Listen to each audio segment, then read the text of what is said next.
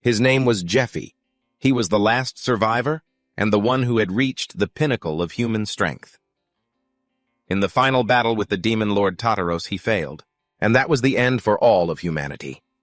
However, Jeffy was accidentally given a chance to regress 15 years into the past, but in return he had to become a slave to the gods, the very beings he utterly despised. Jeffy knew all too well that they were the ones truly pulling all the strings, but his own power was far too weak to confront these existences, these so-called gods. Therefore, he gritted his teeth and chose to accept their offer of regression. This time around, Jeffy planned to make himself even stronger than in his previous life, determined to save humanity and take revenge on all those who were called gods. Out there, beneath a blazing sky, the roars of monsters echoed everywhere. Atop a towering rocky mountain, a pillar of light shot straight into the sky, tearing through the pitch-black night. Fresh blood dripped from the sharp blade, mixing with the ashes of battle. "Impressive, last human." Sharp claws extended, reflecting the crimson light from the flames scorching the earth. "But it doesn't matter. With this victory will surely be mine." The demonic sword pierced straight through the young man's chest. An evil power ignited a gut-wrenching pain. The sword in his hand cracked. Then it shattered into pieces. Blood surged up his throat, spilling past the corner of his lips. Gah! Gah! The demonic sword embedded deep in his body relentlessly burned every fiber of his flesh, every one of his veins. The pain spread, bringing with it a sense of despair. The end of the world had arrived. It had been a year since humanity fell to the demon race. Most humans had been slaughtered. The few who survived were captured, stripped of their consciousness, and turned into hosts for birthing new monsters. And I, the last of humanity, had fought until this very moment. Before me stood the demon lord Tartaros, the ruler of darkness, the destroyer of the mortal world. He spoke in a low voice. "You seem to be in a lot of pain. Let me give you a hand." Rings of dark light wrapped around Zephyr's body. Everything suddenly slowed down, time stretching out unnaturally. "I have made time slow down. This way we can have a longer conversation." The demon lord stepped closer, his eyes blazing like two pits of hellfire. "Human, no Jefferson. I remember your name. You are the only one who has troubled me for so long. While others saw this war as hopeless, your persistence has earned my admiration. You deserve some praise." His voice was deep and hoarse, yet full of authority. "Those who gave up the fight just because they feared their opponent's strength are nothing but trash. I never even gave those weaklings a second glance. But you're different." The demon lord paused, then gave a cruel smile. "You are the one who has climbed to the pinnacle of humanity, a true warrior. For that reason, I will give you a chance." He extended his hand, a powerful invitation. "Serve me, Jefferson. Conquer this world and other worlds with me. Even if it's the realm of the gods, we will destroy them too. We will seize it all." A soft chuckle escaped Jefferson's lips. He looked up at the being before him, the corner of his mouth curling into a sneer. "Ha! Really? You really think I would accept that?" The demon lord replied, "Of course." Jefferson smirked. "Not a bad offer." "Nonsense. From the impact of that last battle, my body is broken beyond imagination. You could say that even if this body were to recover, it could never be as whole as it was before." What is he trying to do? Give me a chance. This isn't an offer, it's another way for him to watch me beg for my life. My friends, the people I loved. How could I possibly beg from the one who took everything from me? Jefferson's slightly trembling hand reached towards the demon lord. Tartaros, thinking he had won, flashed a cunning smile. "I have a terrible personality. She always told me that, and told me to stop cussing. But ever since I could no longer hear her voice, she placed an interesting spell on me." His hand gripped the demon lord's. The demon lord realized something was wrong. Power was gathering in Zephyr's arm. "If I do this with my arm, my body will explode with a power whose impact could reach beyond this kingdom. This is my answer to your offer, demon lord Tartaros." Jefferson's eyes were full of defiance. "Shut your damn mouth, you dog!" Energy detonated like a bomb. A blinding light erupted. A sky full of fire exploded. The demon lord's silhouette shimmered behind the immense heat. He stared wide-eyed. The part of his arm that Jefferson had gripped was charred. "My hand, what's happening to it? What happened to my hand?" The demon lord's eyes were filled with disbelief. The muscles in his face tensed, veins popping on his skin as he clenched his jaw. The demon lord roared, "Argh!" Cold sweat beaded on the demon lord's face. He stared at the half-demolished figure before him. The demon lord trembled with rage. "Jefferson! You bastard, how dare you disrespect me like this? Damn human!" He punched Jefferson's body hard. Ah! His burned body instantly shattered into pieces, and with that the final battle was over. I couldn't avenge my loved ones, nor could I save humanity as I had wished. Everything just ended in vain. Or at least that's how it should have ended. His fingertips trembled slightly. Jeffy opened his eyes. Huh. He was bewildered. What is this? I'm still not dead. He sat up and checked his body. Something's wrong. My wounds, they've all healed. My armor is fine too, but where am I? He looked around. Statues of gods. A cathedral. Why is there a cathedral like this here? He gave a self-deprecating laugh. Of course there is. This must be the afterlife. Then this place is definitely hell. A voice suddenly spoke up. This isn't hell. This is the lowest level of the temple where the gods reside. A sphere of light appeared from the main hall. An angel stepped out of the void. Jefferson, on guard, reached behind him. His eyes froze. He couldn't summon his sword. The angel spoke. There's no need to be surprised, Jefferson. I am the spokesperson for the gods, the High Angel Mercedes, she announced. You are dead. Normally you would be sent straight to hell. However, at the request of the three great gods, we have decided to send you back to the past. Jeff didn't understand what that meant. The angel explained, we will send you back to the past with your memories to give you a chance to change the future. Of course, you won't just keep your memories when you go back. You will also retain all of your physical abilities, magical power, and the skills you've acquired. The angel added, since you've reached the pinnacle of the human world, I'm sure you'll be able to return here quickly. Jefferson was silent for a moment. Am I dreaming? But Tartarus doesn't have the ability to create illusions. Could this be a pre-death hallucination? He took a sharp breath. Ha! Jefferson asked. Why are you giving me a second chance? The angel noticed his suspicion. It seems you don't believe us. I understand. If you want something as proof, Jefferson cut her off. No, I believe you. Or rather, I'll go along with it. It's just, what do I have to do in return? You people would give me this opportunity for free. You must want something from me in return. While everyone around me was dying in the war against the demons, while I was begging for help in desperation. The gods cut off all communication with this world. They refused every prayer and accepted no offerings. What's more, they stripped the priests of their ability to borrow divine power, leaving them unable to heal. And that led to the swift collapse of the human armies. Once they saw there was nothing left to gain, they simply abandoned this world. So there's no reason why schemers like you would give me a chance like this for free. The angel replied, I understand. To answer that question, I will show you what the gods are thinking right now. The angel opened her blue eyes. Show us something more interesting. Jefferson's face darkened, his jaw clenched. What? The angel explained. The gods are still watching you even after you met such a tragic end. A human who could fight so tenaciously all alone against the end of the world for so long is a rare sight indeed. For 5 whole years, no less. Fighting nonstop against the powerful demon army, honestly, watching you was well worth it. Jefferson's gaze turned fierce. The angel continued, Many of the gods felt it was a shame to see your world end so quickly. Don't you remember? Had the flow of time continued, fortune would have favored you. The reason the gods decided to give you another chance despite the potential consequences is because... A streak of light shot towards her. Jeff channeled power into his fist and launched a ranged punch at the angel. He snarled, You bastards, you think this is entertaining? Me. Everyone. The reason we all fought with our lives on the line, was it all just for your amusement? Just because we were worth watching? The angel calmly raised her hand. With a flick of her wrist, a beam of light shot out. A giant foot appeared from the void, stomping down hard on Jeff. He was crushed beneath it, his back forced to bend as the ground shook violently. The giant foot was imprinted on the ground. The angel, completely unaffected, walked over to where Jefferson was pinned. The gods are still watching, you know. Try to be a little more polite. She leaned down slightly. It seems you've misunderstood. Let me make things clear. The only thing the gods are interested in is you. They never had any interest in common creatures like humans to begin with. She grabbed Jeff's chin, forcing him to look at her.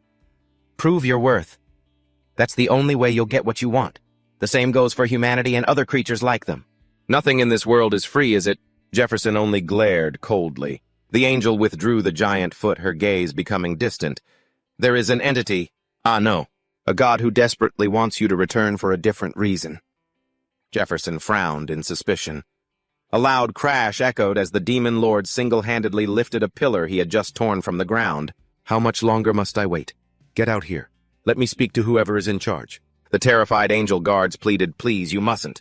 We are currently processing your request and... The demon lord roared aggressively. Shut your mouth. The demon lord conqueror of 10 worlds was defeated by a lowly human ridiculous. That's impossible. Hurry, do something to stop that from happening. I've already said I'll take responsibility for whatever happens. All right, everything is ready. Jefferson watched through a mirror. What is this madman doing? The angel spoke. The demon lord Tartaros, the god of destruction. He has destroyed 10 worlds, including your own. His goal is to destroy all worlds. And he is the undefeated god of war, one who can never be defeated by any living being. But because of you, that record has been broken. Do you have any idea how much you've shattered his pride? Jefferson frowned. What, just for that reason, that cowardly bastard? The angel relayed the message. He desires another battle with you to reclaim his victory. So Jefferson, what do you say? Jefferson smirked, clenching his fist. Ah, the answer is obvious, isn't it? If he wants to die, then I'll grant his wish. The angel began the process. Turning back time. Now we will begin the transfer. Although the exact point in time is undetermined, you will still have enough time to regain your power. In addition, the gods have bestowed their support upon you. You will receive it in the form of a regressor's privilege. Be sure to check it after you return. The magic circle around Jefferson glowed brightly. Even if this chance was given to me by those disgusting gods, an opportunity is an opportunity. I'll use it to get my revenge on the demon lord Tartaros. And on the gods who look down on humans. The angel announced, coordinates have been set. Final confirmation from the constellations in the dimensional interference is complete. Now I hope for the best for you, Jefferson. I hope you will satisfy all of us. The ring of light turned into a vortex, shooting up and vanishing into the void. A dim light appeared, and a voice echoed, fading in and out. Boss? He stopped breathing. The boss yelled, shut up! Hey, wake up, wake up! Jefferson's eyes snapped open. Wake up, newbie! Cold water drenched him from above. Jefferson was bewildered. Ha! The men around him shouted. He's awake, see? Told you he wasn't dead. Jefferson looked at the one who had poured water on him. Huh. Then he looked around. Who are these people? I feel like I've met them before. He saw the emblem on their chests. This emblem. He clutched his head. Ah, I remember now. Ha ha ha. A henchman snitched. Boss, this guy's laughing. Jefferson deduced. I must have returned 10 or 12 years in the past, back when I was a slave in the cathedral. A man holding a lantern approached. What's going on here? The boss quickly replied, Captain, it's nothing, sir. The man reminded them break time is over. Get back to work. The boss obediently said, yes, sir. Before leaving, he didn't forget to warn Jefferson. Hey, you. If you piss me off again, I'll really kill you. Jefferson shot back. What the hell did you just say? The blonde-haired man got angry. This son of a bitch. His henchman pulled him back. Boss, let's go. Jefferson rubbed his forehead, thinking, I really couldn't care less about these guys. A trembling person made a small, weak sound. Master, thank you for protecting me. Jefferson wondered, who is this kid? It's been 15 years, so I don't remember the details clearly. It seems like it'll be tough getting used to this again. He stopped in his tracks. Ah, that's right. The regressor's privilege. The angel said I could use it at any time. I just have to say open privilege. Jeff recalled her words. That's what she said. Let's see. He saw that the boy was now a good distance away. He said, open privilege. A stream of light surrounded him. Jefferson was stunned. Wait, he smirked. This is insane. His face was filled with excitement. Did they really give me this? The people around him exclaimed, whoa, this new guy is something else. He's really good. Was he a miner before coming here? They watched Jefferson. Look at his speed. The ore bags are already full. 2 of them walked away. I wish that guy was on our team. Damn it, because this guy is working so hard we don't get to rest at all. Meanwhile, Jefferson was ecstatic. Ha! Is this for real? A moment ago when he said open privilege, He clutched his head and groaned. Ugh. Information about the privilege is flooding my mind. His eyes flew open. What is this? High-level skills and items. Even an ability I can use as a real skill. I can't believe it. This is crazy. Did those guys really give me stuff like this? Why are these cheap bastards being so generous he's storming over here? Didn't I tell you to get back to work? It's your first day here, and you're already slacking off and taking a break. Jefferson realized it was the mining team captain. That damn captain. Are you really not going to listen to me, you bunch of brats? He swung his whip hard. Let me teach you some manners. The whip cracked through the air only to be caught by Jefford's bare hands. The captain was stunned. Huh, how can this guy catch a whip with his bare hands? Jefford respectfully returned the whip. My apologies. I'll get back to work now. The captain took back the whip, his mouth agape, and stared in bewilderment at Jefford's retreating back. Jeff speculated maybe it's because of my combat experience that the captain's whip seemed to move so slowly. But I don't have a single scratch on me. This reminded him of his first privilege, the Iron Wall skill. It dramatically increases defensive power and completely ignores any damage lower than your defense stat. And it can keep you from feeling tired. I don't even feel the slightest bit of fatigue. He mined ore relentlessly. I could do this all day. I received a total of 9 privileges. If I combine them with my knowledge of the future, it won't be long before I get my power back. And the first thing I'll do is... The record keeper's jaw dropped at the amount of ore before him. That's amazing work! The captain gathered everyone. I finished calculating today's work output. Now I'll announce the rankings. First place, Group F. The little boy coughed. Yeah, Jeff thought. So this kid is in my group. Second place, Group B. A blonde-haired guy cried out, What? How did they get first place? Third place, Group H. The rest will be omitted. And in last place, Group E. The last place team members held their heads and groaned, No. The captain announced, According to the mining team's protocol, the supplies and compensation for the last place group will be distributed fairly among the top 3 groups. Here, Jefferson glanced over at the miserable members of the last place group. The captain shouted, Next, we will perform the ritual prayer to the goddess Arya. The believers raised their hands high in unison. Goddess Arya, please grant us salvation with your eternal light. Almighty Goddess Arya, please grant us salvation with your eternal light. Jefferson followed along half-heartedly. Salvation. My ass.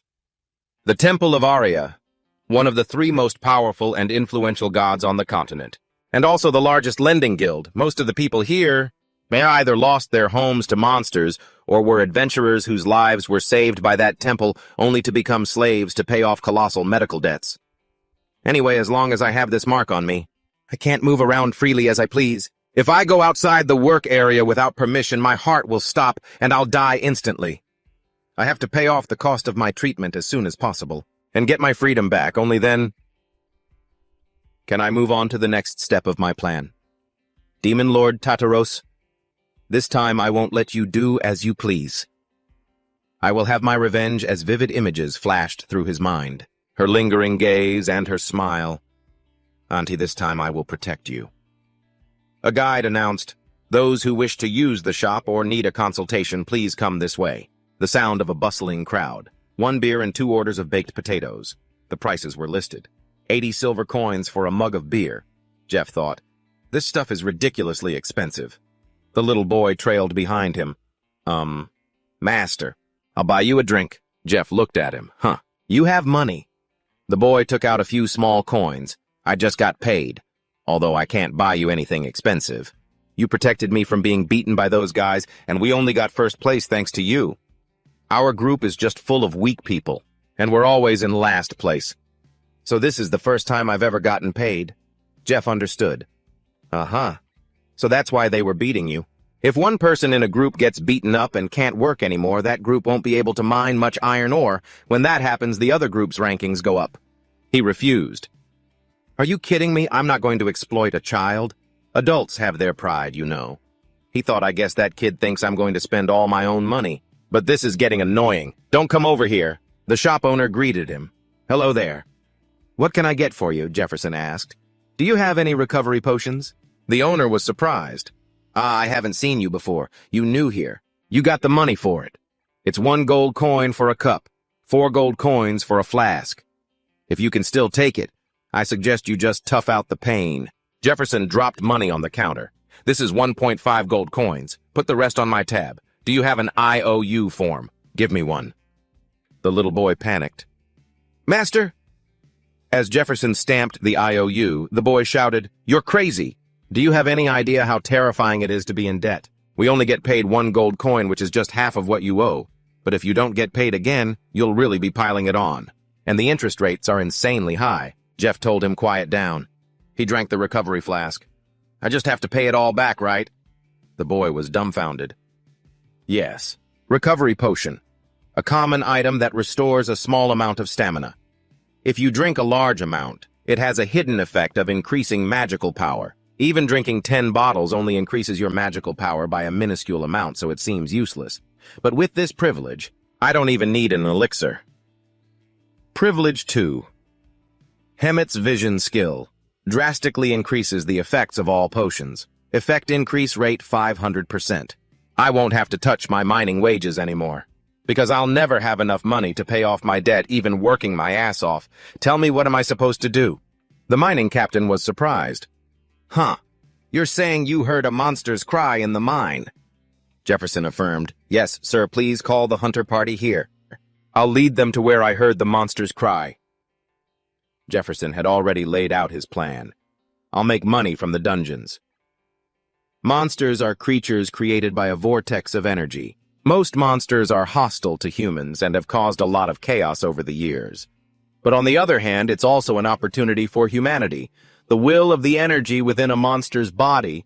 Energy stones, bones, and fur are materials for items. Before we knew it, monsters were considered a valuable resource. In other words, a monster's lair is both a dangerous place and a treasure trove. The sound of hurried footsteps rang out. A 3-person team appeared. The hunter party.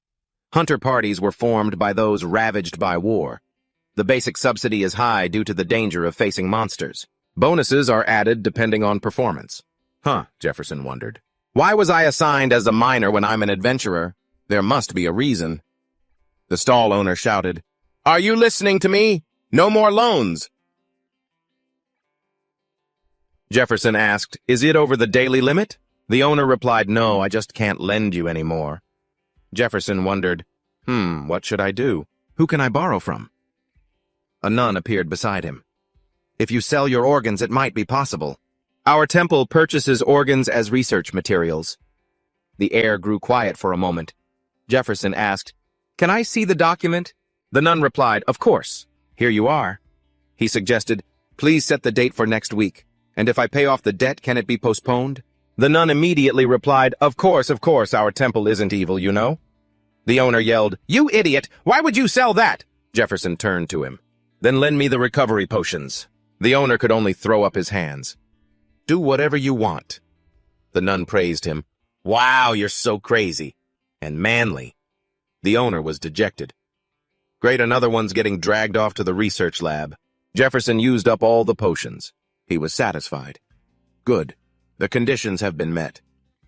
A spear struck the ground hard. A member of the hunter party appeared. You're Jefferson the guide. Jefferson looked over. Just in time? He replied, Yes, that's me. The one in the lead introduced himself. I'm Goth, captain of the scout team. This is Dale and Marco. Jefferson also introduced himself. I don't have the night vision skill, but I can use energy intuition. Night vision lets you see in the dark. Energy intuition spreads out and can be honed. This skill is essential to enter a dungeon without a monster detecting you. Goth calculated, Looks like we'll have to pay extra for night vision potions. He spoke up. If you're ready, let's go. Marco, give Jefferson this bag. You carry it. Dale and Goth walked ahead. Oh, a miner who knows how to use energy? How interesting. Haha, looks like he'll help us clear the dungeon. Goth snapped, Quiet, Dale. Jefferson heard everything but said nothing. He calculated silently. Let's see. I've never seen these two before, and I know one of them. I transferred to the hunter party about a month after this dungeon was cleared, so if things go as they should, 2 of them will die in this dungeon. I've got an idea on how to use these guys. The group climbed up the stone slabs. People from the temple were already waiting. Hey! We're the backup team. Everyone hold out your hands. A temple member tied threads to the hunter's hands. Jefferson also had one tied to him. The man explained, "This is a bracelet that indicates magical power. If something happens to you, the one I'm holding will break and will immediately request backup from headquarters. Anyway, since this is your job, you'll be fine if you stay focused. Good luck." Jefferson led the way with the hunter party following behind. They went deep inside the cave. A group of monsters was patrolling their territory. A scouting stone was thrown out. The monsters looked at the stone suspiciously as it rolled a few times and came to a stop. Two figures suddenly appeared behind them. The job of the appraisal team is to confirm whether there are monsters and gather information related to the dungeon. Once useful intel is gathered, a powerful attack team is organized to clear it. That's the usual sequence. A hunter concluded, "This is probably their den. The lair near the entrance is theirs, right? Last week, hunter teams A and B were here." Dale speculated. "It seems the survivors dug a hole and hid, but the appraisal team members are hunters with combat abilities." Goth drew a diagram in the dirt. "Dale Marco." Goth asked, "Should we break through this place? Considering we've had multiple chances to attack, we could just clear it out right now." The other two were stunned. "Huh." Dale frowned. "Captain, our job is just appraisal. Don't do anything dangerous. What are you going to do if there's a horde of monsters on the other side? What if they're stronger than us? There are only 3 of us." Goth corrected him, 4. "And that's enough to catch kobolds." Dale raised his voice, pointing at Jefferson. "Are you kidding me? 3 people and 1 dead weight. What can he possibly do? Mako, stop him. Enough. Don't get ahead of yourself. Captain, do you have a plan? I want to hear it before I decide." Goth smirked and looked over at Jefferson. "Hey, get it out." Jefferson replied, "Yes, sir."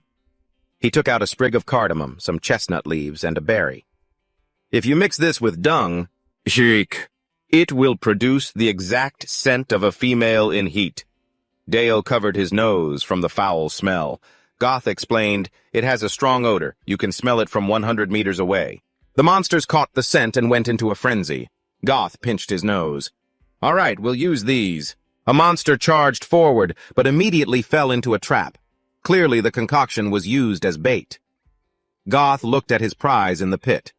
"See, told you it would work." Dale exclaimed, "Whoa, sometimes I actually respect you." Captain Goth snapped, "What, just sometimes you got a death wish?" He asked, "How did you know that?" "I never expected an attack like that." Goth said arrogantly, "Experience makes all the difference." Jefferson thought to himself, "Actually, I was the one who told him in my first life." Before my regression, he had transferred to the Hunters Guild and ended up in my party. He was desperate for recognition, but he never got the chance. Before the meeting, Goth was taken aback. "What, clear it?" Jefferson had met with him in private. He said, "To be honest, I already went inside and scouted it out myself yesterday. This is just a kobold den." Goth scoffed. "Ha! You went in alone. How many lives you got?" Jefferson replied, "Before I came here, I was a scout for a specialized team. My expertise is finding escape routes." Goth stroked his chin. So you think the 4 of us are enough to pull off that strategy?" Jefferson didn't press the issue. "Of course, you're the one who makes the final call, but please, consider it." Jefferson was confident Goth would agree. After all, a dungeon this good can't be shared with anyone else. Goth looked over at him. "He's proven to be useful.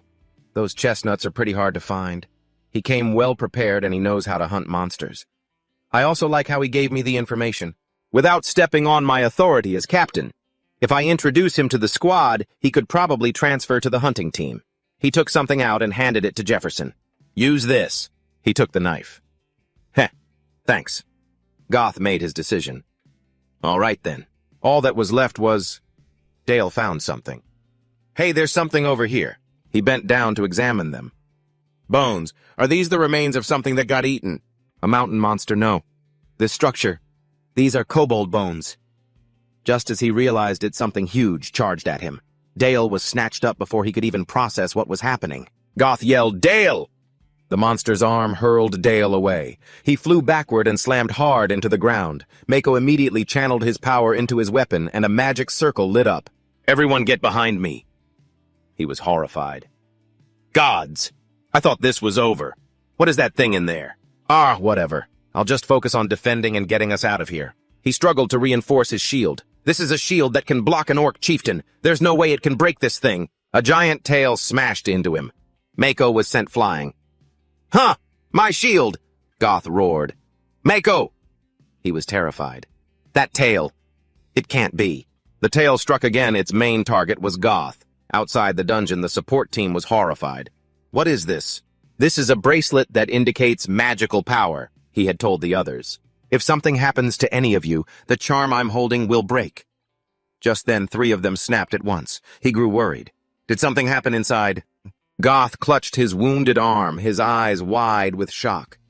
Jefferson, who had appeared out of nowhere, was standing in front of him, having blocked part of the tail's attack. Boon Iron Wall skill. Blocking ability greatly increased. Damage lower than defense is nullified, and no fatigue is felt. Jefferson looked at the wound that appeared on his arm. I guess Iron Wall doesn't block everything. It must be an infant not even a year old. But this creature is not to be taken lightly. The tail wrapped around Dale's body. The monster lifted him up, revealing its massive form. A predator. A predator. Lured and raised by someone using pheromones. Once it matures, it eats its own keeper. Jefferson said, I'm borrowing this spear. Goth was stunned. Wait, hold on. What do you think you're doing? Jefferson spun the spear expertly. He smiled. Now I can finally blow off some steam. Haha. Perfect. Let's ask the concerned party how it would like to die. Third boon activated. Boon 3 Silver Key. A key leading to a forgotten castle. Its owner can retrieve items from the silver room at any time. Recently equipped on the left hand. In short, spatial manipulation. Goth stared stunned as items materialized out of thin air. A dragon heart and dragon heart fabric. A potion with a soothing effect. Jefferson unwrapped the bandages from his arm. He wrapped them tightly around the spear's shaft and said, This is going to get rough. Goth was startled. What? He shouted. What the hell are you doing? You don't even have any combat training. He cursed under his breath. Damn it.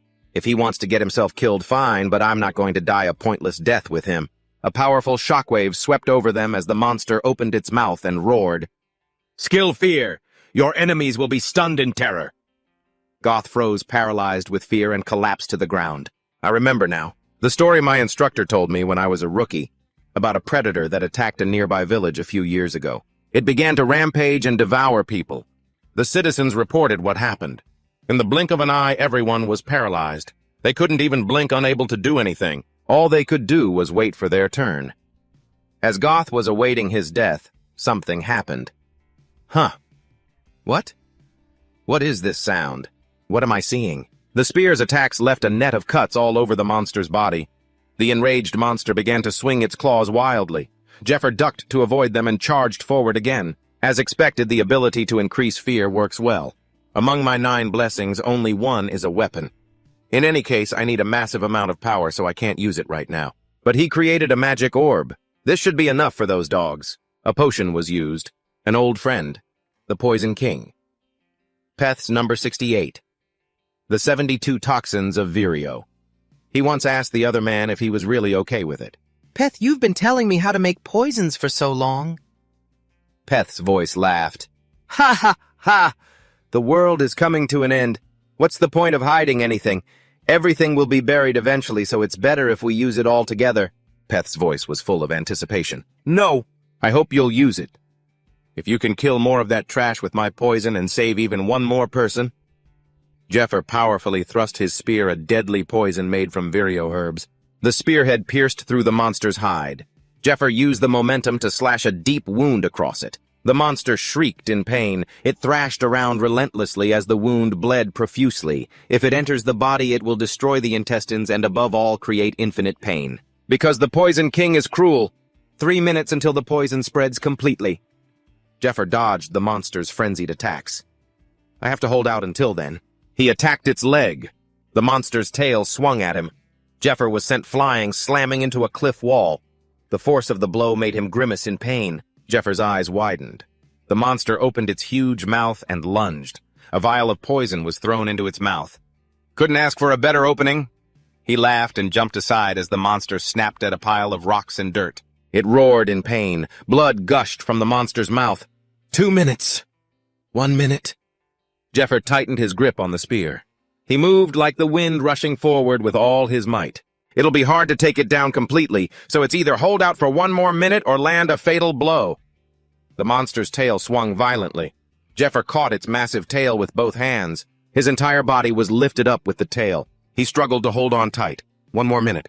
Just one more minute. He let go. Now Jeffer put all his strength into a downward thrust, aiming for the monster's eyes.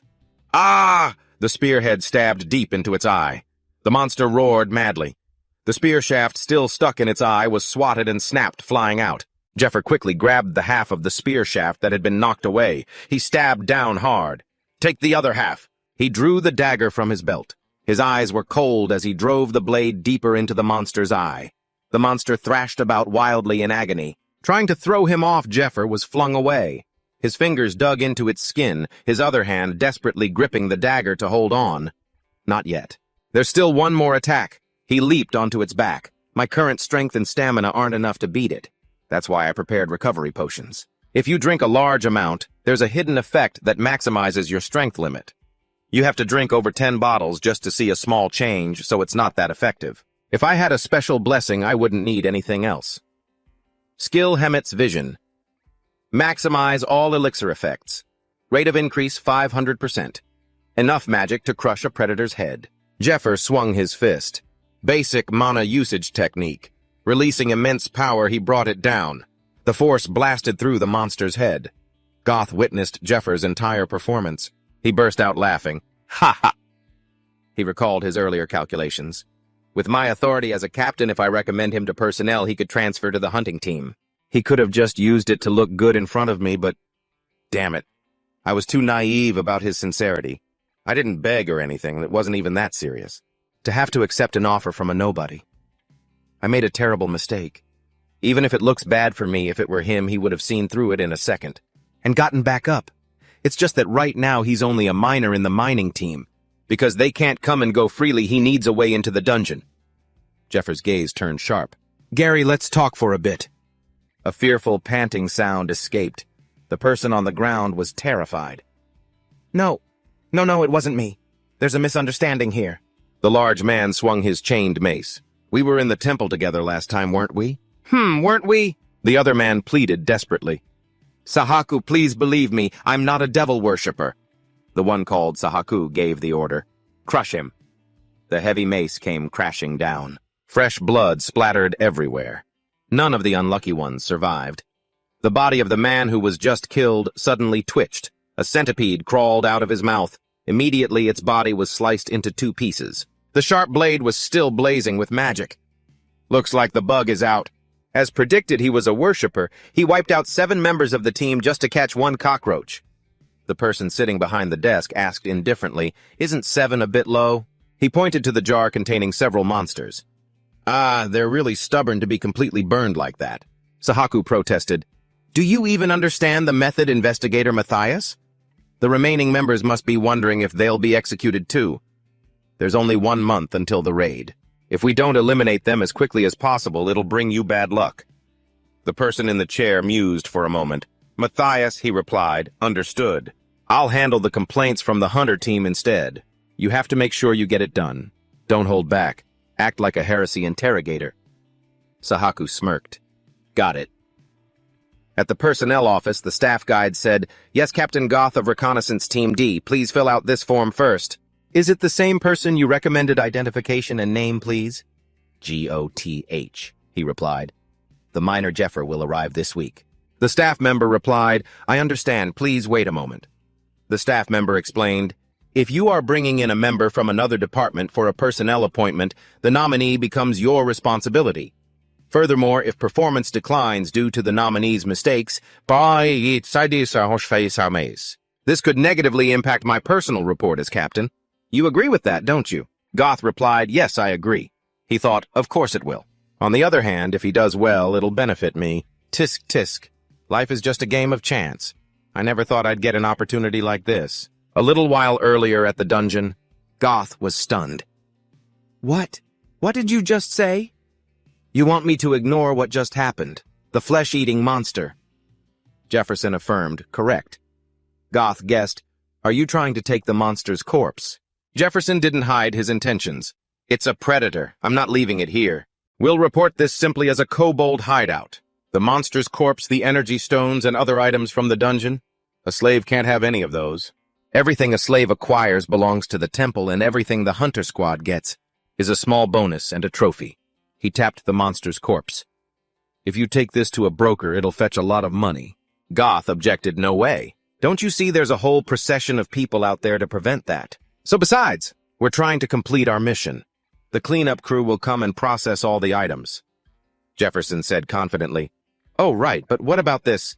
He placed his hand on the monster's corpse. A magical fluctuation arose. The huge corpse was simply gone, vanished. Goth's jaw dropped in astonishment. Subspace. No way. Usually only nobles can use subspace magic with their equipment. And he just made that giant monster disappear. Its blood, too. Jefferson called out, Goth, don't you want a promotion? Let's clear 2 more dungeons after this one. We can share the rewards. In return, let me handle the monsters. Goth pondered thoughtfully. Clearing dungeons regularly, especially at this fighting pace, is definitely good for promotion, even if they're low-level dungeons like a kobold hideout.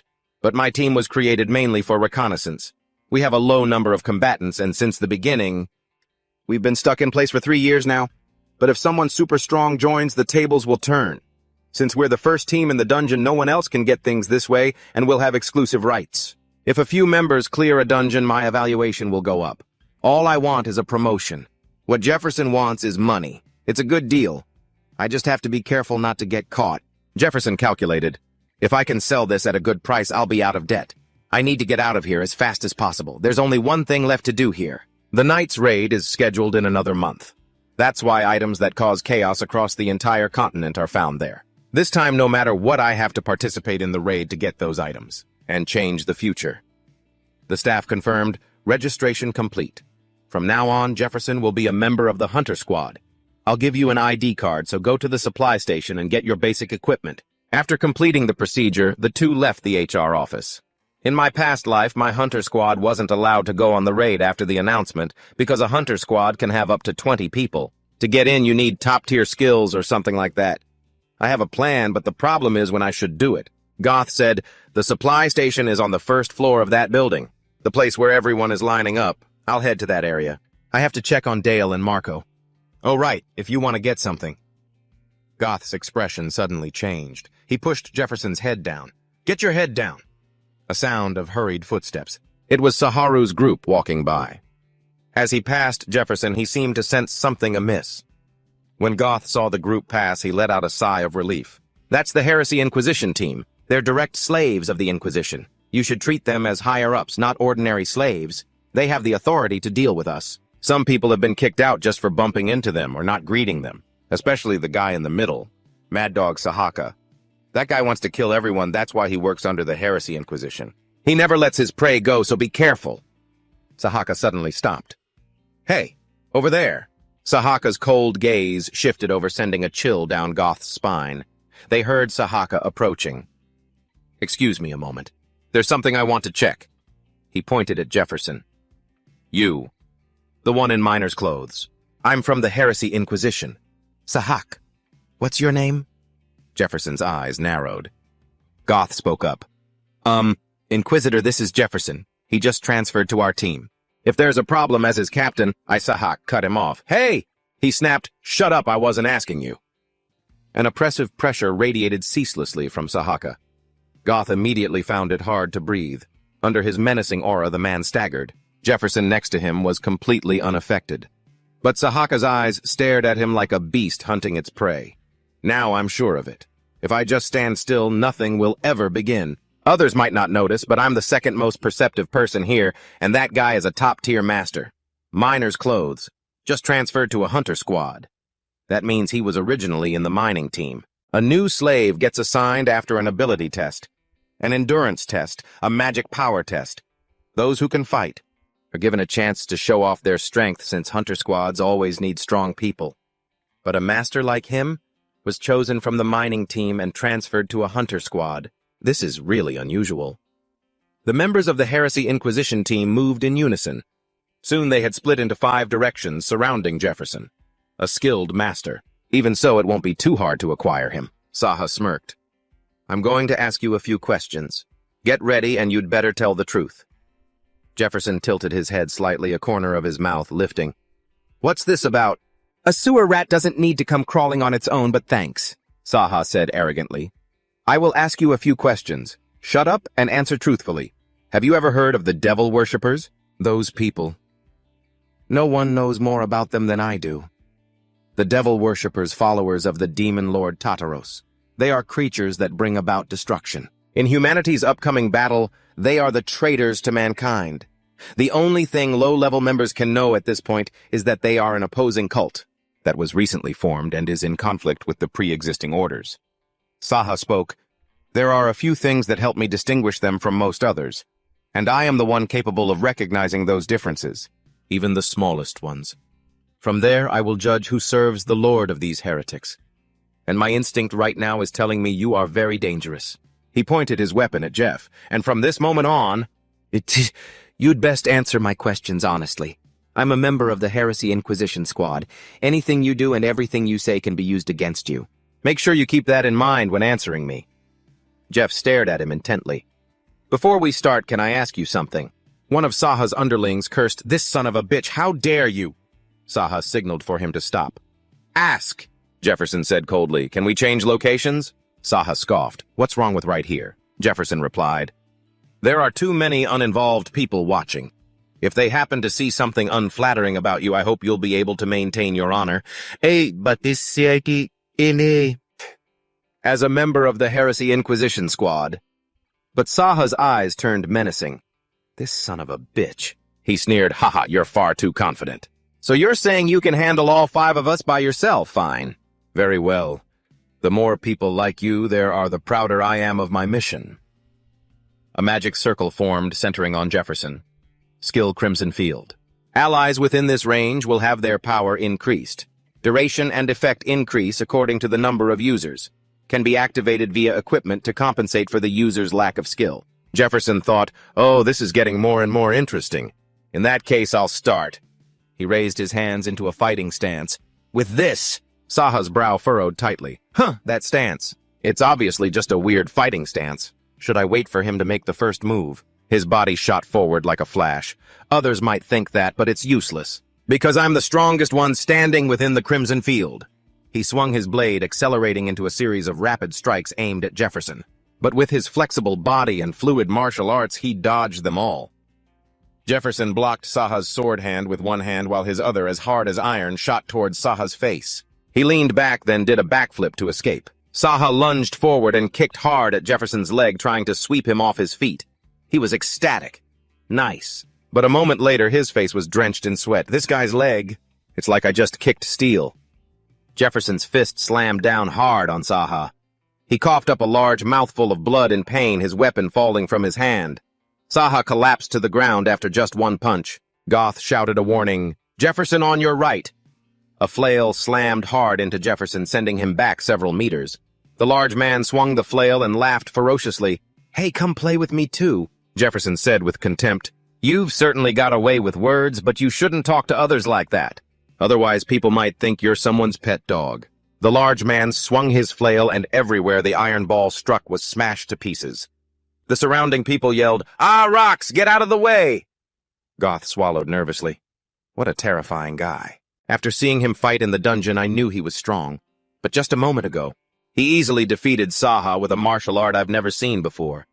Even with that huge guy's flail, smashing the ground and throwing debris at him, he's able to easily block it all. What if he can win? Come to think of it, Saha would be furious and humiliated if he was defeated like this. He wouldn't be able to just report it to his superior officers and request a formal arrest warrant. He raised his hand in a cheering gesture. If he wins, we won't be interrogated and can leave. Good luck, Jeff. If you lose, I'll be arrested along with you for helping. So don't you lose. The person standing next to Goth suddenly spoke up. Ha, it's over. That fellow is really unlucky. Goth was confused. What do you mean? The other person explained. Even though he's doing a great job dodging and blocking everything with his reflexes, which seemed like they were granted by the gods. But the problem is this. It had taken him far too long. He still didn't understand what time had to do with any of this.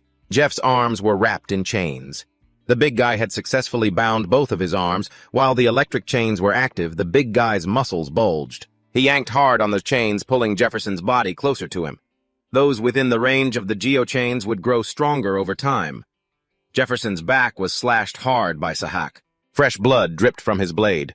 "Ha ha, playtime's over. You should shut up now. You should have been on your knees from the start begging to be thrown in jail. But it's too late now. I'll make you regret everything you've done." Sahak's power is intensifying. Accelerated consecutive slashes used. "Ha ha, how do you like that? You can't see a thing, can you?" A cut appeared on Jefferson's face. "All of my skills have been boosted by 80%. With this wind-tearing speed, you can't even lay a finger on me." Countless cuts appeared on Jefferson's body. "If you see your fate so clearly now, then just die." Ha ha ha ha ha ha. The smile on Sahak's face vanished. Huh. Jefferson coldly slammed a fist onto the top of his head. Like a beaten dog, Sahak's face smashed into the ground. His eyes rolled back and he drooled.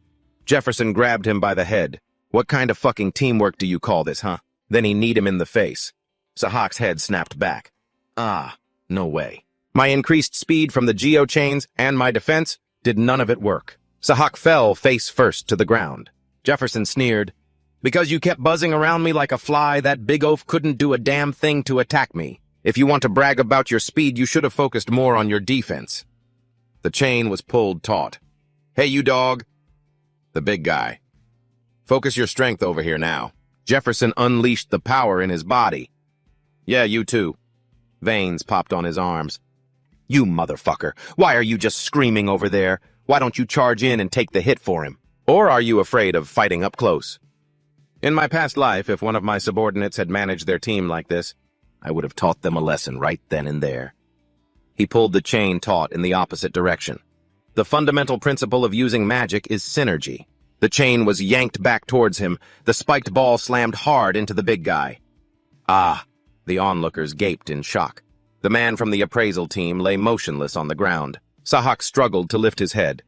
"What is your true identity?" Jefferson smirked contemptuously. "I thought you'd ask something better. Is that really the only question in your head? But unfortunately, you have no right to hear my answer." A person on a higher floor watched Jefferson pensively. "This can't be. That man. Did he send this one to us?" The people around them were just now snapping out of their shock. "Am I seeing things?" "What's going on, Lord Sahak?" "Lost." Sahak's eyes were filled with rage. He roared, "I'll kill you." Jefferson walked away, paying him no mind. This step of the plan is complete. The problem is once this gets to his ears, it's just a matter of time. Suddenly his body grew heavy and collapsed. Jefferson braced himself on the ground with his hands. "Ugh! I can't even lift a finger." A sudden weakness spread throughout his body. This is mana ghost, a phenomenon where pain and weakness suddenly appear when the body is depleted of mana. He gritted his teeth. My mana ran out faster than I thought. After using that move, even though I've leveled up my mana, this is still my body from 15 years ago. I'm screwed if this continues. An anomaly appeared in the air. A figure materialized from the void. I am a spirit of Psylocke. I belong to the clan of Asura, the god of debt. The user's mana has been verified as 0. Beginning collection process for the skill 1-Up Iron. 1-Up Iron. It isn't just a skill that increases defense and endurance. The truth is, fatigue and damage are accumulated as debt, and the skill activates the moment mana hits 0. Everything that has accumulated is then repaid to the body all at once. Countless adventurers mastered it and conquered high-level dungeons, but they all went bankrupt and died. Asura, the god of debt. A double-edged sword bestowed by the gods. A being who feeds on human despair. He must have been drooling while watching my fight. That bastard Asura leisurely stroked a turtle while watching Jefferson. A smug and greedy smile appeared on his face. The spirit began the repayment process. Calculating accumulated damage. 4 weights in its hand enlarged and then lowered. Judgment complete. Countdown initiated. 10, 9, 8. Tisk. My body's too heavy. I have to move 7. Damn it, I can't even take a single step. 6. His whole body collapsed. 5. He tried to bite the bandages wrapped around his left arm with his teeth. 4. An emergency recovery potion. The pulley moved. 3. Uzra laughed triumphantly. 2. The weights were released with great force. 1. In a life-or-death moment, Jefferson successfully pulled open the cap of the recovery potion vial. The weights came crashing down with a roar. They stopped just 1 millimeter from Jefferson. Confirmation of mana presence. Aborting collection process. The spirit announced, "I will postpone the debt repayment until next time." With that, it vanished. Jefferson regained control of his senses and couldn't help but pant heavily. He laughed victoriously. "Ha ha! Usra, you underestimated me. Did you really think I wouldn't be prepared for this situation? I'm a pro-survivor who lasted for over a year after humanity went extinct. Avoiding your trap is a piece of cake, and if I use my mana properly, then World of Iron will be a more effective and safer skill than ever before." He spread his limbs out, lying on the ground. "Let's see now. In my past life, this skill sold for around 500 gold or more. Most skills were expensive, and this one was popular for those who wanted to run away. Even in my wildest dreams, I never would have expected this. That idiot Usra raises his hand to the sky so furious he crushes his tortoise. Jefferson groggily opens his eyes. Huh. Did I just pass out? Who am I? Where is this?" The nun smiles warmly. Welcome, dear customer. Did you sleep well? "You dreamt of me, didn't you?" Jefferson was dumbfounded by the sight before him. He looks up. "What do you want?" The nun explains. Did I startle you waking up in an unfamiliar place? Don't worry, this is just my workshop. You must have been exhausted. You've been unconscious for quite a long time, and thanks to that, your loan is now 1 hour past due." The expression on her face changes. "Dear customer, are you insane?" She takes out a sharp knife. "I heard you've gotten yourself into some rather dangerous business, and since you've been messing around with your guarantor, your interest payments are overdue as well. If this keeps up, then we can only assume you have no intention of repaying your debt." The tip of the knife suddenly thrusts forward, stopping right before Jefferson's pupil. The nun, furious, snarls, "You bastard, are you going to pay or not?" Just then Jefferson remembered. That's right. I have a loan with this place, too. If I use magic here, that whole Collection 10 process will start over. I have to tell her about that thing. So he quickly spoke up. "Next week I'll be getting a reward from clearing a dungeon. Please just wait until then." The nun retorted aggressively, "Of course we'll be taking that. But what about the loans you take out every day? And the compounding interest you haven't paid back? How do you expect to pay off the interest that's skyrocketing daily while you wait for that measly little reward? You're talking about kobold carcasses. You think that's going to be enough to cover your debt? So what's your plan, huh? Want to start selling off your organs?" She gives an order. "You too." The men reply, "Yes, ma'am." The rope on one of Jefferson's hands is cut. 2 burly henchmen grab his arm and slam it onto a table, one of them holding a knife. The nun covers her mouth with a dark smile. "For now, I'll just be taking a finger, dear customer. You must have underestimated this temple. But you'll probably change your tune after losing a finger or two, wouldn't you say?" Jefferson shouts, "Wait." He thinks that name. What was it? If I can just remember that name. The nun orders, "Cut it." The man with the knife raises it. Jefferson's lips move, uttering a name. The nun's eyes widen. Just as the blade is a millimeter from his finger, she yells, "Wait. This guy. She asks, "Hey, what the hell are you?" A servant asks, "Is something wrong, sister?" The nun orders, "All of you get out." The servant is taken aback. "Yes, ma'am." The nun screams, "I said get the hell out!" The servants, flustered, say, Yes, ma'am." "Whoa, the sister is furious. Let's scram." The room falls silent. The nun slams her hand down next to Jefferson's head. She leans in close. Tell me the truth. How do you know that name? A smirk plays on Jefferson's lips. "How could I not know that name, sister? Or should I call you the monster broker Wizo, a nun from the Temple of Light, Anna Primrose?" And her second identity is the broker Wise Rose, the one who deals with the underworld trading in monster carcasses equipment and even human intelligence. You'd have to be crazy to try and clear a dungeon with just the cheap equipment from those hunters. That's why I had to negotiate with this woman, to get some better gear. He says, "I was actually on my way to find you, to be welcomed by you like this. I couldn't be happier. So why don't you untie me first? Don't you find it a little difficult to negotiate while I'm still lying on a table like this? Why don't we try having a civil conversation?" Things are thrown and shattered in a fit of rage. A medic advises, "Sir, please calm down, please calm down."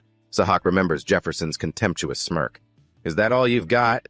You don't have the right to know. He trembles with rage, cursing. How dare that bastard? I'll kill him. I'll definitely send him to hell. Someone walks in. What is all this mess? Who's the fool causing a disturbance in the hospital? Sahak is startled. Lord Ness. He quickly gets out of bed. You're here, my lord. Ness gestures. Just stay where you are. Sahak orders his men, Hellos, you're all dismissed. I'll handle this. The two men reply, yes, sir. Ness says, I heard what happened to you. Sahak says anxiously, I'm sorry, my lord, I messed up But it's all over now. There's no need for you to worry. A dagger flashes, cutting the side of Sahak's mouth. Ness's expression turns fierce. No need to worry. Everyone I've met tonight has been babbling on and on about this incident. And you tell me not to worry about it. Sir Matthias always told me not to do anything that would bring us shame, yet you dare get your ass handed to you in front of those slaves like some useless mutt. The sharp blade swept across as fresh blood dripped down. I guess the reason you got away with doing such stupid things is because the people already know your type. When you first found those Demon King worshippers, I thought you had some special talent, Sahak.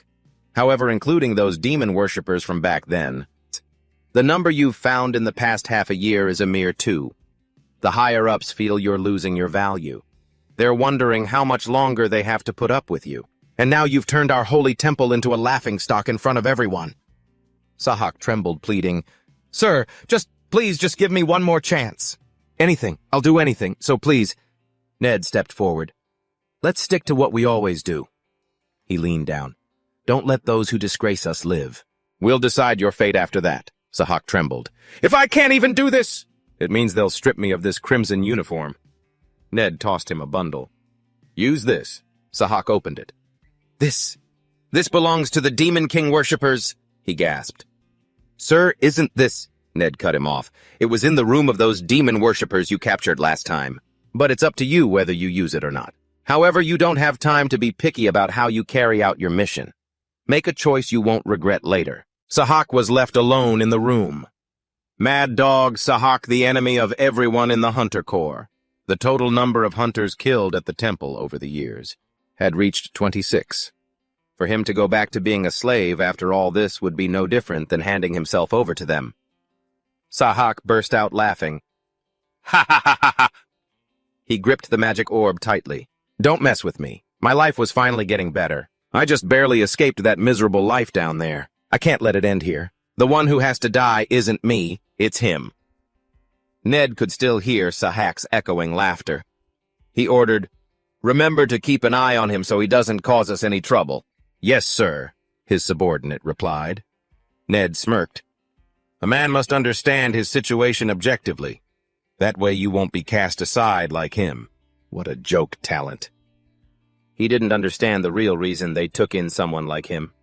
The other man mused, Well, maybe we should thank him. It's because Sahak caused such a scene that the knights won't suspect us. Ned laughed smugly. Ha ha!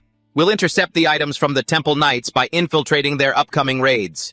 At the same time, we can also eliminate the temple's leader in the dungeon and in the name of the Demon King, take over the Temple of Light in the 3rd District. Bestial disciple of the Demon King Worshippers Society. This is a crucial mission that will change the religious dominion of the Demon King. I will not allow any disruptions. All right, he instructed. Investigate that guy, too. The other man asked doubtfully, That guy? What do you mean? But Ned suspected he used our school's martial arts. But the only ones who know those moves are the Master and us 4 disciples. Was he sent here by the Master? If so, why didn't he contact us properly? He's very suspicious. Since I can't risk approaching him and exposing our information, I'll use Sahak to confirm it. And if I find out he's not on our side, I'll just eliminate him. The nun dug her fingernails in. I don't understand. I thought this guy was just crazy. But this is incredible. Hey, Jefferson asked, you like it? The nun startled. Huh, do I like it? She cleared her throat. Anyway, let me list it again. The 4 items on the sell list, Shark Predator, no longer has magic. Brain and bones are partially damaged. Purchase list, high-grade talisman, ×5, enchanted rosary ×1, flint ×1 sun herb, moon herb, deer antler, etc., etc. She said confidently, there's nothing on this list that I can't get. The problem is the money. 5,000 gold in total. You'll have to catch 3 more predators. Jeffer accepted. Piece of cake. I'll have them ready in 3 weeks. Make sure you get the items by then. He looked at the bottle on the shelf. But before that, I have one more request. The 3 members of the hunting party sat down with Jefferson. Goth spoke up. Well then. He raised his beer mug. Even though we've already met, let's introduce ourselves again. This is our team's vanguard, Marco. Marco greeted them. Nice to meet you. And this is Dale. He only joined 3 months ago, but his skills are incredible. Dale didn't say a word. Goth looked at Jeff. And this is the rookie we've all been eager to meet, Jeff, he shouted. All right, everyone, bottoms up. The heavy silence made him frown, and he signaled to the other 2. Hey, are you kidding me? What's wrong with you guys? You have to know how to liven things up together. This is the guy who's going to be a huge help to us in the future. Marco thought nervously. What do we do? It seems like he doesn't like us very much. Is it because our welcome party is so lame? But this is the best food I could find, because we still have to pay off our debt. Jefferson broke the silence first. Let me say this. He reached behind him for something. Personally, I don't drink horse piss. He placed a bottle of wine on the table. The other 3's eyes widened in craving. Wait a minute. Where did you get that? In a rundown town like this? Jefferson had prepared this. This is wine I bought from Wise Oz. It's a high-grade type that slaves like us wouldn't even dare to dream of. He poured wine for everyone. Have a drink. I'll be counting on all of you from now on. The other guys warmed up to him. You're a better guy than I thought. The 4 of them clinked their glasses. I can definitely achieve good results with these people, and they'll help me deal with the monsters around here. Like it or not, from now until the subjugation, we're comrades. Since I was on the same team as Goth in my past life, I already know how to handle him. He improves very quickly as long as he has a good mentor. However, as for the other 2, in my past life they were already dead by this point, so I don't know much about them. Should I try to cooperate with them, or should I eliminate them as soon as possible? Well, I still have enough time to make a decision. People tend to favor those who can provide them with the things they want and need. Give money to the greedy, deliver results to the ambitious, and flatter the smug. His gaze shifted. However, there are always exceptions to these rules. But even if he is an exception, I'm not the type to be nice to someone who's always looking to pick a fight with me. Dale secretly glanced at Jefferson. I can't stand this bastard. When Goth visited them in the infirmary, he had said, he'll be a great help on the next mission. I'm level 4 and you're 5. Don't you understand that a single level of difference affects how we're treated by others? You guys need to be civil with him, you hear? When he arrives, give him a warm welcome. Marco spoke up. I still can't believe that miner saved our lives, and now you're making a deal with him. Dale spoke up. Goth, since you're the captain, you have the final say in this matter. But don't you think it would have been better to discuss it with us? To be honest, I think that bastard just got lucky. He's just acting like he did it all while we were unconscious. There's no way a miner could kill a predator on his own. Goth laughed, pointing to himself. Ha ha! So who killed it then? Me, Dale interrupted. The problem is the deal. If we get caught, we could be thrown in jail. We could even be executed. Those monsters, Marco gestured for him to be quiet. Quiet, someone might hear you. Anyway, we already decided to let him join the team. Besides, the reward will be split between the 3 of us no matter what. I think we should just see how it goes. Dale slammed his glass down. Are you kidding me? See how it goes? You idiots. Even if the so-called captain has made his decision, and the other one has been bought with wine, he glanced at Jefferson, I still don't trust you. How dare he try to worm his way into our ranks? And in time, we'll soon see his true colors. Frauds like him don't last long in the hunter business. That's right. The dungeons will teach him a lesson. The 4 men arrived at the cave town of Edeline. This was a town formed hundreds of years ago by people building their homes into the mountains. Marco marveled, whoa, I didn't know a place like this existed. Just a 2-day journey from the temple? Dale looked into the distance. Are all of those actual houses for people to live in? That's fascinating. Goth explained. It's even more spectacular on the inside. It has everything from living rooms to bedrooms, you name it. That's why people traveling from the temple in this direction, or those sent on diplomatic missions, are chosen to stay here. Back when I was a rookie, I visited this place once. Marco grumbled jealously. Is that so? You should have brought me along back then instead of deciding to bring me here, after it's already become the monster den it is now. Figures appeared under the entrance. The inside was thick with spider webs. Skill mana application, mana wave. Jefferson moved between the strands. I can expand the range of my senses by emitting mana from my body or channeling it through the ground. Within the radius of the mana wave, I can sense everything from the shape of objects and sudden movements to magical artifacts. We could all see it crystal clear. The people who had been following in his footsteps were astonished. An ironclad spider. The place we're heading to has that kind of monster, Jefford replied. Yeah, you can tell from the tracks at the entrance. For now, here's our plan. First, we'll move through the dungeon without touching any spiderwebs to get close to the pit containing the spiderlings. After that, we'll pour a paralyzing potion into the pit and wait until we can easily kill them. It won't be simple because I'll have to constantly maintain my mana wave skill while we're in there. However, they sleep during the day, so as long as we're careful, Dale shouted. Hold on. The issue isn't whether it's difficult or not. If you're sure there's an ironclad spider in there, then the four of us can't possibly clear that dungeon. The ironclad spider is a type of monster with a shell as hard as steel. Its attack stat is high, but its defense stat is even higher. The most terrifying thing about them is their reproduction speed. That's why a nest of ironclad spiders is even harder to deal with than an adult predator. Dale said, That's not a place we can handle. Let's go back and report this. We should at least bring a combat squad. Jefferson replied, That's not a bad idea. If you're not confident, I won't force you to come with us.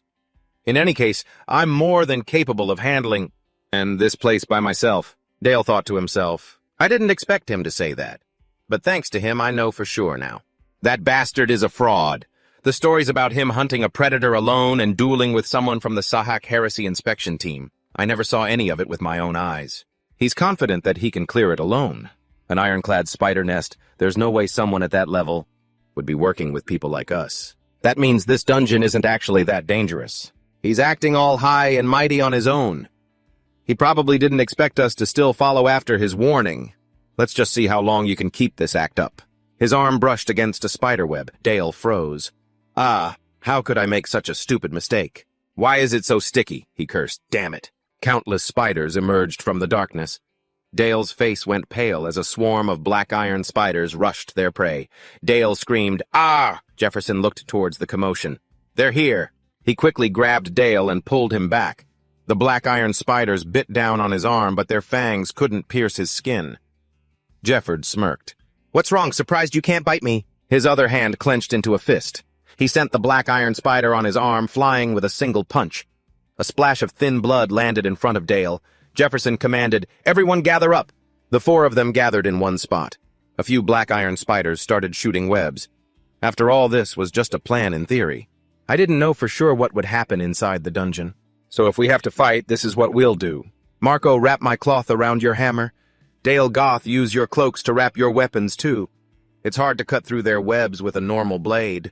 So everyone needs to use your cloth-wrapped weapons to brush the webs away. Marco realized, hey, this actually works. Even though the webs stick to my hammer, I just have to keep swinging. Because a single spider is weak. Goth cursed under his breath. Damn it, just how many of these things are there? Dozens! Hundreds! I can't even get a break! Dale roared. Get away from me, you bastards! A black iron spider dodged his strike. It slashed his shoulder, drawing blood. Dale shouted, Hey, hurry up! Once we've gathered the monsters, I'll take care of them. The smaller black iron spiders were dealt with. The sounds of heavy breathing filled the air. The other three were exhausted. Did we get them all? Dale clutched his wound. Ugh. Damn it, the wound is too deep. I shouldn't have been so careless and thought this would be simple. I've humiliated myself and had to rely on the help of that bastard. Jefford handed him a potion. Drink this.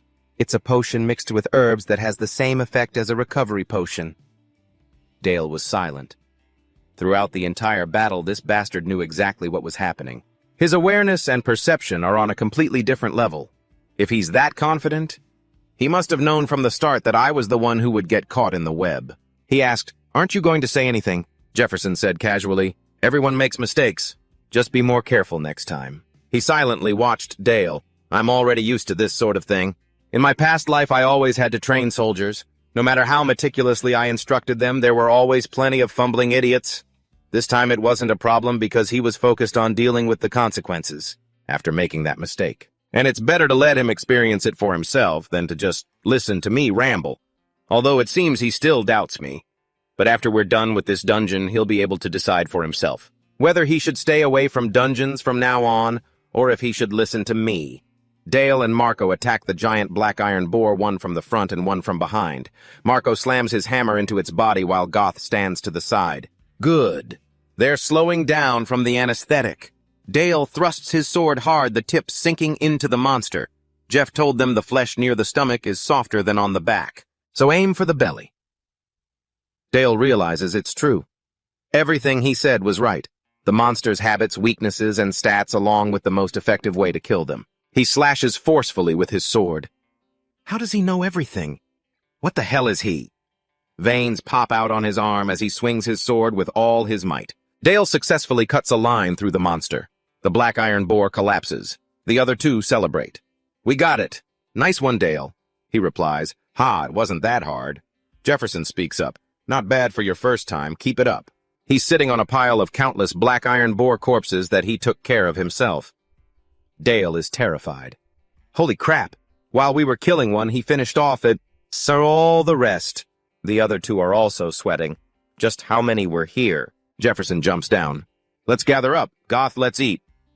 Goth takes off his backpack. Ah, okay. Marco asks curiously, what did you do before? Jefferson replies, do you even have to ask? I'm an adventurer? Marco quickly says, no, not that. Were you a former member of a big party? Or maybe the disciple of someone famous? Dale looks over, also quite curious. Jefferson lets out a sound. A master, huh? He remembers someone from his past. Jefferson's eyes open slightly. First, only the boss room is left. The other three are eager. So what do we need to do now? Jefferson takes a dagger out of his backpack. Goth can't help but feel suspicious as he cuts off the leg of a black iron boar. Its shin bone can be used as a weapon. This is as far as you all go. All of you get out. The other three are stunned. They don't seem to understand what he means. 4 years ago was when I worked as a hunter. During those 4 years, a lot of people died. But luckily, I survived. The main reason for that is that I always avoided dangerous bridges. I only crossed when I was certain the bridge was safe. Don't you think clearing a dungeon with such a large team is a bit of a waste? Haha, I don't think it's that easy. I guess the magic stones are low quality since they're from kobolds and I only followed people stronger than me, someone once said in a low voice. He bows his head. Thanks to that, my reputation grew very slowly. But what could I do? No one was willing to stand up and protect me. Jeffy says to his teammates with an emotionless expression, this is as far as you go. Is as far? All of you get out of here. Hearing this, the team members all agree. You were planning on fighting the boss alone from the start, weren't you? Yeah, I guess we should leave him be to avoid getting in the way. Okay. Contrary to the team leader, Mako speaks up. Jeffy, about that. Since we've come this far already. Would it be okay if we continued on with you?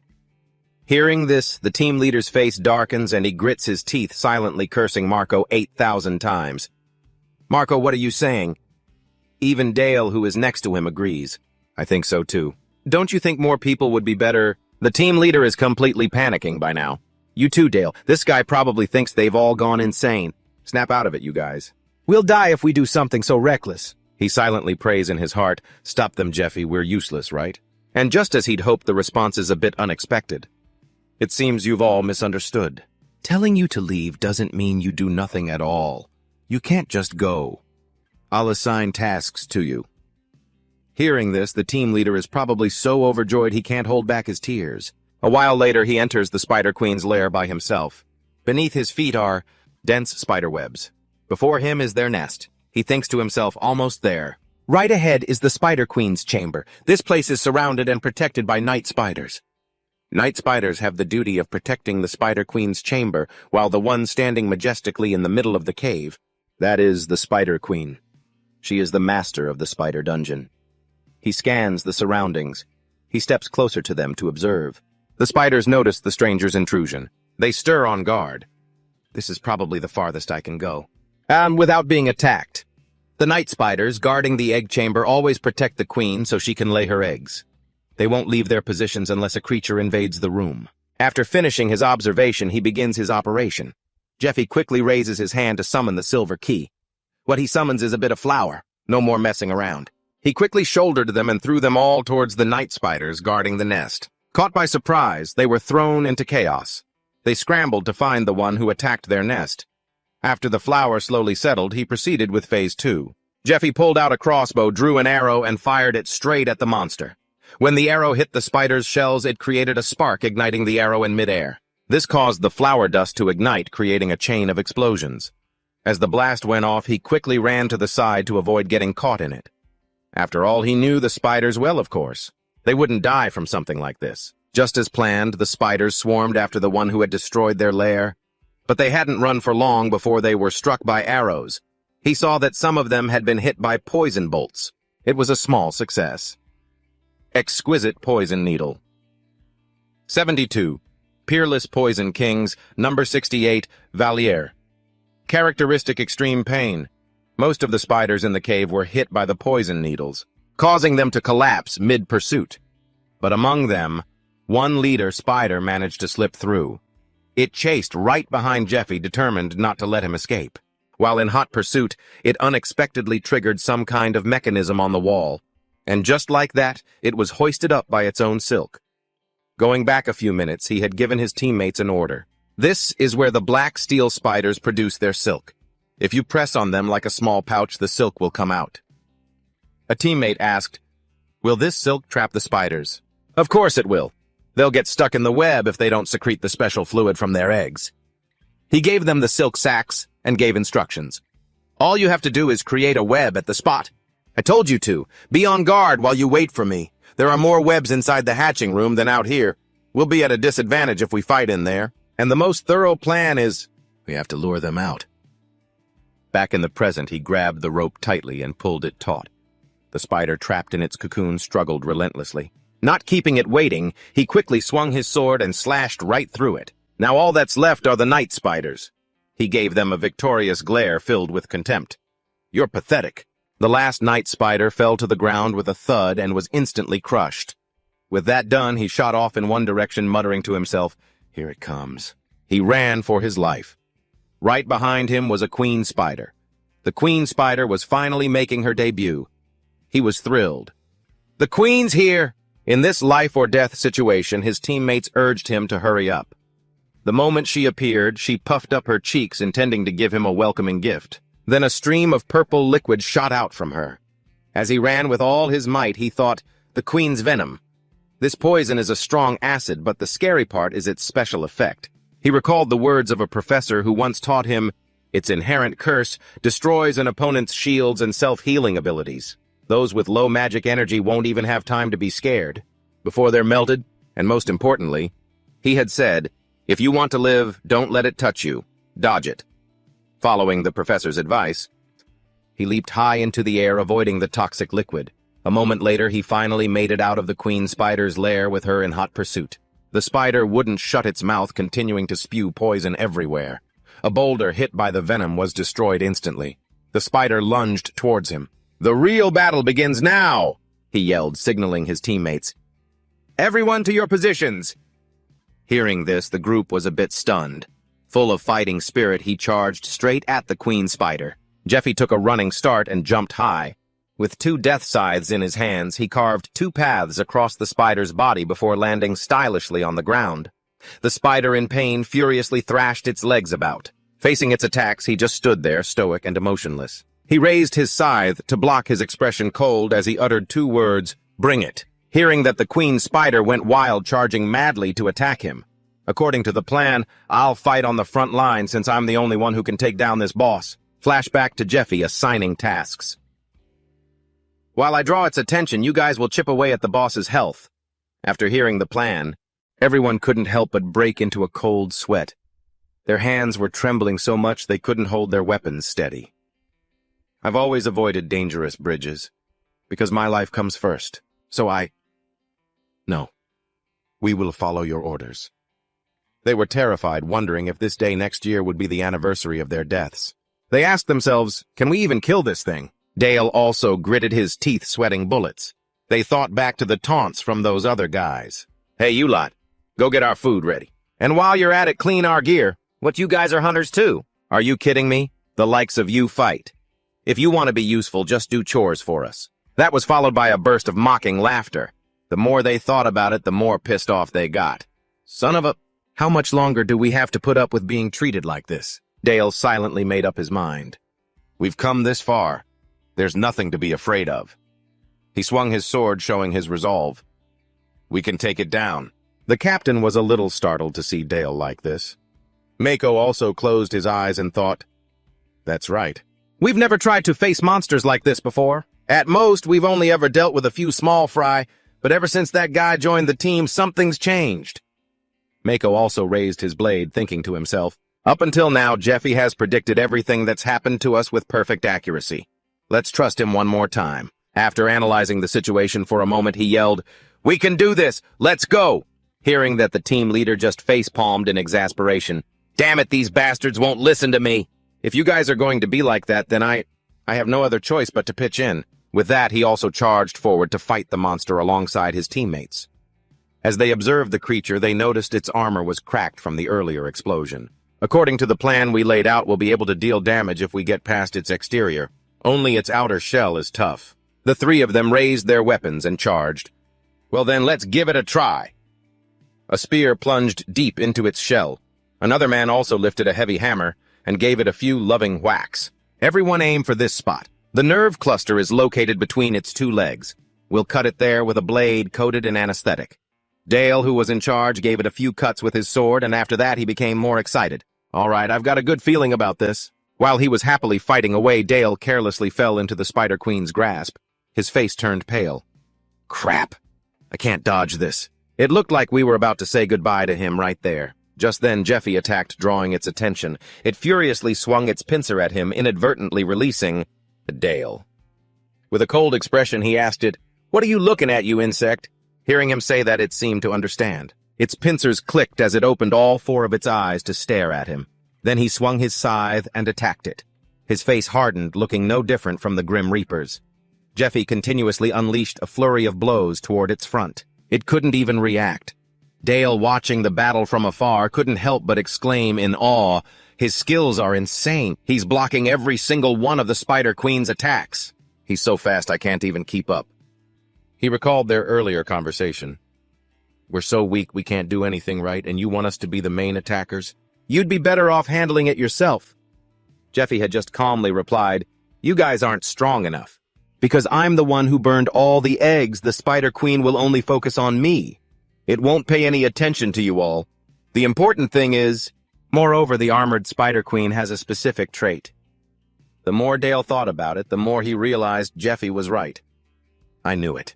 It's exactly as he said. The battle has already been going on for 5 minutes. The Spider Queen will definitely stay in one spot. It jumped down because spiders usually stay in their nests to lay eggs, so they have a habit of limiting the movement of their hind legs. For that reason, the spot between its legs is usually safe. Also, aside from its stomping and web-spitting attacks, most of its attacks will focus on the target directly in front of it.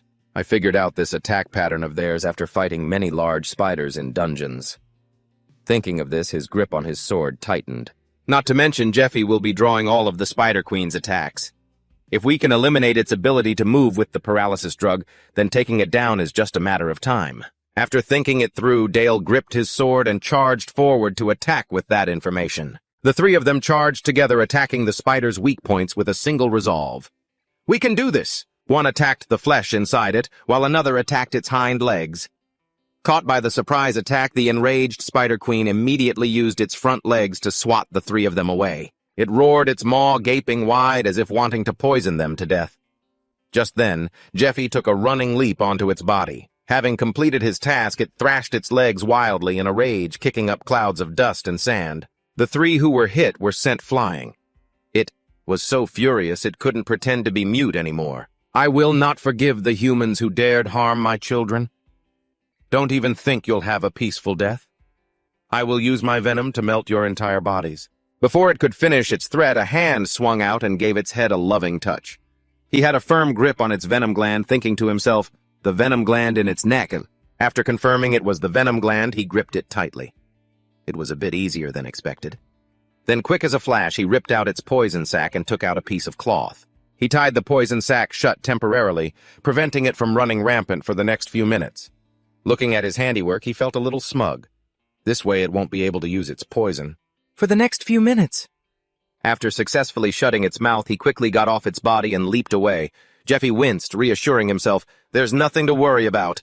The spider was absolutely livid now. It lunged, attacking him relentlessly. Jeffy weaved and dodged, avoiding its attacks. Don't rush. Remember to be decisive, he told himself, his eyes fixed on the monster. In this battle, a tense showdown between the Spider Queen and the tiny humans, whoever lost focus first would be the loser. When the Spider Queen finally fell, the three men cheered with joy. We did it! They high-fived each other. We did it! The blonde-haired man watched them celebrate, thinking, that's not the important part. He thought of Jeffy. He let us do it that way. That guy. As he thought about it, he had an epiphany. I get it now. When it comes to hunting, everything went smoothly thanks to the commander.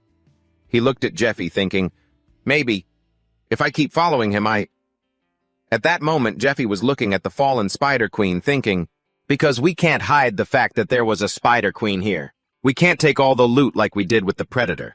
Maybe I need a pair of bigger spiders to bring to Wizzos. You should only take what you need, a voice called out from behind him. Boss Jeffy? Jeffy turned to see a blond man rolling out a carpet. He said caringly, you must be exhausted, boss. Please get some rest, boss. Leave the rest to me. Jeffy just stared at all of the blond man's actions, speechless. The young man's voice droned on and on. It was giving him a headache. I may not look it, but I'm great at chopping up monster corpses. Are you thirsty, boss? Please have some water, boss. Saying this, he handed the water to him. Jeffy took a sip and let out a long sigh.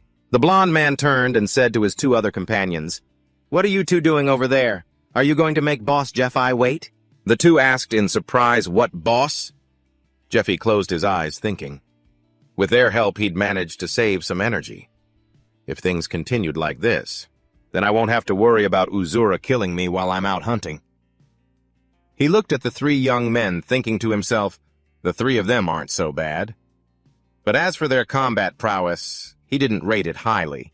That's all they were. He figured they wouldn't be much help in a fight against that guy. From experience and equipment to manpower, they just weren't enough to face what was coming. I have to think of a plan, and fast, he resolved. Inside a magnificent, sprawling citadel, a voice spoke up. Well, now a predator. I didn't expect you to return with something so valuable. The girl with the golden hair dressed as a sister was... The man was satisfied with the girl's work. He handed her a bag of bonus money and said, here, just as we agreed. I guarantee you won't be disappointed with this, so make good use of it. The girl stared at the huge bag of money. She was completely shocked. Oh my, this much. The girl said to the man, thank you. The goddess will surely reward your generosity. Do you have enough spare dimensional bags? If you need, we can give you a few. Jeffy, standing behind them, had heard their entire transaction. He watched them make the deal, thinking, she's conducting a shady deal right inside the temple. In broad daylight, no less? What an interesting sight. I suppose no one in the world is naive enough to believe that all temples are sacred places untouched by corruption. It was an obvious truth that, as the money donated by followers piled up in the temples, entire cities were built around them. This was all thanks to the temple knights and their combat slaves, who always ensured that monsters couldn't get near the city. Standing with his arms crossed, he thought, perhaps safety truly is a luxury, at least for now. People can still buy their safety with money. Later on, even selling your body might not guarantee it. Jeffy and Yizos were walking through the city. She said to him, that was lucky. Both the Predator buyer and the Hardsteel buyer showed up at the right time. We got a great price, too. She winked at him. But I didn't expect you to get the Hardsteel. And so quickly. You're more impressive than I thought. He paid no attention to her words. He only cared about the money they had made. He asked her, so how much did we make? She thought, he's so handsome but so cold. She looked at the ledger and told him, we've reached 48% of our goal. 20% of the sales went to paying off our debt to the temple. Also, as she spoke, she handed him a set of clothes. She said, I've requested to have the research lab cleaned. These are the work clothes and the access card you'll need. She looked at the rental list for a silver alchemist set and said, because real alchemist sets are usually quite large and have a lot of important equipment, I couldn't find a way to borrow one. Everyone in the research lab leaves at 7 o'clock so you can use the place freely after that. Just remember to clean up properly when you're done. Jeffy thought, that works. In any case, this is safer than stealing. Since they always need someone to clean the research lab, they might just call for me tonight. He said to her, there's no other way then. She smiled and linked her arm with his. Don't worry, you'll get paid for the work too. Suddenly a voice called out, Ah, so you were here, sister. Jeffy turned to look completely surprised by the person who had just appeared. A red-haired young man in a cloak approached them. He said to the girl, I was looking for you, sister. There are a few things I need to report. If it's all right, could you spare a moment to speak with me? He was speaking to the girl, but his eyes were fixed on Jeffy. And Jeffy was completely stunned. He never expected to run into him here and now. That's right, Jeffy knew him. He was a member of the heretical appraisal team, one of only 12 rank 1 appraisers and an extremely capable member at that. He's even officially recognized by the temple itself, he thought. And to me right now, he's... The girl smiled back at Net. Oh, what's up? Don't tell me you're about to ask me out on a date. So, are you here to borrow money? Oh dear, I have something I need to take care of right now, she thought. Even though he's talking to me, his real target is the guy behind me. Net is Sahaku's superior, and Sahaku was the one who got beaten to a pulp by the guy behind me. I knew they'd try to pull something the moment they had a chance, but this is just too bold. I can't believe they'd dare to start trouble right in front of a sanctuary apostle. Thinking this, she said to Net, let's talk some other time, okay? Next time I'll even lower the interest rate on your loan. After all, you have a great reputation here, Net. Net said to her, what if I have something urgent I need to ask? I'll even treat you to some tea. He turned to Jeffy. Why don't you come along too? What do you say, huh, Jeffy? Net continued. Come to think of it, you're pretty close with our Sahaku, aren't you? Jeffy looked at him and said, sorry, my memory isn't that great. I can't seem to recall useless people. Their eyes met, sparking with hostility as both of them began to radiate power. Their auras gleaming brightly clashed. Net's was red, Jeffy's was blue. The magical power radiating from them was so strong it sent birds scattering in a panic. The girl broke out in a cold sweat trying to withstand it. She thought, what? No way. This immense magical power. I never expected such a powerful reaction. This guy, he's not just some ordinary combat slave. He must be on par with the sanctuary. No, maybe even more powerful. Red thought being this close makes me understand why. Sahaku couldn't hold back and just attacked him. Net focused his magical power into 2 fingers. He thought I didn't come here looking for a fight today, but screw it, let's have some fun. With that thought, he unleashed his magic to attack Jeffy, making him want to curse under his breath.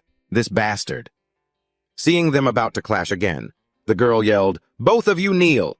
Since this was the sanctuary, even though they were reluctant, the 2 of them had to kneel. The angry girl raised her hand and slapped Jeffy. She grabbed him by the collar and yelled, you reckless fool! Have you lost your mind? Are you trying to get yourself killed? I need to teach you a lesson. Follow me. Now. As she walked away, she said to Net, and one more thing, Net.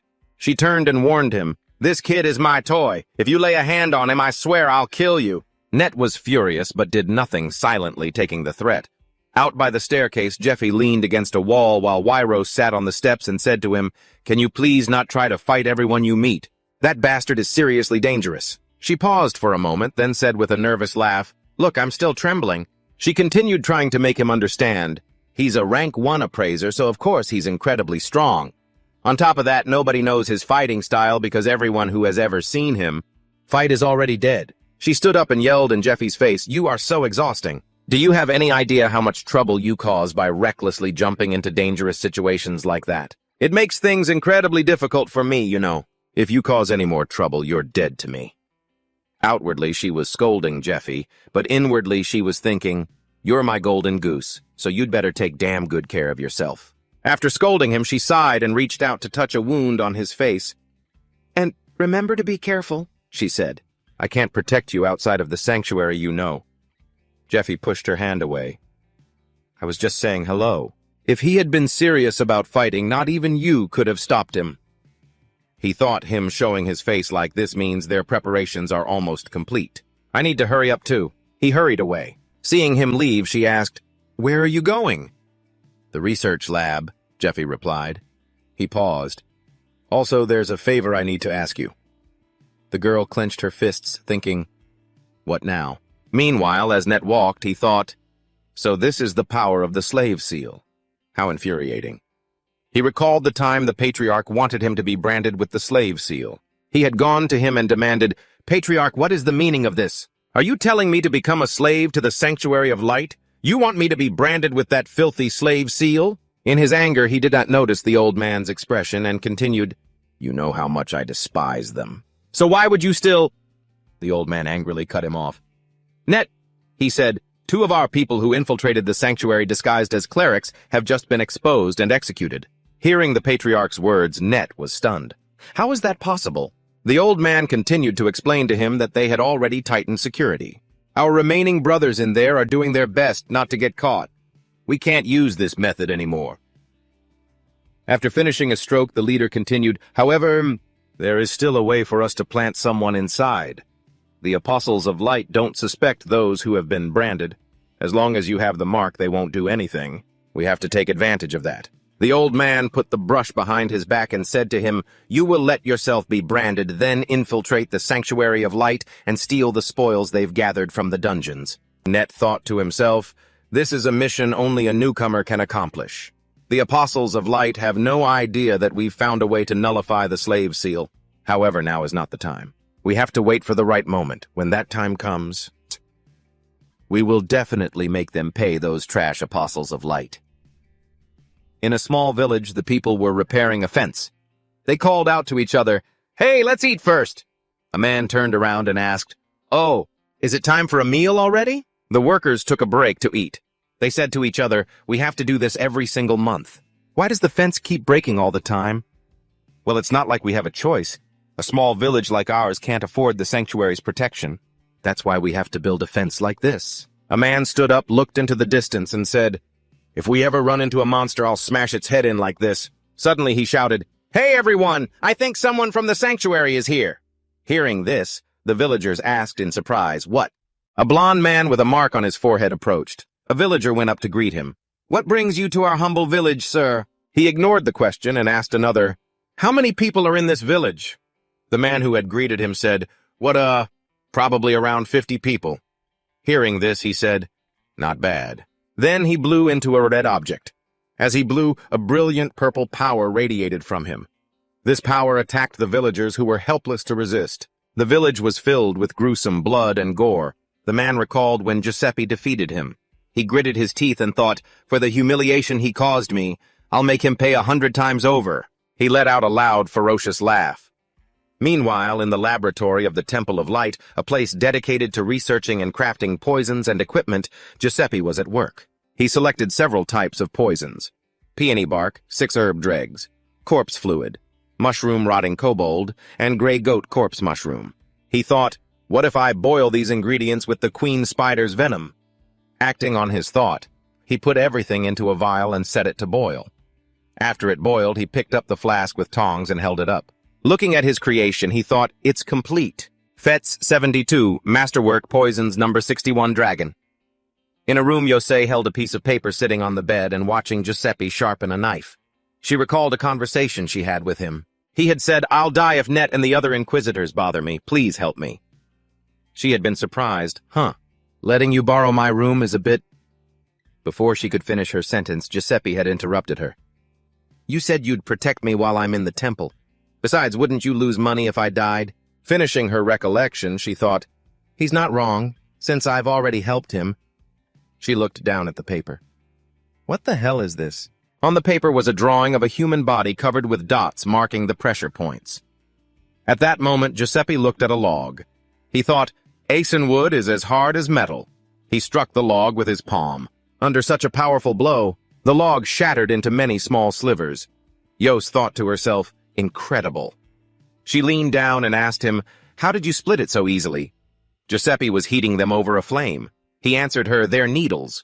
In the East, they use them for healing." After heating all the needles over the fire, he soaked them in a solution of Bellio and Jago diluted at a 1:100 ratio for 10 minutes. He thought, poisons are so easy to use. Their only purpose is to kill someone effortlessly. That's what everyone thinks. Who would have known when demons invaded this world, and the gods took back the powers they had given? After a moment, he lifted a needle. The part soaked in the solution had changed color. He looked at them and thought, "We can only rely on poison." He took a needle and stabbed it into his own shoulder.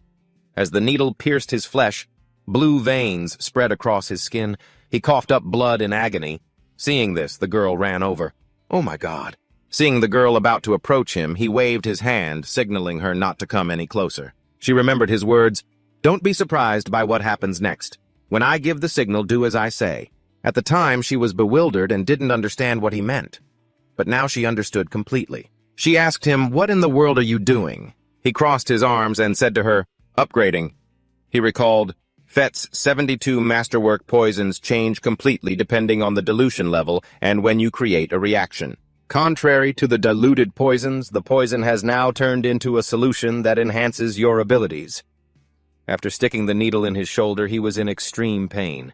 He gritted his teeth and endured it.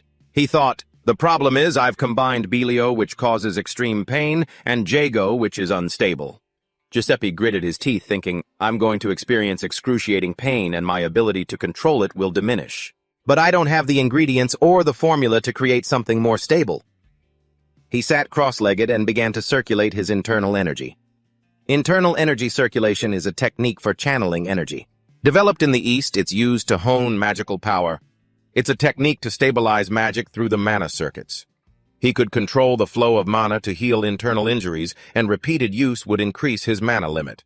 He thought, "Through internal energy circulation, I can control the toxicity by circulating my magic. If I succeed, I can raise my stats to a higher level. But if I fail, my physical body will disintegrate." Giuseppe closed his eyes and thought, "So what? This is nothing, I can take it." He remembered that terrible time fighting the monster. Just then, Wifros was observing him closely and saw the blue veins on his body. He had returned to normal. Before the first needle, he had instructed her, "Once I'm done, I won't be able to move, so keep an eye on things. When I give the signal, stick the other needle in here." After speaking, he pointed to the crown of his head and asked, "Do you understand?" Wifros held the needle, thinking, "A poison needle into the middle of his head. I don't need to be told what will happen if this fails. Death."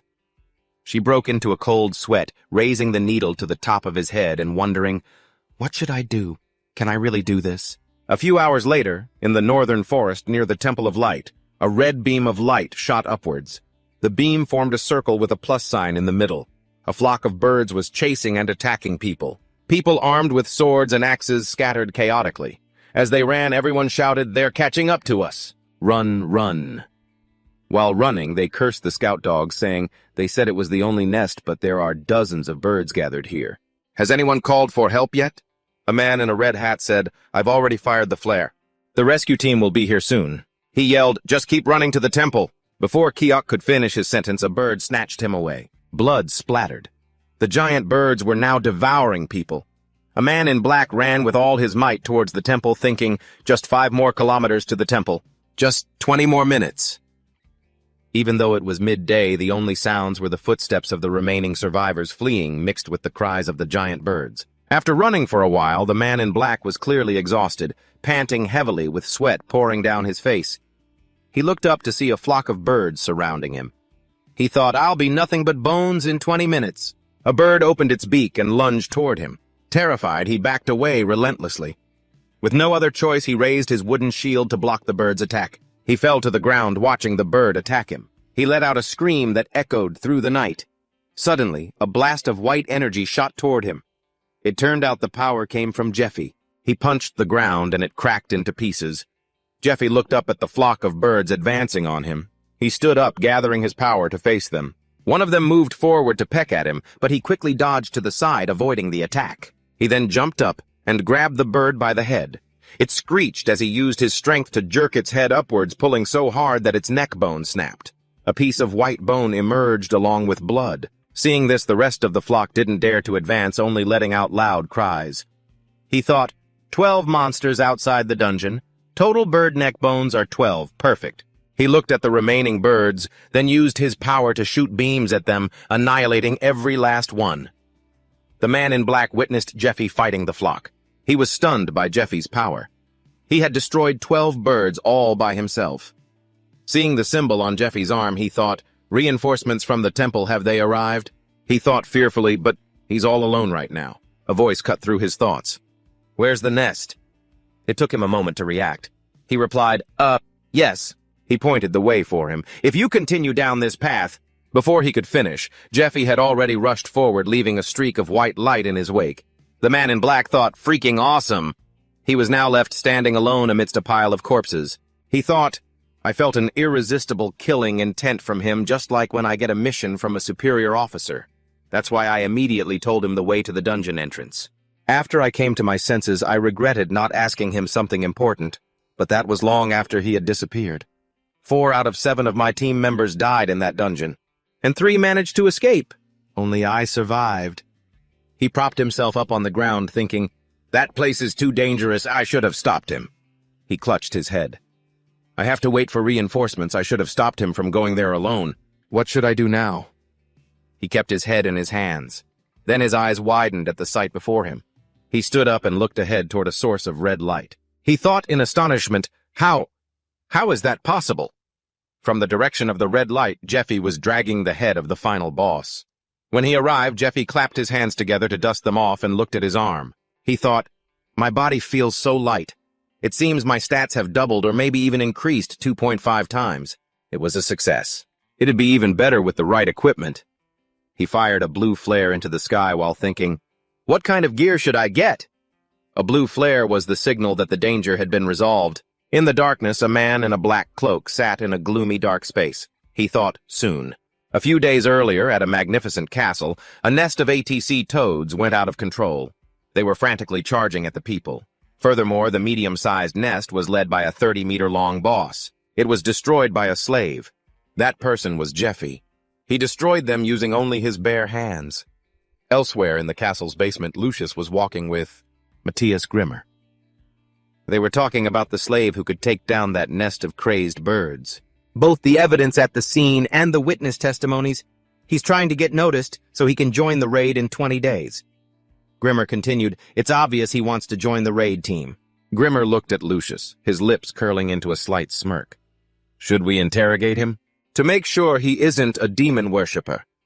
You are the high-ranking heresy inquisitor of the 3rd Division of the Temple of Light. Lucius replied in an incredibly grim tone. No. The corners of his mouth turned up into a faint smile. Let him be. Lucius is the commander of the Knights of the Lucius Jonetti Temple 3rd Division of the Temple of Light. Hearing this, Grimmer immediately turned to Lucius, curious and a little alarmed. But if we don't filter out the demon worshippers before the raid... Before he could finish, Lucius cut him off, yelling, no matter how thoroughly we investigate, we'll never be able to weed them all out. Then his face darkened. A cunning smile spread across his face. As long as they're useful, it doesn't matter if they're heretics or not. Hearing these words, Grimmer was completely stunned by Lucius's treachery, his jaw dropping. What did you just say? Lucius walked forward, clasping his hands behind his back nonchalantly. They're not strong enough to make it to the boss room anyway. That's why they've been reduced to petty thieves. As Grimmer heard these words, he looked at Lucius with utter contempt. Lucius continued, therefore, we'll use them to get to the boss room, then eliminate them along with the boss. Grimmer closed his eyes and turned away, trying to suppress his disgust. Sir Lucius, you are the commander of the Vanguard, are you not? As someone who has known you for 25 years, do you remember I opposed that plan from the start? Hearing this, Lucius burst out laughing, his mouth wide open. Ha ha! Lucius's voice was calm. And that's why I'm showing you this, my friend. Because you worry too much. The two of them went down to the end of the basement where a room emanated an intense chill. Lucius stepped forward and boldly threw the door open. Looking inside, Matthias Grimmer's jaw dropped, looking like it was about to hit the floor. His face was drenched in sweat, completely shocked and horrified. This is inside the room were meticulously carved statues of angels bound by chains that sealed them. In the statues' hands were a spear and a shield radiating an immense aura. Lucius turned to face Grimmer, who was standing frozen staring at those things. Lucius looked at Grimmer and gave a triumphant smile. The Grand Spear of Light and the Shield of Michael. I spent 1/3 of my fortune to acquire them. Hearing this, Grimmer was completely shocked and panicked, thinking to himself, those are the legendary items I've only read about in books. A complex mix of emotions played across his face, panic, surprise, and awe. Lucius clapped Grimmer lightly on the shoulder and whispered, the dungeon we've spent 15 years trying to conquer. Its time is up. There's no need to worry anymore. Lucius's face was filled with confidence, his voice smug. I am now invincible. Elsewhere, in a remote village, vibrant and warm sunlight illuminated the area. Inside a certain house, 3 young men were walking confidently down a hallway. It was Goth Dale and Mako, drenched in sweat from a tiring workout. Mako cursed in annoyance. Damn, I haven't even properly warmed up yet. Why are there so many people at the training grounds? And one was chugging a bottle of milk. Another was fixing his hair. Dale, drinking his milk, spoke with a gentle smile and a calm voice. It's probably because of the raid. I heard there are only 2 or 3 spots left, so everyone's fired up. They're all showing off to get in. Mako, slightly annoyed, ran a hand through his hair. Suddenly, someone was ahead of them. It was Sister Wyrose. She said in surprise, "Oh my." Seeing the sister walk by, the 3 of them bowed respectfully at a 90-degree angle and shouted in unison, "Good day, sister." She walked past them confidently, a playful smile on her face, but there was a hint of mockery in it. She said to them, "Hello, and pay back your interest on time, you trash." As the sister walked away, Mako watched her surprised. What was that about? Why was that witch coming out of our room? Inside the room, Jeffy was sitting on his bed, gently rubbing a ring on his finger. He saw the 3 of them come in. He spoke softly, "There you guys are." The 3 of them saw Jeffy with the ring on his finger, coupled with the fact that Wyrose had just left this very room. They all exclaimed in unison, "Huh! A ring?" They immediately thought, he's been with her this whole time and that ring on his finger? Could it be? Goth trembled slightly. He pointed at the ring on Jeffy's hand, his voice shaking. "Dude, what's with that ring?" Jeffy, completely calm, held his hand up in front of them, revealing the shimmering ring. "This?" he asked nonchalantly. Jeffy lowered his head slightly, a very suspicious smile on his face. "I got it from someone." The ring on his hand was the Ring of Purification. It aids the wearer's mana circulation and strengthens their magic shield. He could use the curse removal skill once a day. He smiled, extremely pleased and delighted, looking down at the ring and thinking, Wyrose really hooked me up with some good stuff. Now Jeffy glanced to the side, recalling what Wyrose had said earlier. She had sincerely placed a hand on her chest and said assertively, "After reinforcing your equipment, this gift is pretty top-notch, you know. I can enhance similar equipment. Just tell me what you want and I'll get it for you." Finishing his thought, Jeffy smiled, extremely satisfied. He thought to himself, "She prepared it for me in advance. Before I even asked, how considerate." Then his lips curled into a smirk. "She sure knows how to spend her money," he thought to himself. Meanwhile, Wyrose was walking down the house's hallway. "I heard from an informant in the black market." Her face was very serious as she thought about the Persephone Assassins Guild. The members of the guild are all incredibly mysterious. They all wear long black robes that conceal their bodies, so you can't see their faces clearly. They exude the aura of a graceful yet cruel snake. They use poison to boost their stats. They're legendary assassins who never forget a target, with impressive martial arts, deadly poisons, and top-tier hunting skills just like Jeffy.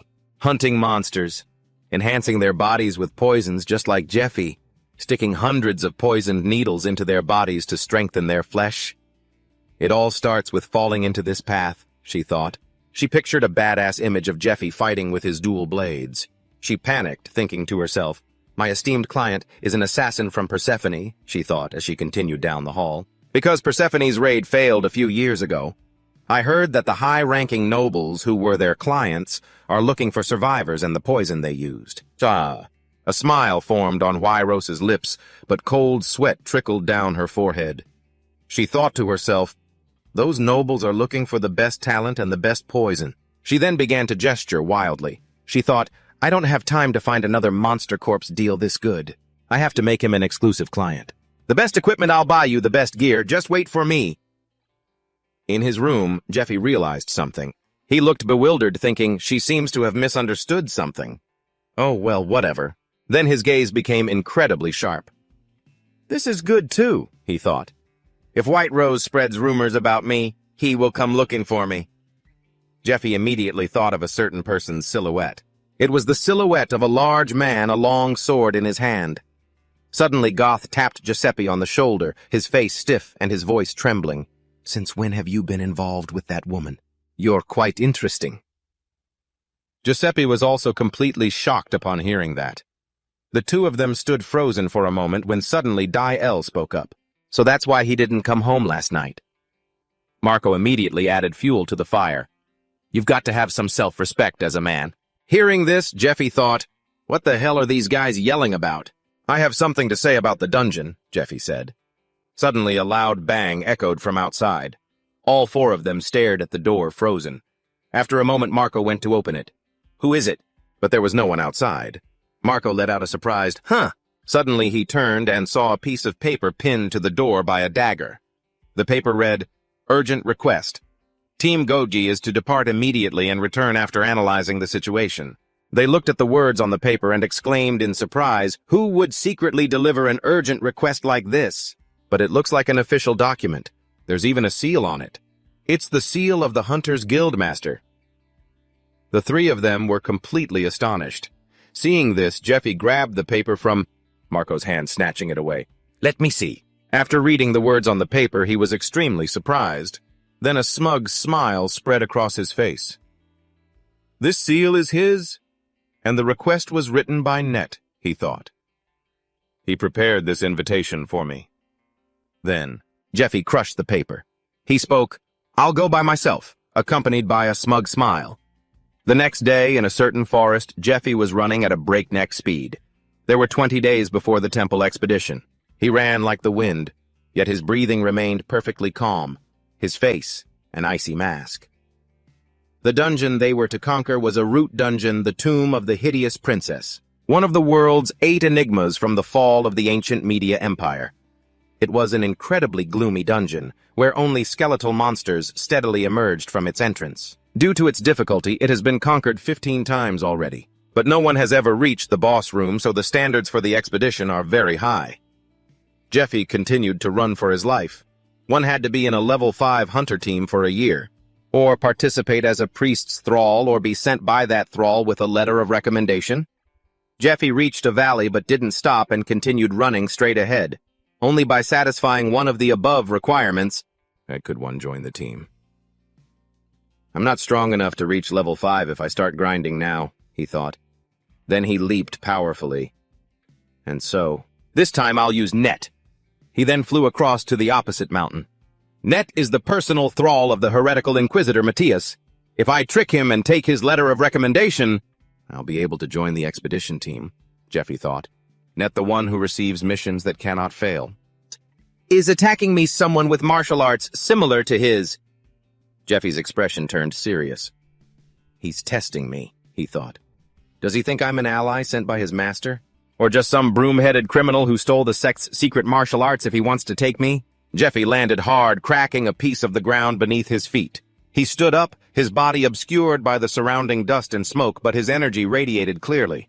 I wonder how strong I am, he thought. Jeffy's face grew stern as he stared straight ahead. Opposite him was a figure also hidden by the dust. That person spoke up. You've come. His voice was smug. Hearing it, Jeffy's eyes widened. This voice, he thought.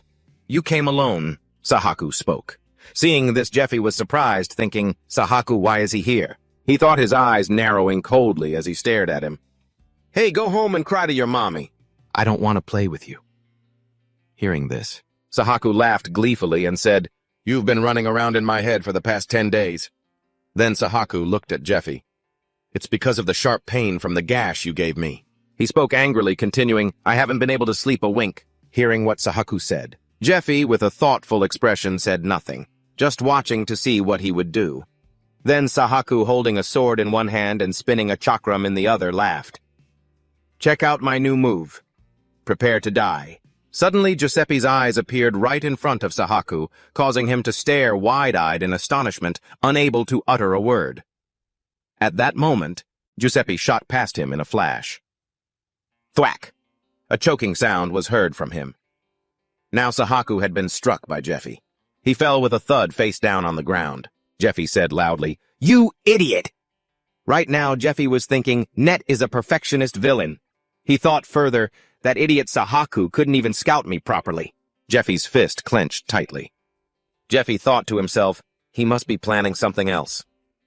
While Sahaku lay face down on the ground, Jeffy raised his voice and shouted, Stop watching and come out already. Are you scared? At that moment, amidst the dusty mountains, something appeared within the thick swirling haze. A loud, gloating laugh echoed out. Suddenly, some guy sitting behind Jeffy started laughing hysterically, making him pause and think as he looked at a purple octopus-like mass. It had many tentacles and seemed to be laughing gloatingly, one of its hands holding something. A curse rang out, "You idiot!" Turns out it was Hasaku who had recovered and stood up with a furious look on his face, saying, "You're really starting to piss me off." The mass of purple tentacles began to squirm immediately, transforming into something else. It instantly transformed into something long and towering with multiple eyes and mouths filled with serrated teeth. Jeffy's eyes widened in surprise as he thought to himself. Hasaku, enraged, roared, "I'm going to kill you slowly and painfully. I'll rip you to shreds." He was now riding on top of the monster. He screamed the order, "Devour him, Shoggoth!" This took Jeffy by surprise, leaving him frozen in place. He reached out a hand, a look of shock on his face. And now, Hasaku, with a look of pure ecstasy, laughed manically. Die. Suddenly, something made Hasaku's eyes go wide. A brilliant beam of power shot out, piercing straight through the Shoggoth's mass of tentacles, leaving Hasaku stunned. Hasaku gritted his teeth, thinking, how? The Shoggoth's tentacles were coiling into a ball. Jeffy immediately channeled his power into it. At that moment, Jeffy thought to himself, a biological weapon of the Demon King's disciples. SH. Shoji-Goth, he continued thinking. I can't believe I'm seeing one here. The legend says that Shoggoths sleep dormant in the form of an egg and awaken when they hear the sound of an instrument containing the power of Hypnos. There's a letter that mentions the Ocarina of Hypnos. That is the instrument used to control a Shoggoth. The user can issue different commands based on combinations of sounds.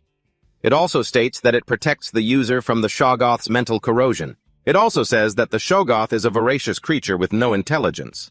Physical attacks are useless against it. At that moment, a footstep approached. The surrounding tentacles seemed to want to swallow those feet.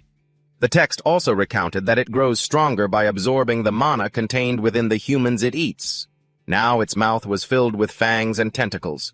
Multiple layers of teeth and eyes were stacked upon each other, forming a truly terrifying maw. It stared intently into Jeffy's face, then it began to surround him, as if it wanted to toy with him, to play with him. Jeffy's gaze was now fixed on something. The account continues, they alone are already a great threat, but they aren't what makes the Shoggoth truly terrifying. It spoke of the mental corrosion. Merely making contact with a Shoggoth will cause a person to experience a series of horrors. These horrors correspond to their own fears, and they'll start tripping out as if they're hallucinating. Once their mind is completely eroded, they will become as crazed as an addict going through withdrawal. After that, they will completely lose control. A person who has lost control will lose all reason and kill everyone around them. A mass slaughter will unfold. A monster created by the Demon King, which worships slaughter. Hasaku stood outside watching Jeffy gradually get engulfed. He laughed gloatingly and shouted, "You psycho, you're dead for sure, kiddo." He then added, "You have no idea what's coming next." At that moment, as he was being wrapped by the Shoggoth's tentacles, Jeffy's eyes turned bright red. Hasaku said, "Those red eyes. That's the sign you're losing control. Your mind will be eroded and you'll be gone soon enough." Right then, Jeffy's eyes were crimson with rage while Hasaku's gloating laughter echoed in his ears. But Jeffy couldn't say a word. Then, curse removal. Jeffy wore a ring on his hand, standing tall like a god of war. This was the ring of purification. It assists the wearer's mana circulation, and it enhances their magic barrier. It can be used to remove curses once per day. Now Jeffy stood defiantly in the middle of the Shoggoth's tentacles, which continued to swirl around him in a circle. It wanted to completely devour Jeffy, while Hasaku stood outside, speechless at this very moment. A large hand suddenly grabbed Hasaku's neck, choking him so he couldn't speak or even groan. He gurgled, his eyes bulging wide, as Jeffy, his eyes filled with fury, squeezed his throat tightly. Before, all I thought about was ensuring my own survival, and the survival of those around me. Jeffy, holding his sword, lowered his head. I thought that was the obvious thing to do in this cruel world. But one day a different thought suddenly crossed my mind. He looked up at the sky filled with birds spreading their wings. Jeffy wondered what would happen if I had more comrades fighting alongside me.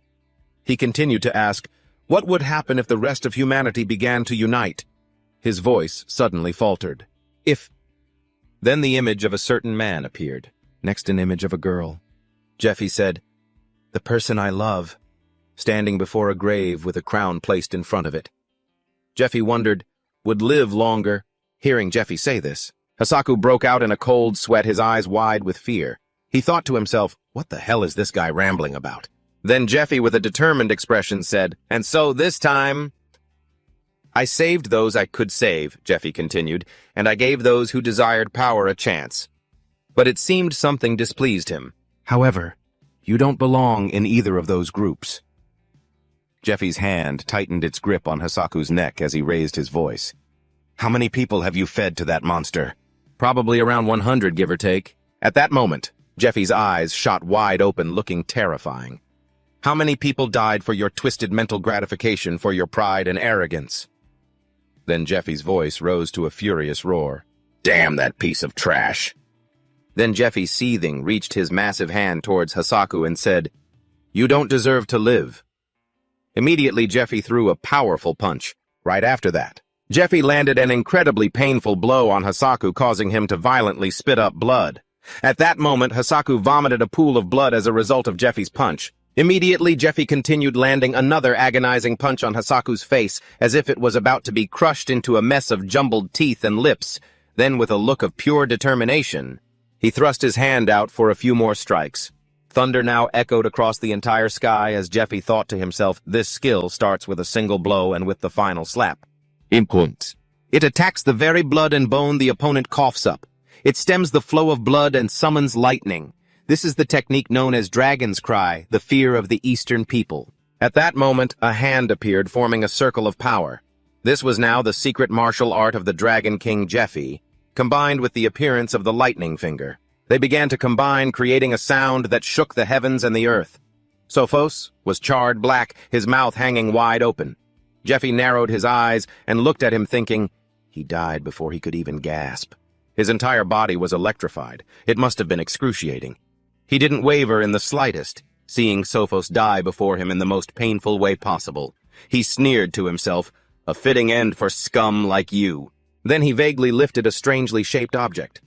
Jeffy looked at the electrified area around him, silently reflecting on his recent fight with the support. Physical attacks were useless against the support. Jeffy slowly brought a flute to his lips, thinking to himself, so I can only use magical attacks with lightning or fire attributes, or holy power. This is too easy for me. Just one more move and he would have been toast. But why waste the mana? Standing in the electrified area, Jeffy played his flute. The song Harmony of Destruction shattered the magical bonds within the support's cells. Suddenly a voice spoke from behind him. So you know that song. A robe fluttered in the wind. How surprising, the voice continued. That is a secret known only to the Demon King's disciples. The temple has never laid hands on it. Net leapt down from above. Before Jeffy could turn, the man fixed his gaze on him, smirked, and spoke. You know far too much. Jeffy recognized him instantly, his expression tensing. Finally, Jeffy thought, his mind flashing back to his past encounter with Net, the man who only took on missions that could not fail. He's attacking me again. The one whose martial arts are just like his. The image of Net attacking him flashed through his mind. If I trick Net and steal his letter of recommendation, I can join the expeditionary force. He wants to test me. Jeffy's flashback ended his thoughts, hardening with resolve as he focused on his immediate goal. It's time. I have to pass his test and make him believe I'm a disciple of the Demon King. It's the only way to change the future. He furrowed his brow, hinting at another deeper purpose. Jeffy began to recall images of himself training in the past, a debt I have yet to repay. He steeled his resolve. I want you to have a different fate in this life. He clenched his fists resolutely, glaring at Net with hatred, a plan already forming in his mind. That's why I have to deceive him to get close. Breaking the silence, Net spoke up, a smirk on his face. No matter what happens, I've been watching you this whole time and I've come to a decision. Without the slightest hesitation, his hand reached back and drew his sword. You. He pulled out the blade, radiating a ferocious killing intent. Are a target that must be eliminated. With incredible speed, he lunged toward Jeffy. Net aimed his sword at Jeffy, who raised his hands in a defensive stance, summoning crackling lightning around his palms. Wielding his sword with immense power, Net unleashed a flurry of strikes that completely enveloped Jeffy, yet none of them seemed to land. Net was slightly astonished, thinking to himself this feeling. I'm missing every single strike. Suddenly, 3 stones crackling with Jeffy's lightning appeared behind Net. He reacted instantly, slicing through them as they flew toward him. His earlier smirk gone, Net spoke. How interesting. I never thought you'd be able to not only dodge my attacks, but also counter them. He thought on this continent aside from Master. There aren't many who can keep up with my speed and my strikes. He must have another objective. Jeffy, annoyed that his counterattack had failed, held a stone in his hand and spoke to Net with mocking tone. Are you so weak you need a sword to fight someone who's unarmed? As if the taunt hit a nerve, Net frowned in annoyance. He immediately dropped his sword to the ground and took a serious martial arts stance. Not to be outdone, Jeffy mirrored his posture perfectly. With intense focus in their eyes, both prepared to strike. Lightning sparked around Net. They exchanged blows, neither giving an inch. They used the same principles as the Dragon's Claw. The secret martial art of the Dragon King envelops the body in electricity, generated by explosions, granting the user enhanced speed and power. Jeffy held out his palm. Streams of lightning began to spark around him. But anyone who uses this style also knows how to block it. He stared straight into Net's eyes, fearless and unflinching. The secret martial art of the Dragon King, Yin-Yang Lightning Break. It has 2 poles, yin and yang. A negative pole and a positive pole will attract each other. The 2 lightning streams collided, creating a massive explosion. But this defensive style works on the same principle: 2 like poles will repel each other. Net was struggling, finding it incredibly difficult to fight and defeat Jeffy. He links his attacks to the positive pole and maintains that connection point to dodge all my strikes, Net thought furiously after a prolonged exchange. This should have been over already, but in that instant, after being attacked by consecutive strikes faster than the speed of light, there are 2 possibilities. Case 1, if the body is not enveloped in sufficient energy, the attack is not deflected and hits its target. Case 2, when the electric shield is stronger than or equal to the opposing current, the attack is deflected. However, if the electric shield is weaker than the opposing current, the shield is neutralized and the attack lands. The point of attack, the timing, and the amount of energy. One must train relentlessly to adjust all these variables reflexively in a split second to use this technique effectively in battle. This isn't something that can be imitated with cheap tricks like simple mimicry. Net was absolutely furious, unsure of what to do. That's the real deal. Jeffy's entire body began to glow, radiating the blue light of his lightning current. Net gritted his teeth, thinking, and that makes this even more infuriating. Only my master and I were taught the secret martial arts of the Dragon King. Unable to contain himself any longer, Net yelled, "Who the hell are you?" Long ago, there was the 9th-level disciple of the Demon King, the Eastern Lord Jinryong, the Solitary Dragon. He was a man from the East who journeyed from the Eastern continent across the demon lands of the Saraha Desert to the continent of Aslan. An obedient army followed him. He was the one who revived the structure of the Demon King's cult with his mysterious techniques and martial arts. The Dragon King art had 2 true successors, separate from the hundreds of other disciples. While the others only knew the surface of the art, these 2 inherited the core of the Dragon King art from the Eastern Lord. Of the 2 heirs, one was Jinryong's biological son, Jingong the Mad Dragon, in other words, his flesh and blood. The other was a child he adopted on the continent of Aslan. The 2 of them trained day and night, constantly sparring and competing against one another. Both were required to master the art through live combat. Therefore, only 2 were needed, as the core of the martial art had to be kept secret. The arid desert was hazy with dust and smoke. First of all, you are definitely not one of those 2 core disciples. Net's frown deepened as he lowered his voice. And that's not all. You destroyed the sect's priceless treasure. That thing was nurtured with the flesh and blood of 100 people created specifically for this expedition. I don't believe you're a disciple of the Demon King. Jeffy just stood there defiantly still. Hearing his accusatory words, Jeffy simply raised 2 fingers with a mocking smile. It's so simple, yet you can't even figure it out. There are only 2 disciples who learn the secret arts, but... He paused for a beat, then continued. What happens if one of them dies? He hadn't seen that coming. If one of them dies, the other can't practice combat on their own. The master is too busy to spend time training the survivor, and it takes a very long time to train a new disciple. The more he thought about it, the more unbelievable it seemed. His eyes went wide as saucers. If that's true, then no, it can't be. Jeffy smirked. I'm the secret disciple trained to be ready in case one of you 2 kicks the bucket. A shadow disciple. It's a long-standing tradition among Eastern martial artists. A shadow disciple is trained in secret as a contingency in case something happens to the official successor, a person whose existence even the sect's inner circle is forbidden to know. They are the hidden trump card that ensures the sect's survival in an emergency. But they are killed if the official successor matures safely and takes their place as the sect leader. This is done to eliminate any future threat, since the shadow disciple is trained identically to the official successors, and letting them live could cause complications. Jeffy raised an eyebrow, thinking to himself, spot on. It's not like I just made all that up. However, the real shadow disciple can't make it to the tower to join the raid, because that person will be all tied up by Antari and her companions. Ante, I bet you're doing things quite unbecoming of a princess right about now, aren't you? Jeffy's lips curled into a smirk. He had already planned to take advantage of this situation. After listening for a moment, Net couldn't help but frown. He challenged him, if what you're saying is true, then shouldn't your existence have been kept an absolute secret?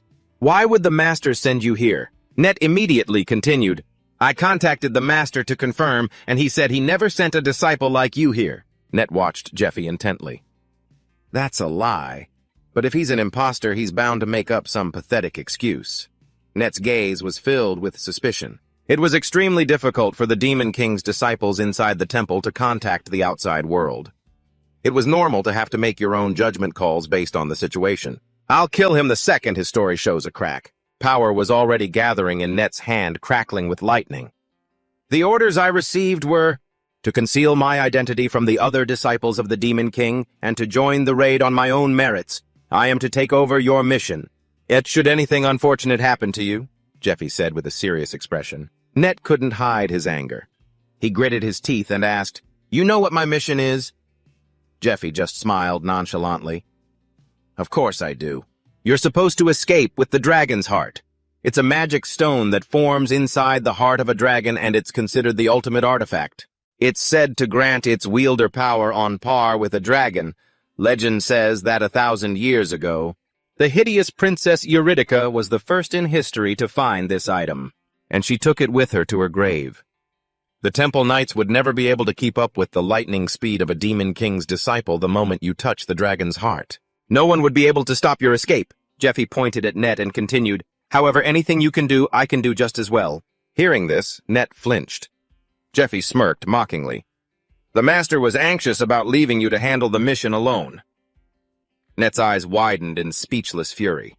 The reason I disobeyed orders and lured you here with all that flashy stuff is because the requirements to join the raid are more complicated than I thought. Why take the hard road when the easy path is right in front of me? So that's that, but Jeffy rubbed the back of his neck as if exasperated, but then his expression turned serious. Actually, I have something personal I need to discuss with you. Net looked extremely irritated. Something personal. With me. He took a step back, but Jeffy moved in a flash, getting close enough to whisper in his ear, It's about the blood tears. Net's eyes flew open in shock. How could he possibly know about that? The blood tears. My family's stolen treasure. The whole reason I'm following the master is to get it back and take revenge on the temple. The only people who know about this are the master and me. Uncertain, Net had no choice but to ask, Tell me, what do you know about the blood tears? Jeffy crossed his arms, looking smug. I'll tell you, once I've judged you to be trustworthy. First, why don't you make my life a little easier? You can add me to the raid party, can't you? I'm sick and tired of the stinking quarters they assign to the lowest-ranked group of hunters. Net was silent. He squeezed his eyes shut. There's no way I can trust this guy. You, follow me. There's somewhere you need to go with me. With that, Net turned and walked away. The scene shifts to an abandoned mansion near the temple. Net walks in and calls out, Everyone, brothers, I've brought the last member. Net gestures towards Jeffy. His name is Jeffy. He was sent by the master to assist me on my mission. I've already performed the necessary procedures to verify his identity. A dark figure sitting in the corner spoke up. Model, I had thought you were quite intriguing. I suppose this is the situation. It was Matthias Grimmer, the 36th ranked follower of the Demon King. He flashed a friendly smile and said, You should feel honored to be standing shoulder to shoulder with the successor to the Lord of the East. Hey, little bro. Jeffy immediately frowned in anger as Matthias Grimmer slammed his hand on the table over this. The slave class candidates participating in the raid will follow the heretic investigators and the hunter teams. It has been decided there will be 40 of us, the followers of the Demon King. Since there's a newcomer, I will explain the strategy one more time. You all must remember this. No mistakes will be tolerated. For the glory of the Demon King's cult, Matthias Grimmer said loudly. Jeffy still looked quite annoyed, thinking to himself, I thought it would be great if I could find the Demon King's followers hidden in the 5th Army by using net, but for all 40 of them to be followers of the Demon King is so insane, I don't know whether to laugh or cry. These guys, they're different from Sahaku, who only relied on items and monsters, or the me from the past, who had nothing but ambition at the time. Jeffy thought of the bearded old man and that weird masked guy. They were all very strong. They are an elite force formed for a single purpose to carry out this mission. And on top of that, there's a guy with his face completely wrapped in bandages. If you all have so much power, Jeffy fell silent. Then why would you follow that Demon King? Net glanced over, observing Jeffy. The fact that he revealed his own identity proves that Master doesn't completely trust me. Net wondered to himself, he even knows about blood tears. Just how close are they, to be able to share such secret information? The one Master trusts might not be me, but him. No, I can't waver. Net comforted himself. Master made a promise to me. Net recalled the past, his master's words to him. If you become important to me, I will help you get your revenge. Net clenched his fists, his resolve hardening. I need Master for my revenge. For that reason, I will be the one to seize that dragon heart. No matter what happens. It won't be that shadow guy, it will be me. And another thing. Net continued to watch Jeffy. If he's the shadow disciple, the one being groomed to replace me, then he might want something to happen to me. Because if I die, he'll automatically become the official successor. He might even put a knife to my throat. Matthias Grimmer's voice rang out after he finished explaining the strategy. I will divide you into teams. The escort team will follow Brother Net and protect his escape route. And the assault team will confront the leader of the knights, Lucius, Matthias Grimmer ordered. Net held out his hand to Jeffy and said, Since we've both been assigned the same mission, isn't it only natural for us to be on the same team? Yeah. Net smiled, thinking to himself, if he's planning to steal my prize and my life, it's better to keep him close to me. Instead of at a distance, I look forward to working with you. Jeffy looked at Net's outstretched hand with suspicion. The Net from my previous life collapsed after trusting the wrong person. While he's blinded by his grudge, he's the loyal and patient type. Making an enemy of him would be pointless. On the contrary, I want him as an ally. If I can get him to direct that trust towards me, he'll be a powerful asset to help me overcome what's to come in the future. With that thought, Jeffy reached out and shook Net's hand. I look forward to working with you too. I've tragically lost countless relationships. Among them, the first person I need to reconnect with is him. The scene changes to a cave filled with gasping sounds. A staff is pressed against Jeffy's neck. Choose. Someone's voice rang out. It was Net giving Jeffy an ultimatum. Will you help me escape this place? By learning the ultimate martial arts technique, or... Do you want to die right now and become roasted pork? The first eccentric bond that made me humanity's strongest. Master passed the Dragon King to me, Net the next day. The sky was sunny and blue in harmony with a 7-colored rainbow. The names of the members for the subjugation squad for the Tomb of the Abominable Princess Dungeon had just been announced. Everyone stood watching pensively to hear the announcement, which read as follows. The individuals named below are to assemble at 6 a.m. tomorrow. You will all be living in the same lodging, while training in preparation for the subjugation's departure date. The announcement continued. For security reasons, communication and contact with anyone outside, the subjugation squad is strictly forbidden. Please pack your necessary belongings and report to us if you see anyone engaging in collusion. Final reward details, that is all. Now, Jeffy also stood in the crowd listening to the announcement. With a pensive expression, he thought, everything is going according to plan. I guess I should start getting my things in order too. Just then, many battle scenes appeared in his mind. The Black Steel Dungeon, the Nest of Caches, the village in the canyon where Net faked the notice, and the Goblin Cave. I've achieved the feat of conquering 3 dungeons just as I promised Gogi. Immediately, those 3 guys bowed solemnly and shouted in unison, Thank you, Jeffy! Thank you for everything, boss. Please take care. Afterward, Jeffy stood with his arms crossed, thoughtfully watching the 3 of them. And he said, Now you all have a record of achievements.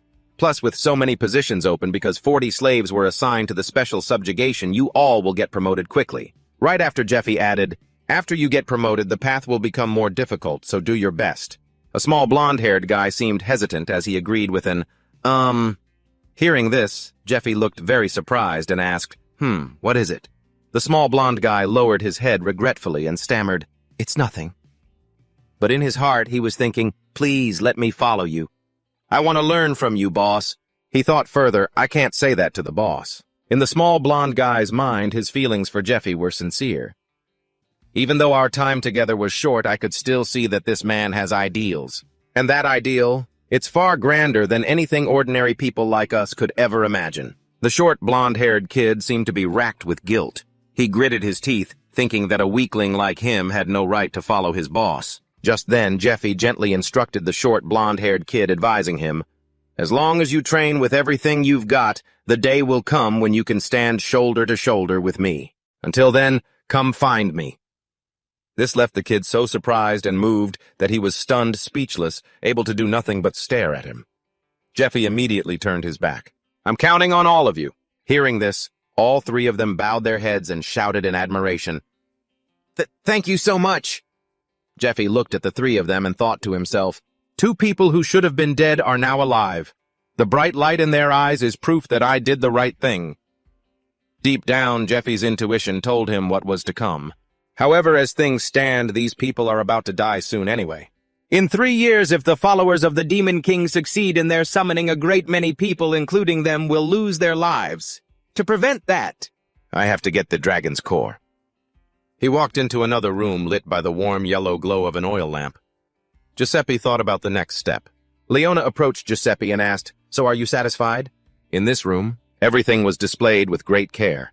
Leona spoke to a pensive Jeffy who was observing the items. This is the gear I managed to find for you. A look of excitement appeared in Jeffy's eyes. This stuff is good, he thought. Looking at the weapons leaning against the wall, Jeffy mused, exactly what I asked for. He then glanced to the side. More excellent items, Jeffy thought. She's chosen blunt weapons with high mana conductivity. The tale goes that the tomb of the abhorrent princess is a dungeon teeming with animated skeletons. Being undead, they feel no pain. Their bodies are nothing but hard bone rendering slashing attacks like the Great Sorrow flesh render, and the agonizing blood scatter completely useless. An image of a great hammer shattering a sturdy skeleton appeared in Jeffy's mind. That's why to defeat them you have to smash them to pieces with blunt weapons. Giuseppe put a hand to his chin, looking thoughtful. The quality of these weapons is excellent. I'll take them all. Hearing this, Leona asked with a look of surprise and gratitude, really? Without hesitation, Giuseppe reached out and grabbed a sword from its wooden stand. Among all of these, he said. Jeffy then drew a long sword. After a few practice swings, he said casually, I especially like this one. That treasure was the Sunset Longsword, an artifact belonging to a knight from 100 years ago, discovered in the Sunset Castle. Within the blade flows a mysterious stream of energy.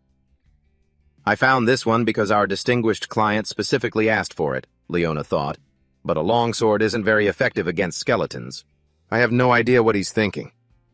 Jeffy then looked at his reflection in the sword's gleaming surface. He thought, what I really need to be concerned about in this dungeon isn't just the skeletons. Jeffy thought to himself, the Radiant Sanctuary is trying to wrap up its 15th attempt to conquer this dungeon. And the followers of the Demon King are ready to fight to the death for their cult's survival. I'll have to fight all of them to get the dragon's core. Jeffy's thoughts grew more somber. The entire subjugation team is my enemy. But there was more. Seeing the suspicion in Net's eyes, Giuseppe thought, Net still doesn't trust me. Just then Giuseppe gripped the sword and closed his eyes as if weighed down by his troubles. He thought, even if I tell him the truth, it won't be easy to convince him. If my persuasion fails and we end up fighting again, it won't end halfway like it did last time. His eyes revealed his conclusion, it would be a fight to the death. Suddenly, a knock at the door made Jeffy look up in surprise. It was an enchanter who entered with a gentle expression and spoke to the two of them. My apologies, am I late? She continued. My name is Angelia. I'm an enchanter who collaborates with the Research Institute. You must be the distinguished client Anna mentioned, correct? Watching her hand place a spell upon the sword within a sparkling circle of light, Jeffy thought, the process of imbuing equipment with holy power mana and other attributes is called enchanting. The more skilled the enchanter, the stronger and more durable the enchantment. Jeffy's thoughts continued. If I remember correctly, Angelia is one of the most renowned enchanters of the sanctuary. Jeffy then said, stammering slightly, Well then, I'll be in your care. Hearing this, Angelia chuckled. Don't you worry, handsome. Then her expression turned serious as she began to chant, O sacred holy mother, please grant us your light. Suddenly a brilliant golden light flashed, sparkling brightly. Now everything had been enchanted with a golden aura, the leather armor, the sunset longsword, the enchanted leather boots, the enchanted disaster amulet, the enchanted black steel scythe. Jeffy thought, even though I have to prepare for a confrontation with the subjugation team members and I can't let my guard down inside the dungeon. If I can't even withstand the foul aura of the abhorrent princess's tomb right from the start, then all these preparations will be for nothing. Jeffy's gaze was sharp and wary. And with that, the basic preparations are complete. Angelia then asked, So how will you be paying? Hearing this, Leona immediately handed her a pouch of gold. 5 pieces of equipment for a total of 3,000 gold. Here's the full payment. Angelia happily took the pouch of gold and left waving goodbye to the two of them. Leona happily bowed in return. Getting enchantments from Angelia on the side for only 3,000 gold is way too cheap, Jeffy thought. Yos must have pulled some strings for me. Looking at the equipment around the room, Giuseppe said, Now then, let's settle up the costs on our end, shall we? Hearing this, Leona asked in surprise, About what, she asked, and then, with a thoughtful expression, Giuseppe asked, Isn't it thanks to you that I'm barely paying any commission? And we're not just talking about 1 or 2 pieces of equipment here. Hearing this, Leona put a hand to her chin, thinking to herself that she'd taken a small loss to earn some points. She feigned nonchalance. Oh, it's nothing. We're all acquaintances here. Jeffy immediately glanced over at her. You must have had to prepare in a real hurry, thanks. Seeing this, Leona looked rather suspicious of Jeffy. Then she hesitated before replying, Ahem. As long as you understand my good intentions, that's all that matters. But Jeffy just asked, So what do I do now? Jeffy immediately looked worried. I don't have a single coin left. Hearing this, Leona's jaw dropped in surprise. What, my dear customer, what did you just say? Or what? Giuseppe thought to himself that the byproducts from the fish and cheese weren't worth much, and the village in the gorge wasn't exactly a dungeon. Then he added with a calm expression, I didn't find anything of value. I have nothing to give you. Hearing this, Leona stammered nervously, How can that be? Not even a single coin? In the end, Jeffy immediately held out his hand, which was holding a small key. Then he produced 2 vials, 1 blue and 1 purple. He said to Leona, Can I pay with these? The first vial, Belio's Deadly Poison number 68 from the Poison King's collection. The second vial, Dragon's Deadly Poison number 61. Hearing this, Leona's mind raced with frantic worry. A deadly poison from the Persephone Guild. Seeing that Leona seemed to want the 2 vials, Jeffy held them up high for her to reach for. She became giddy with excitement. Oh, that'll more than do. Give them to me. Jeffy then pulled the 2 vials further away. Leona reached for them, shouting, Come on, give them here. Stop messing around. Seeing that Jeffy was still teasing her, Leona lost her temper and yelled, Do you get a kick out of teasing people? She snapped. She continued to demand the 2 poison vials from Jeffy. Hand them over now. Jeffy finally gave the 2 vials to Leona and turned his head, saying, Be careful when you sell those. That guy named Mole is dangerous. Don't sell to him. Leona, however, was blissfully holding the 2 vials, caressing them. All right, she replied to Jeffy. As she watched Jeffy leave, Leona waved goodbye. Take care, my dear customer. Come see me after the subjugation. I'll pay you the difference. Make sure you come back, you hear? The next morning, at a temple filled with knights and other people gathering for something, a hooded figure stood in the crowd, thinking, It's pretty crowded. If you include the knights and the priestesses of the sanctuary, I wonder how many people there are. An old man glanced over and replied, Around 100, perhaps.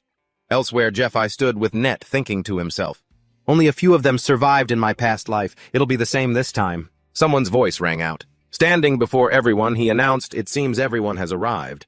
It turned out to be the man with long blonde hair looking down at the crowd. His name was Lucius. Jeffy thought, The leader of the subjugation squad is the head knight of the sanctuary, Lucius. The princess's catacombs raid party consists of clerics from the Temple of Light, 18 knights, 10 slave medics from the Hunter Squad, and 20 heresy inquisitors. 12 inquisitors, 6 slave medics from the Heresy Inquisition Board, 20 people, Jeffy thought, a total of 86 people divided into 2 groups based on their roles: vanguard for close quarters combat, protection, hunting, tracking, reconnaissance, and so on, the support team for long-range attacks, healing, magical support, etc. The leadership consists of 4 people: head medic Arnold, support team leader Leona Vanguard, leader Matthias, and everyone around them chanted, Seleucus, Seleucus, O Holy Father, and that was none other than the Pontiff Lucius. The Holy Cross is a symbol that the gods bestow upon their favored ones. Those who possess it are called Holy Father or Holy Mother. While on earth, they inherit the supreme power of the gods. After death, they become angels to serve the divine. Lucius is a living saint who received the Holy Cross at the young age of 7. Giuseppe continued to think. People revere the Holy Father and Holy Mother as if they were angels. They believe that seeing these saints with their own eyes is a great honor. I never expected him to show his face to the ordinary members. Suddenly, a grinding sound cut through Giuseppe's thoughts. Giuseppe turned to see Net gritting her teeth, glaring at Lucius. Seeing her reaction, Jeffy couldn't help but wonder. Lucius spoke up. I hereby declare that this special unit will put an end to the 15 long years of fruitless attempts to explore the catacombs and find the solution to one of humanity's 8 great mysteries. The name of every person participating in this unit today will be recorded by the church, and the slaves will be granted their freedom. Lucius clenched his fist with determination. Let us overcome the arduous training together starting today, and walk with me on the path to glory. The people standing around cheered endlessly. O mighty Arya, save us with your eternal light. O mighty Arya, save us with your eternal light. At the Howling Peak, special training ground, Jeffy was climbing up the peak step by step. He thought to himself, glory, glory, for whom, of course, if this large-scale raid succeeds, the participants will receive boundless honor. However, its true nature isn't about celebrating heroic deeds, but about material gain. Matthias gave an order to those around him. This is a fragment of a tombstone from the dungeon. All of you must get used to this dark energy. I have to keep this up 24/7, Jeffy thought. Get into politics, gain the right to form a raid party, gather the cult members, and summon funds for our endless expenses, such as costs for manpower items and potions. The final preparations were finally complete. And then a few years later, the dungeon was cleared. After the successful clearing of the dungeon, towns and roads would be built on the solidified land. Investors would reap enormous profits from real estate. This was a massive business undertaking, the Third Temple of Light. It's nothing more than a tool for St. Lucius to use to clear the tomb. Those with potential for the special squad are nurtured, and the chosen are trained to become warriors. The elite. The magic staff in Leona's hand suddenly began to glow. Leona pointed and commanded, Imagine this light is an enemy's magical attack. Anyone hit 3 times will die. Raise your swords and fight. This is golem training, Leona shouted. Let the mock battle begin. At Leona's command, the golem immediately swung its fists at the surrounding knights. Almost none of them could dodge the golem's punches. They fled one by one, wondering amongst themselves, why is this so intense? Damn, this is no different from a real fight, I'm toast. A wooden plank appeared out of nowhere, about to strike Jeffy, but Jeffy reacted instantly and smashed it with a powerful punch. Seeing this, Net turned to ask Jeffy, I'm sure you know that here. You can't use the martial arts of the Dragon King style, right? Jeffy replied. What, you think I'm an idiot? Net and Jeffy both charged forward, swiftly dodging the golem's attacks. Jeffy and Net gathered all their strength, preparing to swing their swords. Their coordination was flawless. As a result, the golem was quickly defeated by them, 500 golems destroyed. After a 15-minute break, Arnold thought to himself, they're better than I thought. The quality of slaves this time is much higher than the last batch, especially those 2. They're skilled, and their teamwork is flawless. Who knows, maybe this raid will actually succeed, Arno thought as he looked towards Jeffy and Net. He then spoke up, O almighty Saint Arya! This statement quickly drew everyone's attention. Arno walked towards them with a light smile. I have completely healed the wounded, as long as our medics are here. All of you can absolutely complete 4 weeks' worth of training in just 2 weeks. Now continue training. On the evening of the final training session, the commander gave the order, the training exercise is concluded. I'm glad you all made it through unscathed. The brutal tomb raid awaits you all tomorrow. Eat and rest well. Understood. Only Net was sitting alone atop the tower. Suddenly a voice called out, "Aren't you going to eat?" "You've barely eaten anything during training. Today is the last day, so the food is especially good," Jeffy said. Nevertheless, Net still refused. "I've had enough." Net continued, "I have to maintain a certain weight to guarantee my speed." Jeffy mused, "In that case, I'll do the same.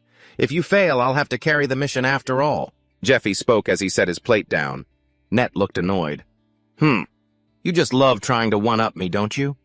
Giuseppe sat down and said, "Don't make that face. I have something good for you. It'll make you move faster." With that, Giuseppe held up a bottle of liquor. Net watched in silence as Jeffy poured him a drink. After a moment, Net spoke up. "How much do you know about me? At first, I thought you wanted to kill me to steal my title. However, you never made a move throughout the entire training. It's left me very confused." As he spoke, Net recalled a past event between him and Jeffy. At that time, Jeffy had whispered to him about the blood tear. Net was stunned. "The blood tear? Our family's stolen treasure. The reason I followed my master was to get it back and take revenge on the temple. Only my master knows about this." Net then asked Jeffy, "Tell me, how do you know about the blood tear?" Jeffy replied, "I'll tell you once I see if you're trustworthy." Coming out of his recollection, Net said, "You know my secret. Your next move could be to threaten me or use what you know to your own advantage. Instead, you said you'd only tell me if I was trustworthy. It's so strange." Net asked, "What do you mean by that? What do you really want? He's changed. At first, he was just hell-bent on killing me. Maybe our 2 weeks of cooperation have paid off a little." "You're asking the wrong question," Jeffy replied. "What you should be asking is where the blood tear is and who has it. Now, I'll tell you, that sword is currently—" Jeffy whispered into Net's ear. Net was stunned by what he heard, thinking, "What?" A red-haired man led Net to where a large sword was chained and hung on a rack. Then the man began to speak to Net. "Net, this is the heirloom of our family, the tribe Barony. The demon sword blood tear. This is a gift our ancestors received after defeating the demons of the wastelands." Standing before the blood tear, Net was completely astonished, staring at it with his mouth agape. The red-haired man at his side continued, "Afterward, our ancestor presented this treasured sword to the king. The king bestowed upon our family the title of Baron and entrusted us with a great responsibility, to safeguard this treasured sword through the generations." Having finished speaking, he looked over at the young boy, his eyes full of expectation. "One day, you will be the Baron of the Style family. When that time comes, this noble duty will be yours." He patted the boy's head expectantly. "You must become a knight to be worthy of the sword." Do you understand? Net at this moment was overjoyed to hear his father's words, filled with the faith he had in him, and replied, "Yes, father." The two of them left, and Andean laughed smugly. "Ha ha, what I should have left for you was a piece of my investment." Suddenly, from outside the palace, shouts rang out urgently, "Andean, give the sword back." Inside it was Net's father shouting and causing a scene. He was furious, yelling, "I mortgaged all my land and my baron title, but it had nothing to do with the blood tear sword, father." "Andean, sir, please give it back to me, give it back." The scene inside was now utter chaos. All the soldiers were trying their best to hold back Net's father's rage, but Andean, faced with that fury, he showed no reaction at all, calmly standing aside and watching him. When he saw Net's father rampaging and screaming his name, Andean began to smirk, looking over at him. As he was causing a disturbance, Andean asked, "How dare you cause a scene in the temple, huh?" "Don't get the wrong idea, Leonard." Then before Leonard's resentful eyes, he continued calmly, "Blood tear was never yours. It belongs to Baron Tyler.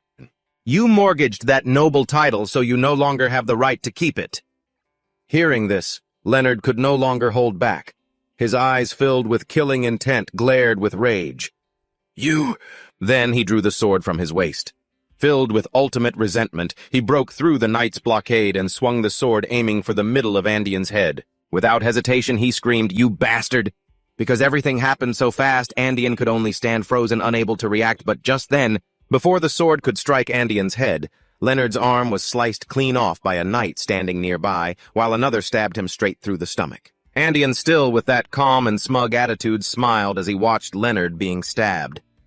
Leonard coughed up blood. His son Net, witnessing everything from the side, screamed in horror. Father. He collapsed at the feet of Andean. The man gloated, "Be grateful your blade never touched me, a commoner like you in this temple of light." As he said this, he bent down, pushed Leonard's head to the ground at his feet, and laughed smugly. "Dared to harm me, a son of noble lineage. For that crime, we will execute your son as well." Just then, Andean's men began to leave. They left Leonard collapsed on the ground along with Net's horror. He screamed, "Father, father!" Recounting the whole story up to this point, Net spoke with resentment. 12 years ago, going bankrupt was a common occurrence at that time. Investment in dungeons had surged in just a few years. Pouring capital into raid parties and dungeon exploration rights had become a trend. The price of items skyrocketed. The economic benefits related to dungeons were countless. There were times when a series of investors made enormous profits, but those parties failed one after another. Gangs formed fake parties to scam investment money. After these unexpected incidents, the direction of dungeon investment dissolved, causing an economic crisis, the bursting of the dungeon bubble. As he told the story, he began to speak of the Temple of Light. The Temple of Light reaped a huge amount of money by selling altered items. They deceived countless investors into believing their money was still safe, even though the dungeon bubble was on the verge of collapse. They sold off as much junk as possible to minimize their losses and maximize their profits. As he said this, he angrily recounted what happened to his father. "My father was the same, an investor who borrowed money from the temple to buy those investment items. In the end, he went bankrupt and was thrown out onto the street. It was all because of the ambitions of the high-ranking priests and the masterminds behind the dungeon bubble burst.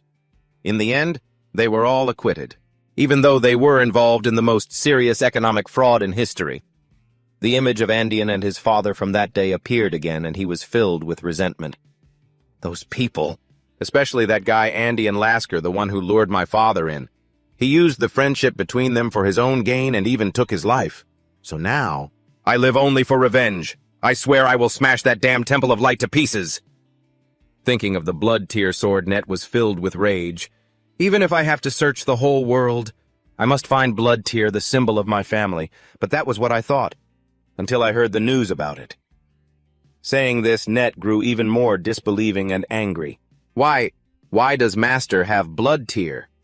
After hearing the whole story, Jeffy replied, "Not long ago, Master told me about the identity of the leader of the Demon King Society, as well as the 12 disciples, the ones who run the cult." He then began to think angrily about the people in the cult.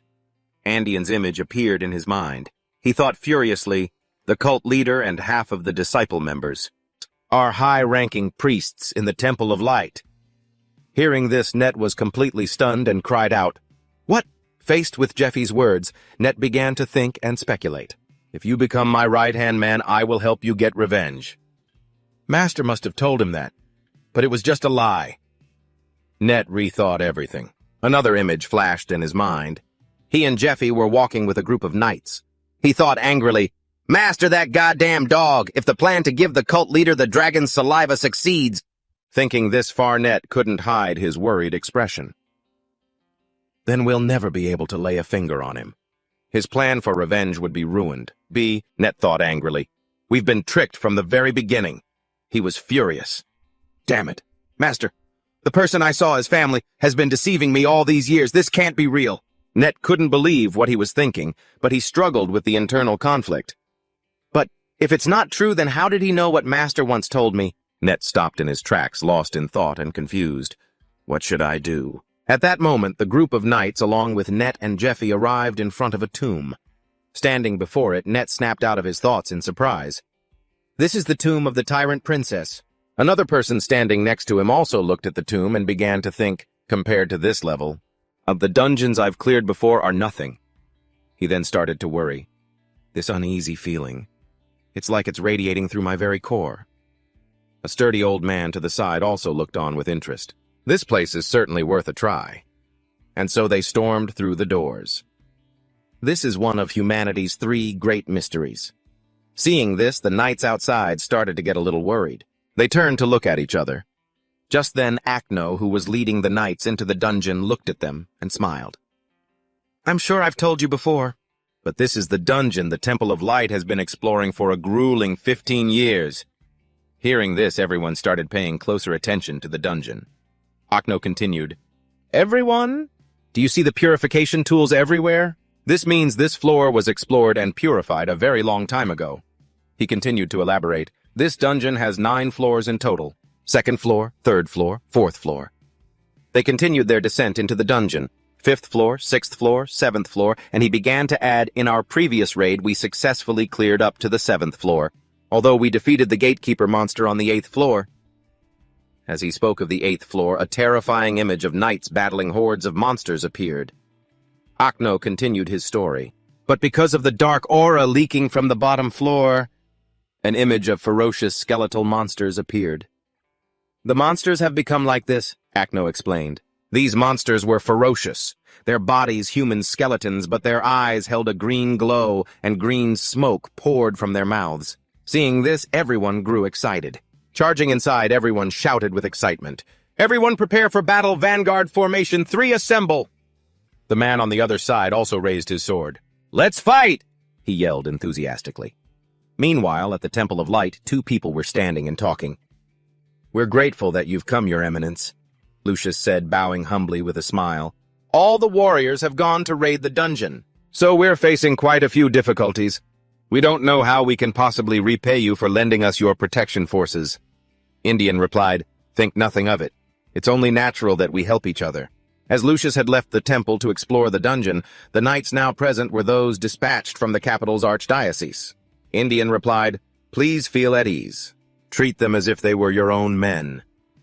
He was Cardinal Indian Lasker, a worshipper of the Demon King.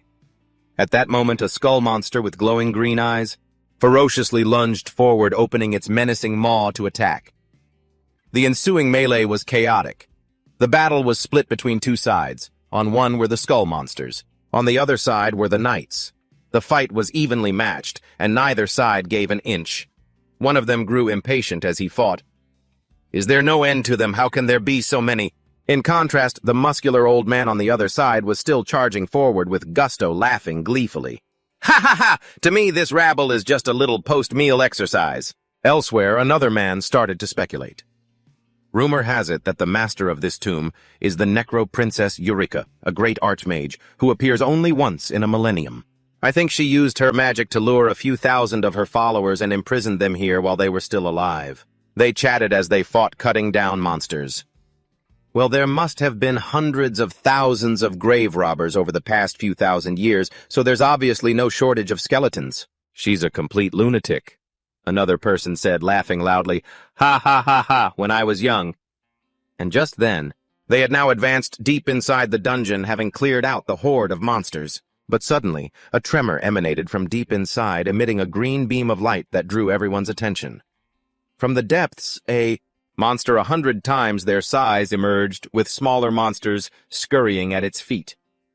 This was the bone golem, a golem constructed from hundreds of bone fiends. Seeing the golem, everyone looked up in shock. It then violently seized a large pipe and viciously threw it at the knights. The throw was so powerful, it sent knights flying and created a huge shockwave.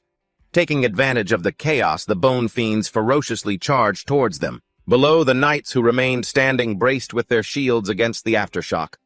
Suddenly, a voice cried out, In the name of the almighty goddess Arya! Just then, Leona appeared to provide support. She pointed her scepter forward and cast her spell, I summon chains of light, restrain the enemy. Her spell generated golden chains that shot out and bound the golem, immobilizing it. The others cried out in amazement, It's not moving, now it's our turn. The knights rushed towards the bound golem, attacking with all their might and yelling, Quick, smash it! But just then the golem, while still bound, suddenly began to struggle. The golden chains started to vibrate as its body began to move. Its restrained hand began to flex and clench, making the chains tremble violently. Suddenly the golden chains shattered. The freed monster was furious. Below, everyone started to panic. The chains of light have been broken. Watch out. Just then another knight raised his sword, activating a skill that caused his blade to erupt in a brilliant light. He began the incantation for his skill. O goddess who guides lost humanity, shine your light into the deepest darkness. He then swung his sword, slashing through the monster's body. The attack formed a cross of light that passed through the monster. The brilliant slash tore right through the golem and the other bone fiends. The knights watched in awe, exclaiming, Whoa, that's Captain Matthias for you. But hearing the praise, he showed no pleasure, and was instead very stern. Focus. Matthias looked at the dungeon floor now piled high with the skeletons of the defeated bone fiends and thought, if the bone golem was here, then the one controlling that huge thing can't be far. Elsewhere, another type of bone fiend appeared radiating a powerful aura. This was a bone sorcerer, an intermediate-class monster capable of casting IT magic and commanding lower-class bone fiends. At that moment, it was standing in a corner using its power to revive another golem from the defeated monster's remains. Nearby, Okno urgently looked over at Matthias while casting a spell. That sorcerer will keep summoning golems if we don't eliminate it. Hearing that, Matthias got annoyed. What kind of weirdo doesn't know that? Stop being so perverted. He looked pensively towards the mages in the back who were casting a healing formation. He then thought, whatever the first thing I need to do is get to that witch, in order to attack her directly and break their formation. He watched the golem being slowly summoned and the knights desperately launching attacks at them. He thought, in other words, we have to fight them head-on and destroy those things. Matthias's eyes darted around, searching everywhere. He anxiously thought, but the important thing is, where is that thing? This battle will become a complete mess if I can't find it. Suddenly a voice said, found it. From behind, a blond man standing behind Matthias, who had been searching frantically, suddenly said, everyone get back. It was Lucius. He took a stance, preparing to unleash all his power in one strike. It created a massive flash of light, forcing Jeffy, Net, and Matthias to squint. Lucius's skill was unleashed, creating a pillar of light with immense power. It swept through the entire tomb, creating a massive shockwave that cracked the ground. After the attack, the skeletons began to disintegrate. The attack shattered a stone pillar. This was the ancient tombstone that supplied magical energy to the skeleton witch. After the attack, he began to smile with satisfaction. If we hadn't destroyed the ancient tombstone first, facing the witch would have been extremely difficult, but it's fine if we destroy both the magic stone and the witch at the same time. At that moment, everyone shouted in joy, all right! The witch and the golem. Marcos are dead. Let's take care of the remaining minions. Off to the side, Leona watched Lucius and thought to herself, in the last battle it took us 30 minutes to destroy one ancient tombstone. The power of the radiant spear is truly immense. Nearby Net also observed, thinking, so that's the power of the radiant spear. Jeffy was also surprised, thinking, so this is the power of a 2 million gold weapon, huh? Having ended the battle, Lucius stood proudly holding the immensely powerful radiant spear. Everyone cheered loudly. We've conquered the 8th floor. No more skeletons are appearing. We're good. Healers treat the injured first. We're making camp here tonight. You guys place the purification magic tools around the area. If you don't want to die in the middle of the night. On the side, Jeffy suddenly snuck off somewhere. He then went to a wall, feeling it all over, searching for something. He thought it must be around here. Suddenly, he found a secret passage. He was overjoyed. Ha, found it! Meanwhile, in the makeshift strategy room, everyone was in discussion. All right, listen up. This is the map of the 9th floor. Inside, Lucius, Leona, Arnold, and Matthias were sitting together discussing the battle plan. Lucius said, I expect it will take 6 days to get from the 9th floor entrance to the 9th floor boss room. From now on, we will advance while destroying the ancient tombstones in each area. Hearing this, Leona was surprised and asked, all of them, huh? There must be hundreds, if not thousands of them. If we only destroy the ones on the path to the boss room, it'll only take 2 days. Hearing her objection, Lucius became stern, his hand on his sword, as he said firmly, have you forgotten, Leona, huh? We once tried to save time and effort. And hearing that, she looked extremely dissatisfied, but Lucius continued in a grave voice, but this time we cannot allow the mistake from a year ago to happen again. Hearing that, the other 3 looked at him in complete surprise. He then placed a game piece on the map and said pensively, a year ago we also made it to the boss room. The piece he put down was then surrounded by other skeleton-like pieces. Lucius said, however, while we were fleeing from the Guardian's attack, in the boss room we were surrounded by countless numbers of skeletons. The casualties were immeasurable. Looking at the pieces on the table, Leona grew pensive. Lucius continued, this time we absolutely cannot let history repeat itself. We have to destroy all of them no matter how long it takes.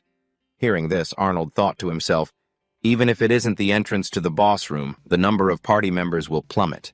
If we get surrounded by thousands of monsters, the more our numbers fall, the greater the burden will be on the survivors. Looking at Lucius, he thought, one of the most important missions of this expedition is to preserve as much of our leader Lucius's stamina and mana as possible and escort him to the boss room in peak condition. The thought made him even more grim. It's possible if it's him. In his current state, he can defeat that monster. A year ago. The image of the dungeon boss appeared utterly terrifying. Both Lucius and Arnold looked horrified at the sight. Arnold recalled just looking at that thing. All my strength seemed to vanish. The guardian of the boss room. It's completely different from the other skeletons. It wears a suit of iron armor and radiates an incredibly terrifying aura. Its terrifying purple eyes. Suddenly, everyone sensed something. They all fixed their gazes on the entrance. Matthias boldly walked over and pulled back the flap, annoyed. "What's going on?" Suddenly, his eyes widened in terror. Huh! From inside, Matthias looked out and saw a giant monster attacking everyone. He screamed in fear, "It's a shop gold!" Outside, people panicked and cried out, "Help me, healer! Where's the healer?" Matthias grew confused, thinking to himself, what the hell is this? "I prepared 5 shop golds to execute the plan." Outside, all the knights were in a panic, screaming, "Run for it!" Hearing their screams only confused him more, his eyes widening. But it's not time yet. It's not time to use them yet. Which idiot? In that moment, all 4 of them looked toward the same spot. The reason all 4 captains were looking at the same place was because of an unseen thing called instinct or intuition. All-powerful beings possess the ability to sniff out danger stronger than anyone else. Outside, Jeffy had pressed a hidden switch. He was stunned when a lever suddenly appeared. "What are you guys looking at?"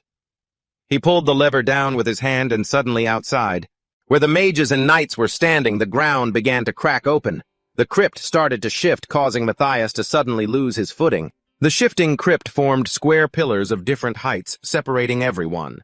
The shop gold was dragged down as well, a meeting of the Demon King's disciples before the day the expedition team members were to be announced. Inside the meeting, voices echoed out. Because a powerful barrier covers the boss room door, it can only be opened by defeating the monster guarding the gate. Inside, the summoned knights stood in neat, solemn rows listening to the announcement. Furthermore, the door will close behind us once we step inside. The only way to get out is to kill the boss. Matthias was now very seriously announcing the plan to everyone. That is everything the reconnaissance team has gathered up until now. From the various magic sigils on the gate, suddenly someone raised their hand with a question. "Can't we just break through the walls?" Hearing that, Matthias looked over at the speaker, extremely annoyed, and said, "If we could do that, why would we have wasted 15 expeditions? The further down we go, the stronger the barrier gets, so breaking the walls is impossible." Then he started to look smug. Because our expedition captain Lucius is very rich, he has found a temporary countermeasure. He began to speak of a brilliant golden sword kept by the royal family. He borrowed a legendary artifact from the Pope, the legendary Pillar of Faith, the unbreakable Holy Column. The Pope's treasure is currently being rented by Lucius for 100,000 gold a year in installments with a 10,000 gold down payment. Matthias then continued to explain Lucius's plan. He intends to jam it between the doors. Even a door created by the great sage cannot destroy a holy artifact. Down below, everyone stood solemnly listening intently to the plan. "Those in the vanguard must watch Sir Lucius as if he were the boss attacking you, and push him away from the gate. That's when Net will be sent up. Net will quickly snatch the dragon's heart and slip through the door." Suddenly, Matthias's expression turned sinister as he gave the order, "Awaken the shop gold." The biological weapon shop gold is a monster whose armor grows stronger by absorbing a person's magical energy. It consumes and corrodes the mind of anyone who touches it.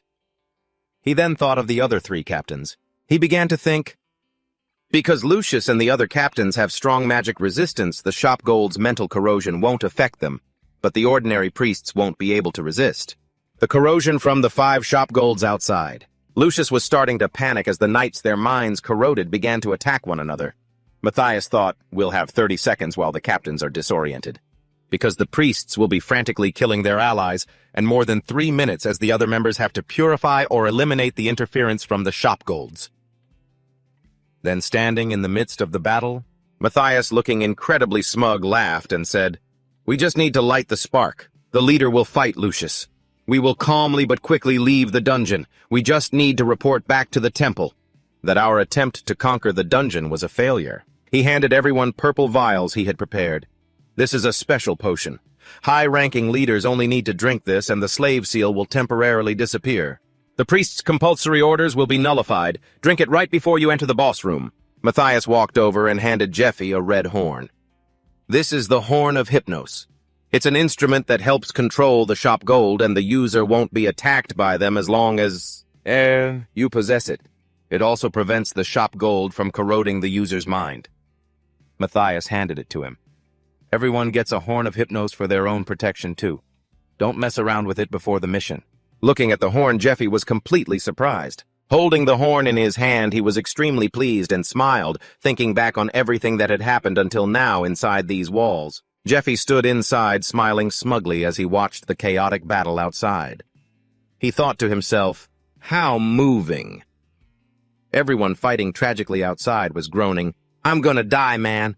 Jeffy began to use the horn, thinking to himself, with the healers here, the massacre won't be too serious. Outside, someone suddenly recognized the sound of the Horn of Hypnos. They were startled, thinking this sound. Shop golds crawled out from the other knights' pouches. The shop gold forces grew larger and larger, overwhelming everyone and causing them to scream in fear, shop gold. From behind that wall, Jeffy started to shout from his position, gather at one point, surround them so the healers can perform the purification. Jeffy began to run off in another direction while everyone else yelled, gather, gather. At one point, as he ran, he laughed smugly, thinking, all right, just keep this up. Jeffy rushed towards the wall, reaching out to touch the 7th secret switch. Suddenly, he froze for a beat. Jeffy turned to look behind him and realized he had caught everyone's attention. All eyes were on Jeffy. He stood at the 7th secret switch, looking back at everyone. At that moment, Matthias remembered that it was Net who had introduced Jeffy to him. His name is Jeffy. He was sent to support my mission. As Matthias remembered this, he froze in anger, thinking, he's Net's support, so what the hell is he doing there? Then Jeffy started to press Secret 7. After pressing it, the wheel from before appeared again. Seeing them staring at him, he snapped irritably, what are you looking at? Jeffy pushed the wheel down with his hand, thinking to himself, this function was discovered 3 years after the surface expedition at the spot where the priests and knights are standing now. It began to crack and crumble. He watched and thought, it reactivates when this dungeon is used as a shield against the demon tribe. Lucius and Matthias had fallen into the trap he'd set. All the knights, priests, and captains were in a panic. Seeing them like this, Jeffy thought, a mechanism that randomly changes the dungeon's internal structure by shifting each room in this tomb. Jeffy looked down from above as they were engulfed by Secret 7, thinking with satisfaction, because my comrades and I conquered this place. I know its layout perfectly. Down below, looking up at Jeffy, Lucius froze. He started to remember what Matthias had said. He single-handedly wiped out a cockatrice nest. He's just trying to get attention to join the expedition in the next 20 days. Let's interrogate him. We'll check if he's a disciple of the Demon King. At that moment, Lucius looked up, grinding his teeth in fury, and thought to himself, he's tall with silver hair. That's the slave Matthias mentioned the other day. Is he really a disciple of the Demon King? But right now, he was still confident he could handle everything, thinking it didn't matter. As long as he still has the slave seal, he can't possibly disobey my orders. And then, Lucius held out his sword and began to activate the halt seal, but Jeffy was completely unaffected. He took off, not feeling the slightest effect. At this, Lucius began to panic, his brows furrowing. He's not stopping! Seeing this, Matthias flew into a rage. He ground his teeth, remembering the potion vial. This is a special potion provided by the leader. Just by drinking it, the slave seal will temporarily disappear, and the priest's compulsory orders will be nullified. Remembering this, he went berserk, thinking, it's the effect of the potion I gave him. Matthias was so furious he clenched his jaw, but there was nothing he could do. He began to lose his mind, taking a stance with his sword and activating a skill that made the blade turn golden, emitting a blinding light. He thought angrily, you damn bastard! Then he cried out, Goddess, forgive my sin!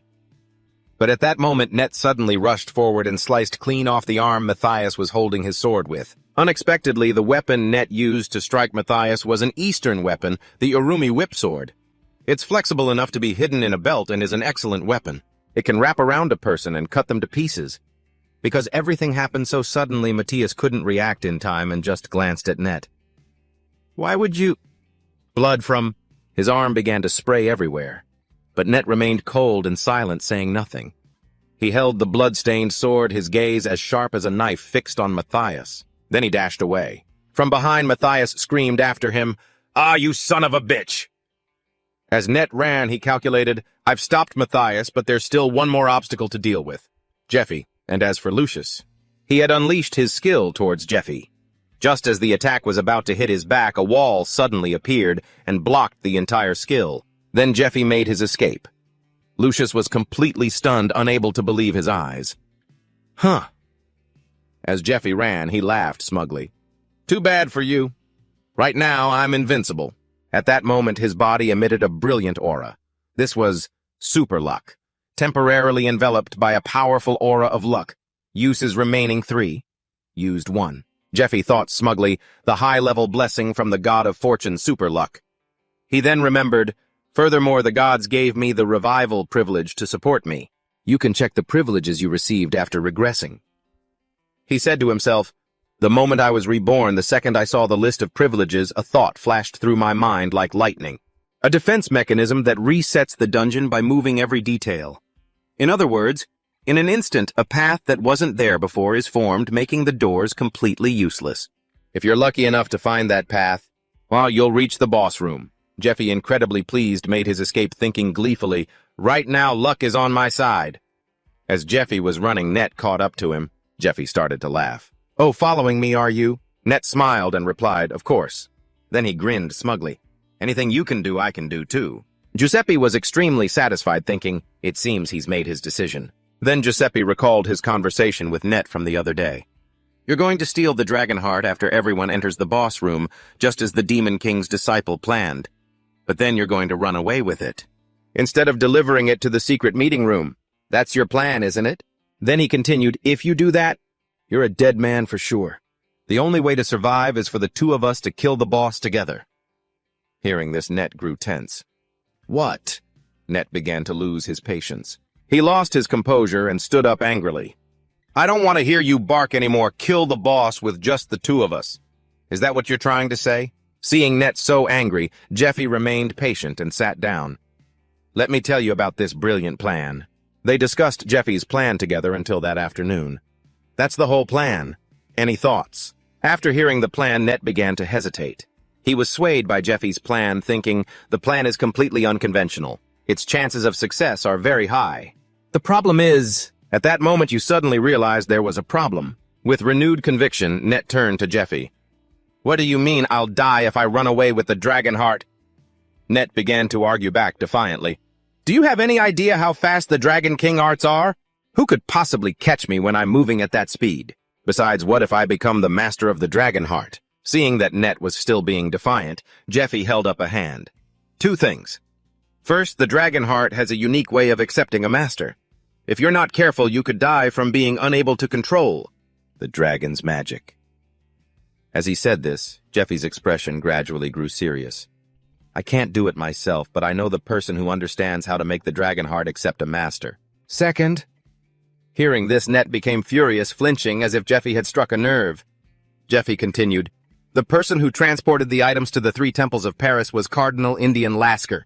Hearing that name, he couldn't help but reveal a furious expression as he recalled his father being murdered 12 years ago. "Andean's night order will hunt you down.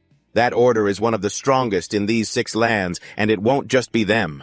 The Demon King's church will also hunt you down when they hear you've fled." As he said this, an image of their master appeared in Jeffy's mind, his expression filled with gravity.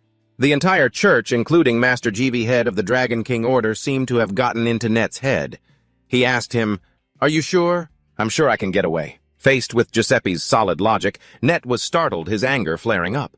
Back in the present, Gate 7 was closing. Both Net and Giuseppe were escaping at incredible speed. As he was making his getaway, Net thought back to the day he went to see Matthias. "Huh. You want to deliver the dragon heart to the Grand Master." Upon hearing Net's request to transport the dragon heart, Matthias immediately refused, his tone firm. "Why do you suddenly want to do this?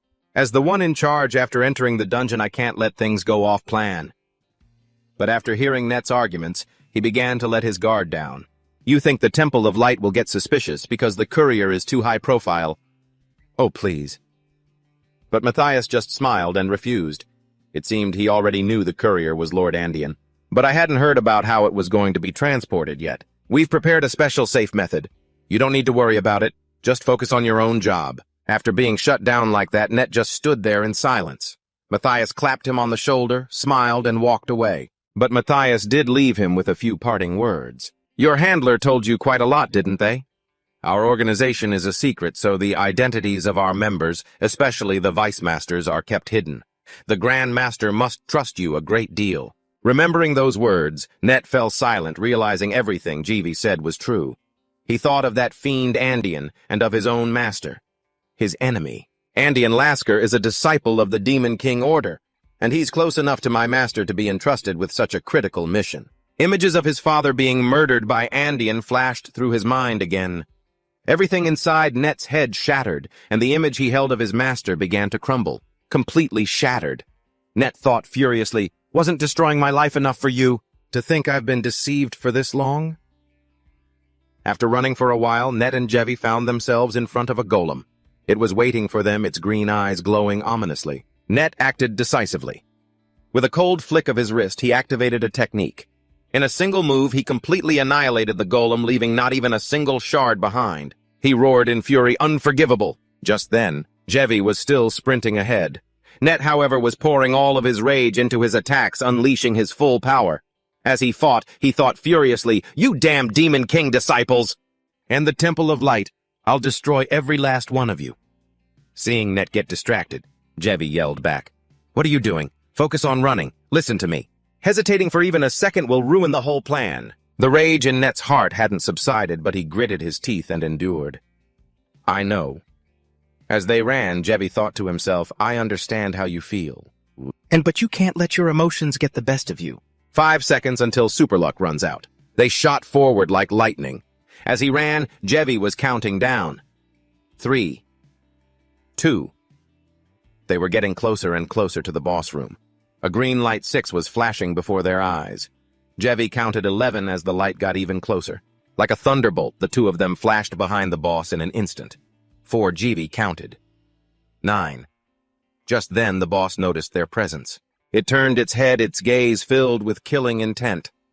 The two of them drew nearer. Jeevy counted nervously. 8. He and Net were focused, rushing forward with all their might.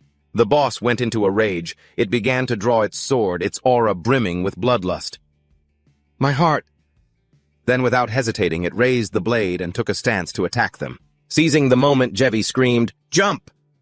Just as the massive monster brought its sword crashing down, the two of them dove to the sides, narrowly dodging the boss's attack. Just then, a green light shone on their faces. Tensely, they thought, this is it. That light was the entrance to the boss room. The two of them threw themselves toward it. Behind them, the gatekeeper monster's arm crackled with furious energy, ready to strike them down. The gate was closing fast. Jeevy anxiously counted 3, 2.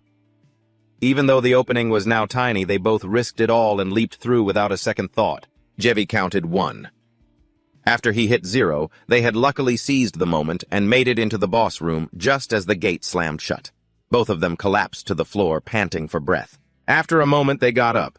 Jeevy smiled satisfied, while Net, still breathing hard, said, I don't know whether to be amazed or pissed off. Staring at the glowing stone pillar before them, they couldn't believe their eyes.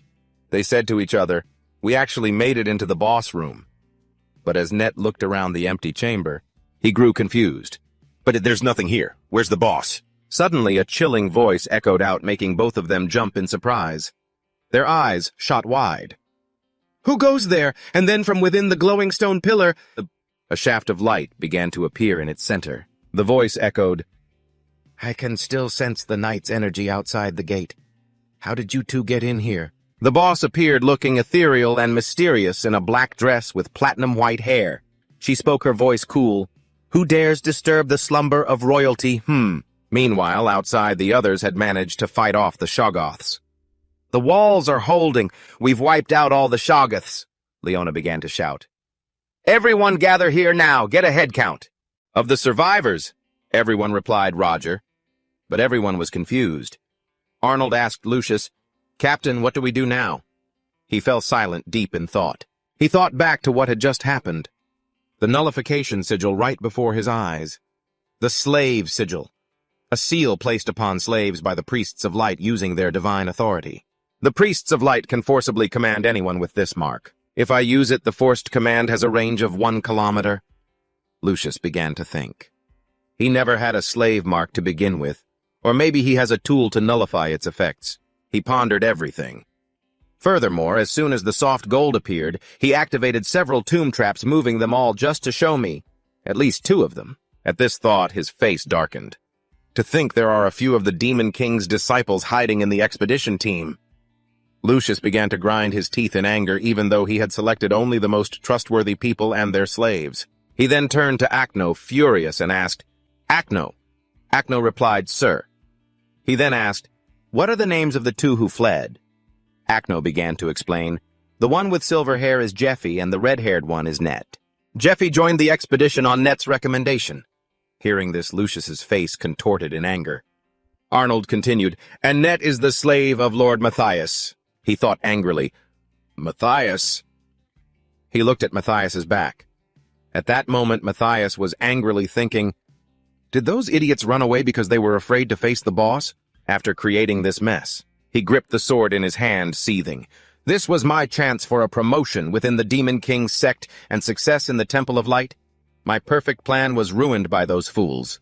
Completely ruined. At that moment, Matthias quietly announced to everyone, "Brothers, stop the plan, everyone get ready." They asked back, "What for?"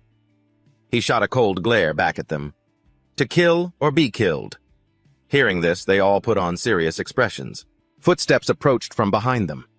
At that moment, Acno, Leona, Lucius, and the knights began to direct their killing intent towards Matthias. He, aware of everything, also looked back. Lucius's face darkened. "Matthias, do you have any last words?" At that moment, Matthias also dropped his facade, drew his sword, and replied, "Who knows, and why would I tell you?" At that very moment, Net and Jeffy stood stunned, looking in bewildered surprise at a female master with white hair that flowed down to the ground. Net immediately recognized who it was, his face filled with shock. His jaw dropped as he thought, "The master of the tomb, Princess Eurydica." Then Net's eyes filled with confusion and worry as he thought with apprehension, "I can't believe it. The princess who massacred countless subjects 1,000 years ago." He continued to stare at Princess Eurydica, who looked so haughty. Net continued to think in a daze. But she's so noble and beautiful. Net was lost in thought again, wondering, could history be wrong, a person like this? How could she commit such brutal acts? He continued to think. I can't believe I disturbed the tomb of such a pitiful princess, all for a dragonstone that might not even be here. Then he looked at Princess Eurydica's bright, ruby-like eyes, which were filled with sadness. Net also pondered those sorrowful eyes. Immediately, with a calm expression, Net looked over, lost in thought. And he thought, if only I could ease that sorrow. He continued to think, I'd be willing to do anything. Suddenly, there were footsteps approaching from behind. Jeffy immediately grabbed the back of Net's collar, stopping Net from walking towards the magic circle laid out before them. This made him pause for a few seconds, not understanding why, so he couldn't say anything yet. Jeffy, with angry eyes, frowned and yelled, "You idiot!" Jeffy thought, I cannot believe he fell for such a basic hypnosis spell. That's not like him at all. He thought further, perhaps because he was deceived by that master for so many years, his mind isn't stable.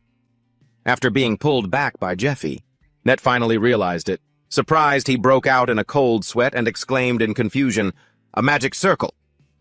He looked at the treacherous, rotating magic circle in front of him. Net calmed himself down a bit and said, "A trap if I had stepped on that." Suddenly, a loud, gloating laugh came from someone. Looking quite worried, Net saw that the laughter was coming from Princess Eurydica, who had her back turned. She laughed loudly. "What a shame!" Suddenly, the princess, Eurydica, turned around, revealing a face full of malice, her eyes a demonic blood red. She laughed and said with a savage look, "I almost devoured you." Then, as if the time was right, Jeffy looked on thoughtfully and thought, "It's time." Immediately, Princess Eurydica, with ferocious eyes and enormous teeth, bared her fangs and lunged towards where Jeffy and Net were standing. Instantly, Princess Eurydica opened her mouth wide, revealing 2 rows of sharp teeth, as if wanting to swallow them whole. She screamed in anger, "Die!" At that moment, Princess Eurydica rushed forward, extending hundreds of long red and blue arms that surrounded Net and Jeffy, looking like a massive illusion. At that moment, Jeffy even joked to Net, "There's your girlfriend." This made Net angry, and he yelled, "Shut up! I was under a spell, you know!" Then Princess Eurydica lunged at the 2 of them. There was a loud crash, sending Net and Jeffy flying. Before they could react, Jeffy stared intently at Princess Eurydice's hundreds of arms and thought, "The black hands! Legend has it that the red hands absorb strength, and the blue hands absorb magic. Archmage Eurydice can create hundreds of such arms at once. I learned that from reading the dungeon conquest reports. In the past, many members of the special forces fell prey to this skill and became nourishment for Eurydice. It's also said that Lucius himself had his strength and magic completely drained by her back then. But he was still determined to destroy her in that state of being full of substance yet lacking life. Now Jeffy's suspicious gaze passed over the hundreds of arms of Princess Eurydice, and in his heart, he could feel that look on him. A look that prayed for his defeat. Someone's words were uttered. He had always been waiting for that moment. Right now, under a radiant halo, the god of debt sits imposingly on his throne looking down. He has granted a special boon, a skill that is the Steel Wall, sponsored by the god of debt Asura. Its effect is as follows: all fatigue and damage taken by the user while using the skill will be accumulated as debt. That debt will come crashing back upon the user the moment their magic points drop to 0. Instantly, the god of debt flashed a savage smile, looking pleased. Now, at the silent city gate, a group of people suddenly appeared. A platoon of guards consisting of medics and warrior priests holding various weapons advanced into the gateway. At this moment, Lucius, with an infuriated expression, snarled, "Matthias, how dare you destroy the efforts we've built up for the past 15 years, huh?" He continued to ask, "Since when did you join their side?" Hearing this question, Matthias Grimmer, with a deeply pensive look, said nothing. He clenched his jaw, thinking to himself, "Lucius is no fool. Shopgood and those slaves can nullify the seal." He pondered further. He couldn't have failed to notice when the truth was laid out right in front of him like this. Is he interrogating me now? Unsure of anything, Matthias thought further. The slaves couldn't have escaped on their own. I don't even know how the dungeon's structure has changed. He sank back into his thoughts. Even if I manage to escape, if this important campaign fails, and I return empty-handed, the leaders of the Demon King's Council will kill me instantly. With his resolve now hardened, Matthias Grimmer gripped his sharp sword and strode forward with purpose. But in his heart he thought with absolute certainty, I have to kill him. To survive, I have to kill Lucius right here. At that moment, Matthias Grimmer, holding a longsword, walked forward proudly. He looked nonchalantly at Lucius, who was staring intently at him, and let out a triumphant laugh. "Since when, you ask?" Then, without any fear, Matthias Grimmer pensively asked Lucius, "Do you really want to know?" In his heart, Matthias thought, this is such bad luck. Looking at Lucius's group of grim-faced soldiers, Matthias Grimmer figured they were clerics equipped entirely with legendary items. Along with medics and cleric warriors, he thought with concern. I can't use a boss or support to kill them now. Then Matthias looked at them with a provocative expression, thinking, I only have one option with them. This side is the enemy. He saw his own people hiding on the other side. Matthias acted rather nonchalantly, thinking, but they have no idea my side is hiding over there too. Matthias's eyes were filled with calculations. He thought, if I can just create an escape route, I'll have a chance. Suddenly, Matthias held up 4 fingers behind his back to give a signal.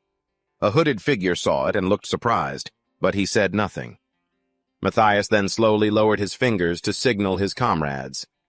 The hooded figure thought to himself, take the potion when the count reaches 1. Got it. Plan C.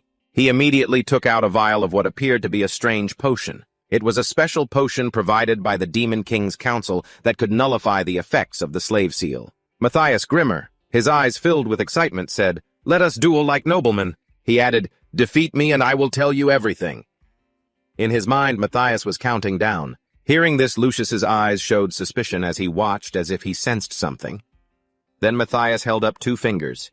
In his head, he thought, 2. Immediately, Matthias taunted arrogantly, if you win... He continued by holding up 1 finger. Instantly, Lucius shouted a command, all of you. At that moment, Lucius's loud shout rang out to the soldiers, attack Matthias! The slave seal was mentioned again, the mark that the temple clerics carve onto slaves. To control them with this seal, a cleric has the right to compel any slave. Instantly, Matthias, with a furious expression, gritted his teeth and suddenly felt a sinking feeling. Damn it! I was 1 step too slow. At that moment, the vial of strange potion had already crashed to the ground at the soldiers' feet. They panicked and cried out, Sir Matthias, we... The soldiers were terrified. We don't want to do this. Hearing that, Matthias glared at the soldiers as if he could eat them alive. He growled in anger and shouted, You useless bunch! Just then, Lucius, with the look of utter confidence, stated calmly, A command from the Holy Ones is on par with the will of the Pope. When the slaves obey my command, they will not carry out the orders of any other cleric, he continued. In other words, the only way to stop them is to kill them. Lucius immediately closed his eyes and said, What a shame, Matthias. In Lucius's mind, he recalled his childhood. You have always been my friend, ever since I entered the academy at 52 years old. Lucius remembered his voice choked with emotion. We have fought side by side through countless battles, and now I am 32 years old. We were so close we could understand each other with just a glance. Lucius's eyes filled with suspicion as he continued, To think you would betray me in front of so many eyes. They were staring daggers at each other, oblivious to everyone else.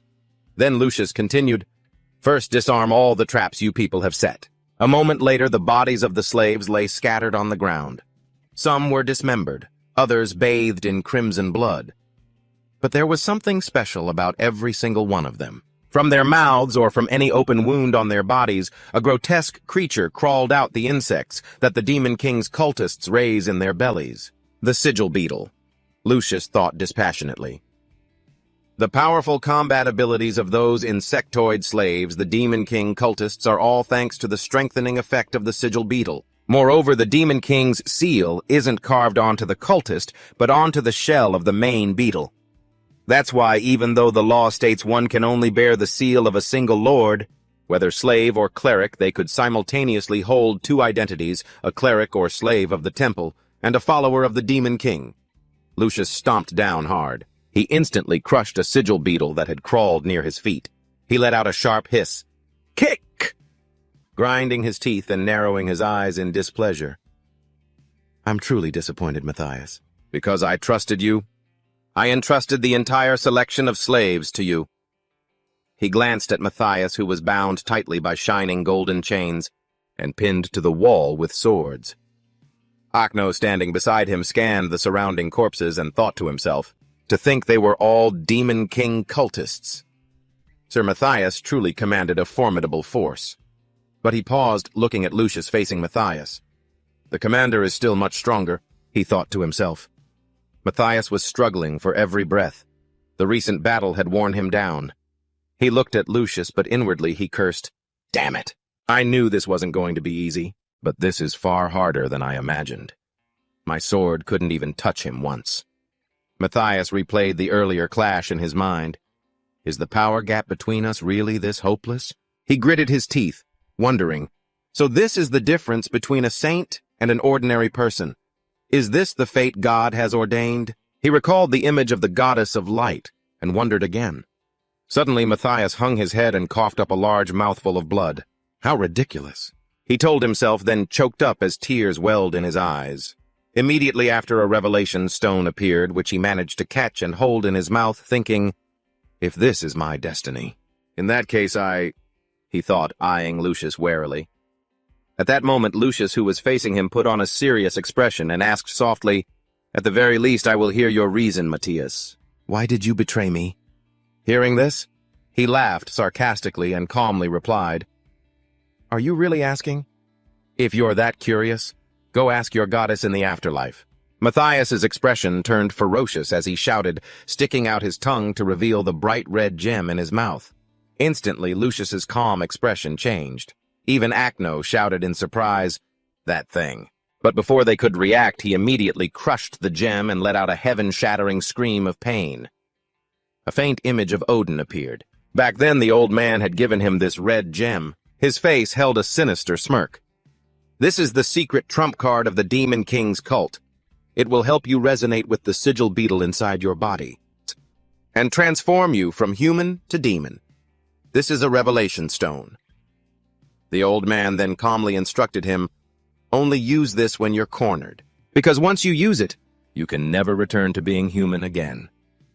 Despite those words, the current Matthias was already transforming, becoming more grotesque, more terrifying, more repulsive. He glared at the commander standing before him. His eyes turned red with resentment as he thought, Everything you have should have been mine, Lucius. As he gradually completed his transformation, resolute thoughts formed in his mind. If my fate is to be manipulated by the hand of God and the limits of humanity prevent me from fighting back, then I have no regrets about leaving my human life behind. Opposite him, Lucius shouted in alarm. Attack now! He just turned into a demon. His power isn't stable yet. Arnold reacted quickly, raising his brilliantly glowing cross high. O omnipotent Arya, grant us your power. He used Field of Radiant Light, greatly boosting his allies' abilities, such as their light attribute attack power. Magical defense and recovery ability increased by 120% applied to the Iron Legion over there. Next, they formed waves of light and rushed toward Matthias, but he just reached out contemptuously. Useless, he said easily, blocking the attack. Suddenly his gaze turned to one of surprise because after that attack, Lucius himself charged forward to face him. Then a thick cloud of dust and smoke billowed out along with the remnants of Lucius's judgment skill. The soldiers saw this, and were immediately in awe. The commander as expected. But before they could celebrate, they stopped short and stammered because Matthias was now casually holding his opponent's spear. He stood there completely unharmed behind the thick smoke. This action truly stunned everyone present. They froze. They all wondered. The commander's attack had no effect. Leona, who was watching from the side, immediately grew concerned. She thought to herself, we have to support him. But how are we supposed to do that? Even legendary equipment has no effect, so lower-tier items will surely be useless. Suddenly she had a thought. That's right. We have that. Our legendary item, the Cross of Faith. Thinking this, she remembered when Lucius had given her a Cross of Faith, which was currently stored in a miniature space pouch. He had said softly, I entrust this to you. It wasn't just to jam the boss room door, but also for her to use in case of an emergency. Leona reached behind her back, ready to move forward as she thought, that's right. If I use this to connect with the commander, we'll have a chance to win. But then she gasped inwardly, breaking out in a cold sweat, because when she reached back, there was nothing there. Leona wondered in terror, where's the Cross of Faith? Elsewhere, it was sitting securely in Net's hand. He looked at the object warily, thinking, so he even planned on using this. It sounds a bit crude, but damn, this really is a fucking brilliant plan. Suddenly, an attack came crashing down toward him and Jeffy. With a single motion, he parried the blow, silently counting down in his head. 3, 2, 1. Finally, both of them came to a stop before the boss. Net glanced at Jeffy, thinking, spot on. Everything is happening exactly as Jeffy said. We just have to dodge for 15 seconds and this skill will disappear. And that thing can't use area of effect attacks back-to-back. That's because these skills require the user to mentally compute complex magical formulas. If you use too many major skills in a row, the brain will melt from the overload. The user is forced to weave smaller skills in between the larger ones to let their brain cool down. Good equipment can only help reduce the strain on the brain. It can't change this fundamental rule. Now is the time to attack Net thought decisively. Suddenly, the corner of the boss's mouth curled up, and then waves of thorny vines came crashing down on them. Net calculated his next move: 1 step back, 3 steps sideways, then climb. As he thought it, he and Jeffy both managed to get on top of the thorny vines. The two of them surged upward like a pair of lightning bolts. A battle, Jeffy told himself, is an endless series of unpredictable situations. Even knowing the future, I can't predict everything, he thought, as the tangled mess descended on him from above. Jeffy drew the Sunset Longsword, a magic sword that can deal powerful attacks carrying either the light or dark attribute depending on its enchantment. This is a weapon with the light attribute, or dark, the most effective that a non-cleric can use. Jeffy landed on the ground at the same time, unleashing a brilliant golden slash of light. And he told himself, that's why the most important thing is how much you've built up over time. He looked at the boss. Do I have enough equipment? Do I have comrades I can trust? The questions kept coming.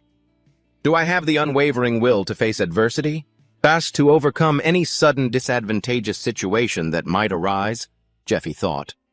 Then he and Net raised their swords in unison and let out a yell before he asked himself, have I trained enough to become the kind of person who can overcome this moment?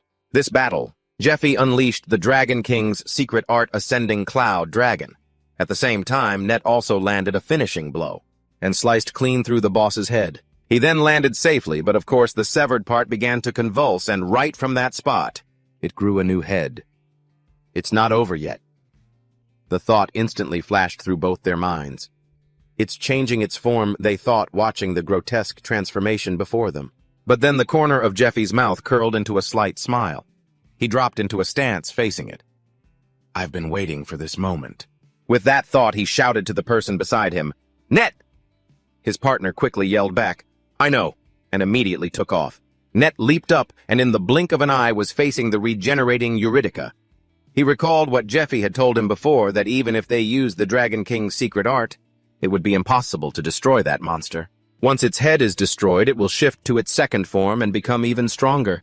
However, for a single moment while it's transforming, it will be completely immobile and unable to use any skills. Jeffy had emphasized, that single moment is what we're aiming for. Thinking of this, Net reached out and twisted the spatial pouch in his hand, and it opened smoothly. Instantly, the cross of faith materialized and plunged straight into the boss, causing it to let out a horrific shriek, Kyak! The legendary item was reacting to the foul energy by unleashing the powerful holy energy stored within the Pillar of Faith. Meanwhile, Eurydica continued to shriek as it contended with the brilliant light, but it reached out trying to remove the object from its body. Not letting it get its way, Jeffy jumped in and cleanly sliced off its defiant hand. He flashed an arrogant smile, thinking, the Pillar of Faith will nullify most of the damage at that point. We just need to kill the boss while it's trying to remove the pillar. Even as a legendary item, there's a limit to the holy energy it contains. Once it's depleted, it'll be nothing more than an oversized lump of iron. That's why the one who spent a fortune to rent it, Lucius, never intended to use it for an attack in the first place. He thought, then clicked his tongue. Not my money, anyway, he muttered, swinging his sword to sever another of the grotesquely faced Eurydica's limbs. The radiant Pillar of Faith began to lose its luster, which immediately caught Jeffy's attention. The aura on the Pillar of Faith is fading, he thought, which means it has lost its ability to identify enemies. He and Net simultaneously looked at the weakened boss beneath the pillar, panting. Tisk, it's really holding on, he thought. It's not even giving us a second to breathe. Jeffy drops his shoddy sword. Well, all the weapons I prepared have already run out of holy power. Tisk, what did I expect from this cheap junk anyway? I wonder how Lucius and his group are doing now? If Matthias has already been demonized, then, he thought as he tipped back a mana potion, the kind that would help him recover his spent magic. He's got the goddess of light on his side, so he won't die that easily. He quietly reassured himself, dropping 3 empty mana potions as another thought crossed his mind. Otherwise, everything is lost. At that moment, the monster's eye was still twitching in spasms, causing Net, who was watching from a distance, to become wary. Just then, Jeffy turned to him and said, Forget it. In its current state, it can't recover. But if it dies completely, the door will open and the Guardian will rush in. First, let's find the dragon heart, he said calmly, then tossed something over to Net. Across from him, Net gently caught the item, a recovery potion. Then Jeffy said, Use it. No one knows what kind of trouble we'll run into while looking for the dragon heart. And with that, Jeffy turned and left first, leaving Net with his thoughts in a jumble. The final boss of a dungeon known as one of the 8 great mysteries of the world, defeated by just 2 people. It's truly a miracle, he marveled. I thought I was pretty strong myself, but not strong enough to make a miracle like this happen. Honestly, it was all thanks to his plan, he thought, still following behind and watching Jeffy. He overcomes every surprise and doubt, he thought cautiously, as if he's looking down on everything from on high with contempt. As Net was thinking this, a loud noise echoed from behind, catching both of their attention. From behind the large door, there was a sudden series of knocks. The figure of a suit of armor holding a large wooden sword appeared. Something strange was oozing from it. It let out a low groan. A knight of Georges appeared in its most tattered and disgusting form. It leaned on its wooden sword for support, a faint magical aura radiating from its body. Then more of them appeared, one after another, and with their groans, the magical aura grew stronger, seeping through the crack in the door to our side. After a moment, it was dense enough to fill the entire hall. The magical aura sought out the weakened woman lying on the ground, making her cry out in a long, "Ah! This magic!" She trembled. "Joseph! My knight!" She stammered, so moved that tears streamed down her face. Immediately after absorbing the magical energy, her body began to transform as Net stood watching. Struggling to raise a protective hand, he asked in confusion, "Well, what the hell is going on?" Jeffy, equally clueless, replied, "I don't know either. This wasn't in the report." The report on Lucius's dungeon conquest that I read in my past life, he silently mused. I see now. Unlike Lucius, who entered the boss room after defeating the guardian monster, the future has changed because that thing wasn't destroyed. Eurydica had now regained her form. Though it was no longer her original form, she glanced at the holy pillar of faith and simply pointed a hand at it. Instantly, a sand maw opened up and swallowed the holy cross whole. Once it was done, she looked over at them. Jeffy and Net immediately charged forward, raising their blades to strike her down as they both yelled out. But as their swords struck Eurydica's body, Net thought in a panic, "There's no sensation of impact." "This skill again," Jeffy thought, realizing it too. Media's ancient art spatial distortion. Suddenly, a magic circle appeared under their feet. In the blink of an eye, a tangled mass of thorny vines shot upwards. Forcing them to dodge with difficulty, Net's eyes suddenly widened as he stared at Eurydica charging right at him. As she reached for him, he thought in shock, so fast. But Jeffy quickly intervened, shouting, "Don't even think about it," right after he successfully managed to capture her with the Black Iron Queen's web. "Get over here!" Jeffy yelled, gripping the threads tightly. Eurydica just whimpered in frustration as a light suddenly began to glow around his arm. He thought to himself, basic reinforcement magic formula. Then he gave Eurydica a powerful tug, silently calculating in his head about her defensive technique. Spatial distortion is invincible as a defense. However, because it warps the space around the user, even their own attacks can't reach their opponent, he thought as he pulled her. That means the moment Eurydica gets close enough to attack is our only chance. She wasn't idle either, immediately stretching out her hand. She then created her own thorny vines, anchoring them firmly to the floor. But right before her eyes, the image of Net swinging his sword appeared. He smoothly brought the blade down, and just as he was silently cheering, "All right, the attack hit now." His thought cut off, abruptly replaced by shock as he saw the slash heading right back at him. What? The slash instantly connected, cutting him diagonally from his right shoulder to his left hip. As he collapsed, Eurydica simply stood there triumphant. It was because she had used Black Mirror, an ancient art of media that reflects all incoming damage while also increasing the reflected damage by 300% based on the user's proficiency. Eurydica gently pointed her hand at him. A surge of magic powerfully formed into a black hand and slammed down on him. Net cried out, "Ah!" as he blocked the blow. At that moment, a fist flew out. Jeffy relentlessly landed powerful blows on Eurydica's back. Thunderstrike palm. He brought down each punch like a clap of thunder. As he deployed his technique, she immediately began to chant, but he quickly created a glowing thread to launch his next attack. The thread stretched toward several points of light, on her right arm. Pressure point, he thought, an Eastern technique used to crush an opponent by constricting the meridians that circulate their magic, he thought as his grip made her falter. Although it doesn't deal as much damage as a typical weapon attack, constricting the pressure points temporarily severs the opponent's meridians, making it impossible for them to use any skills. Her mana recovery speed is incredible, as expected of a great mage. If I hadn't mastered this technique, looks like I couldn't sever her mana flow. He sighed, exhausted, but still on guard.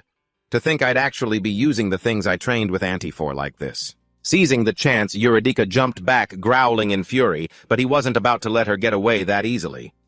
He once again used his ensnaring web to latch onto her while constricting her mana channels.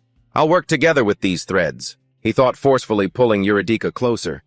As soon as the distance was perfect, he pressed both hands against her body, making her let out a loud, pained shriek. Just then, he pulled out the item he'd bought from Yos, the enchanted healing beads.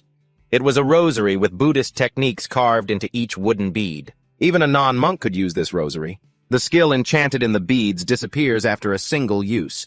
He then flicked 3 of the wooden beads away. "A little over 9 seconds until the black hand vanishes," Jeffy calculated as he watched them fly. He let out a relieved smile only when they landed on Ness, making him grunt. "There," he thought. "I've managed to save his hide for now." But because he'd let his guard down, he was immediately struck by a powerful blow from below. A leather strap flung him far away from Eurydica, and he slammed hard into a large pillar, gritting his teeth. "This damn monster," he thought, irritated. The pressure point attack couldn't hold her for long. Soon, thorny vines shot out and bound him tightly. Eurydica was all too eager to create orbs of mana and aim them at him. "Ha!" He let out a mocking laugh. I really didn't see this coming.